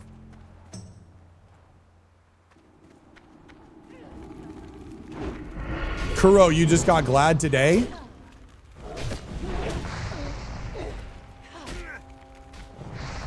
Sometimes loudness is necessary. Aw. Happy Paw, dude, just freaking died at 25, Night Elf down. Zara is sending you a message. Another one? Oh, bro, this guy's a Chad. You did it again. Oh, brother Bunkai. Oh, dude. Witchy, are you here?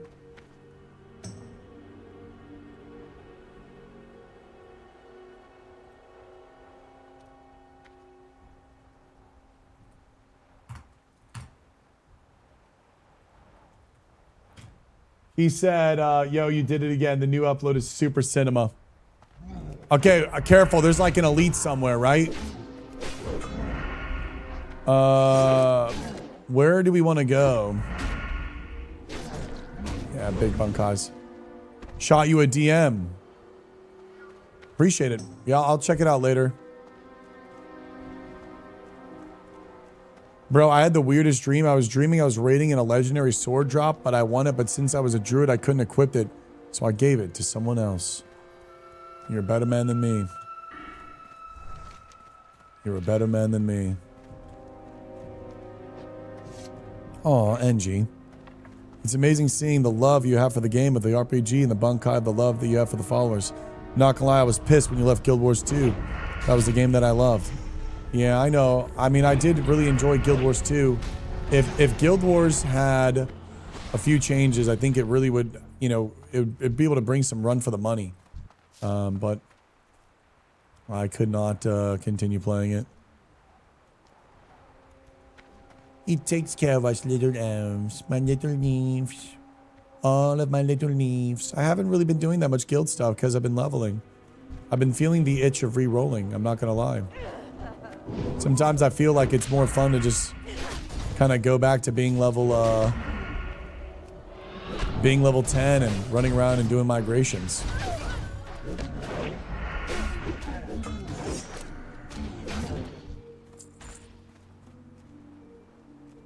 You're just one misclick away from that, Shobeku-san. Good morning. What's up, FJ? I'm Miss Tedrasil. The leaves call for me. Getting a Kenpachi Gengar tattoo on my leg soon. Nice, Chunk. You must be, did you enjoy the final trailer for the final season of Bleach that just came out a couple days ago? I have 2 character slots. I always reroll. We need subs to wake up the Shobeku-san. Oh, you guys spoiled me so much. Please, don't spoil me today. Please don't spoil me today. I'm tired. I want to make sure that I'm screaming and you guys are very loving to me. I want to maybe take it easy today and pick it back up tomorrow. Watch a bunch of TV and go for a walk, go for a swim in the ocean and kind of just unwind. Maybe get some big carbs. Spoil him. Me. I think this is like the only place for these spawns. Hazy, that is your 3rd ever Bankai bomb. You bastard, I said don't do this. I said, you bastard, don't do this. I'll go dwarf on your ass. I'll go dwarf on your ass. Straight stone talon mountain on that 加点 ass. 胸骨絡まつ真珠 Salt water is very good for the body, Yonath. Yes, I want to jump in the ocean. What is the UV index? Terrible accent.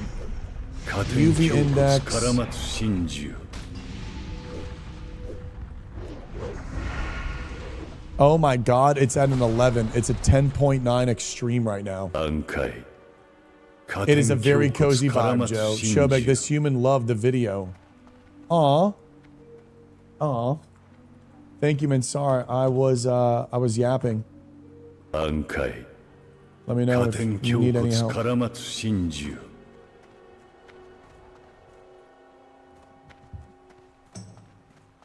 Whoever did your hair is working bunkai, daddy. Is it? Or do I look like a... I look like a freaking... Kind of like a crackhead. Alright, you made me insecure.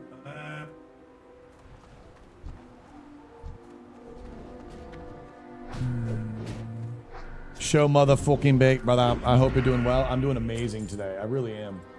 I am just a little tired. I need to do a couple things today if I got off early, which would be pretty important. I need to get my license plate renewed. I would like to do laundry. I've been free balling for the past 4 days. I need to wash my sheets. I haven't washed my blanket in probably 6 months.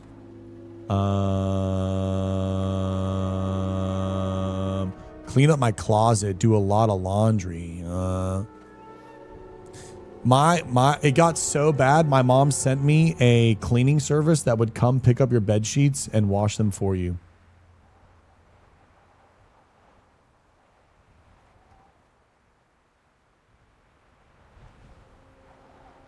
Why is my hand shaking? Chat, my hand's shaking. Never mind, we're good.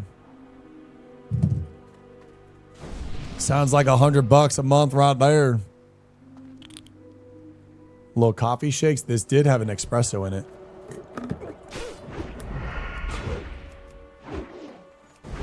We need a pube back emote. When was the last time I cleaned my sheets?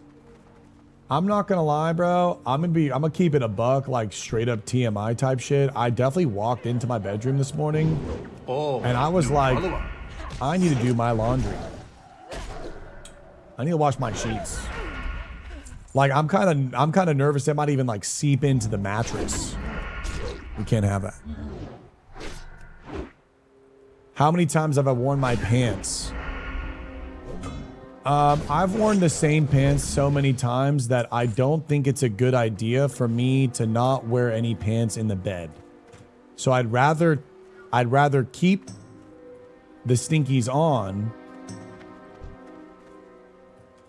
because the chance of, you know what I'm saying, expanding the stinkies, we got to lock this in here. So what I'm trying to say is I got to do stuff.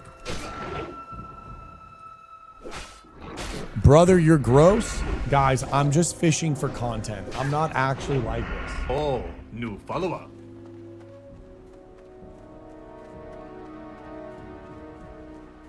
Look, maybe I need a caretaker, and maybe she's hot, and maybe we date. Listen, I don't know. You know how hard it is to be me every day? I wake up and I get to play video games for a living. It's really hard. And you guys should be grateful that I'm willing to go to these lengths and commit to the content and the elves. Now taking applications.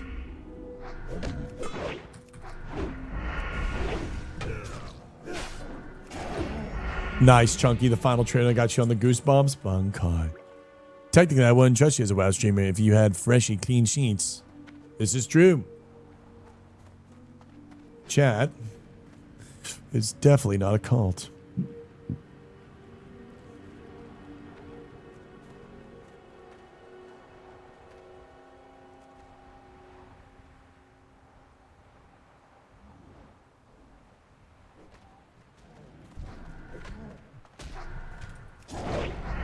I'm disappointed. I thought you were rim ready. I'm ready at a short notice. Yeah, the level of detailing is it's just really, really nice. Thank you, Jochi. I'm very happy you enjoy it. 31, I'm ready, dude. What the fuck is this face?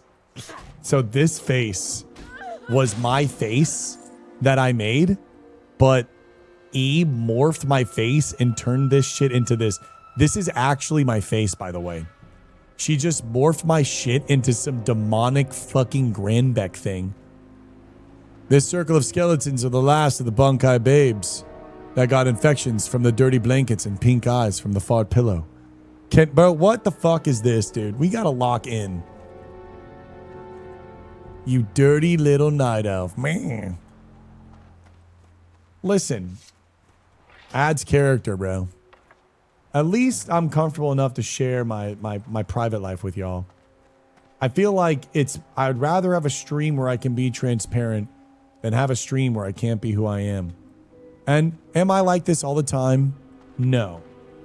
But I will say, being a guild leader of a guild of 2,500 players and having a lot of people and being a person who creates content that is a social gathering content, like, it's one thing to just play the game and clear dungeons on your own accord, or just play the game and just hardcore. To foster a role-playing community of 2,500 players and being responsible for that passion and ongoing excitement, it's a lot. And I'm learning. It's a beautiful thing. I'm very blessed to be exhausted from this. But it is a lot. And sometimes I slip on some things. Sometimes I slip on taking care of myself because I want to make sure that when I go live, ELFCORE and Showback and everything that I'm speaking into existence is sustainable and continuing on for you guys to be able to enjoy, and that community is a thing. And it's a lot. I've never done a guild at this level.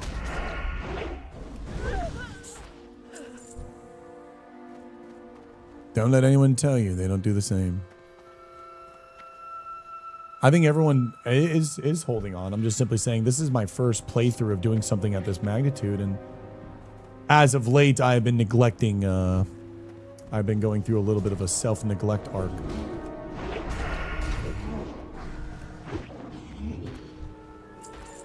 Nice, we're almost done with the demon quest.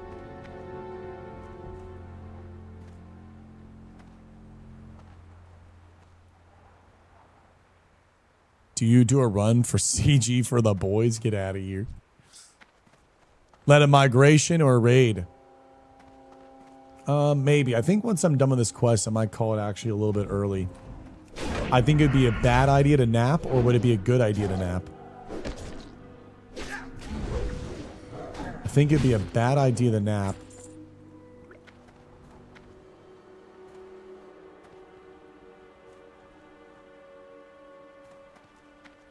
Bro, imagine we have ELFCORE get-together. We could do an ELFCORE get-together at BlizzCon. I think that would be a lot of fun. Naps are incredible. 30-minute nap. Keep it under 30. Got it.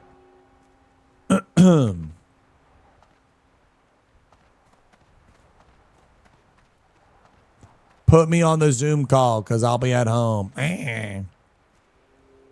We'll have Serenity on like one of those like iPad robots with wheels. It'd be really cool to do a little BlizzCon thing. I need to buy my ticket too. So realistically, I should get off. I should nap. Renew my driver's license. And then I want to get a new custom license plate. That would be pretty cool. There's like some cool like ones that I would like to get. So maybe kind of do that. Then I need to continue laundry, wash the bed sheets and everything, fold all my clothes in the closet because essentially everything is just on the floor. And then go outside for a bike ride, swim in the ocean, get some good rest, and then absolutely, or maybe go to the store and get more coffee so I don't go to the coffee shop and spend $7 on a coffee. Probably should just, buy some coffee. from the store. It's a lot cheaper. And then I'm done. What up, CB? Laundry first, then nap. Yes. I have laundry in the washer right now. I'll move that to the dryer and then do another washer load. How we doing? I didn't get too much rest last night, so I'm going to be ending the stream here soon. We only have like another quest to go. But it's been a really good day. We've been actually yapping a lot. And it's been fun. I don't like to not be live and be super energetic. So typically sometimes I like to call it early if I'm feeling a little tired. And I'll go to the beach. Let's do it, dude. I'm so down a little beach. But I want a little shady shade hut. And I want to just chill on the beach. Hire me to do your sushi at the Bunkai meet and greet at BlizzCon so I can go too, Potato Chip. Bunkai sushi rolls from the Skullfuck himself. Let's go. Because you are close to there, right? I'm a former full-time musician, bro. I 100% get it. A beach stroll is a great way to recharge. Yeah, I just got like really weird lack of sleep last night, so.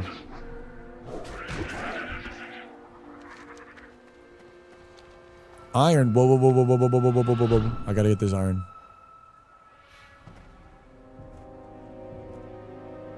My friend's dad, Nick, said that I should do a thing where I invite everyone out and we get an Airbnb and we spend a weekend. And I'd take you guys to like a bunch of cool stuff if you guys want to spend a weekend from me or with me. I felt like that'd be such a cool way to... most streamers will just kind of like, oh, yo, I want to do a meet and greet, or like, oh, yo, I want to travel to this state, but like, I don't know, it would be kind of cool to like do a little like fun actual thing. Hi, Miss XO. Little LAN party, little cult gathering in the woods. What is this?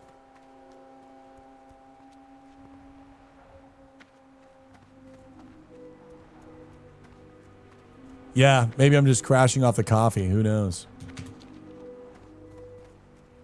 Ooh, little bonfire.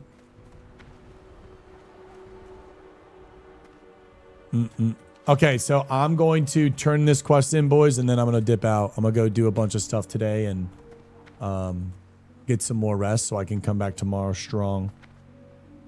So I'll send me some hearts in this chat, boys. Send me some hearts. I'll be back tomorrow. These are whirlwind shredders. I think they drop the mats for the crafting that we need, don't they? Blacksmithing, weapon, phantom blade, breath of the wind. We might need to kill more of those. Thank you guys for everything too. Thank you for all the subs.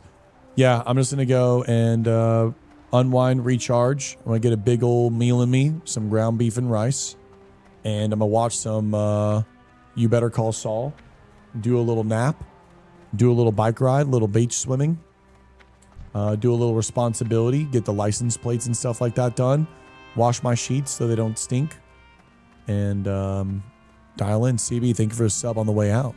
Thank you guys for a little short one. I appreciate you all. I just want to make sure that I always give you guys the best content. So I'm going to go rest up and I'll be back better than ever tomorrow. All right, gang? Gorley, thank you guys for the subs on the way out. Night all from Australia. Bye, Miss XO. Bye, Asianti. Bye, Gorley. Bye, everybody. Later, everyone. Thank you guys for a great stream. I had a good time. I'll see you all tomorrow. Bye, Mama. Bye, gang.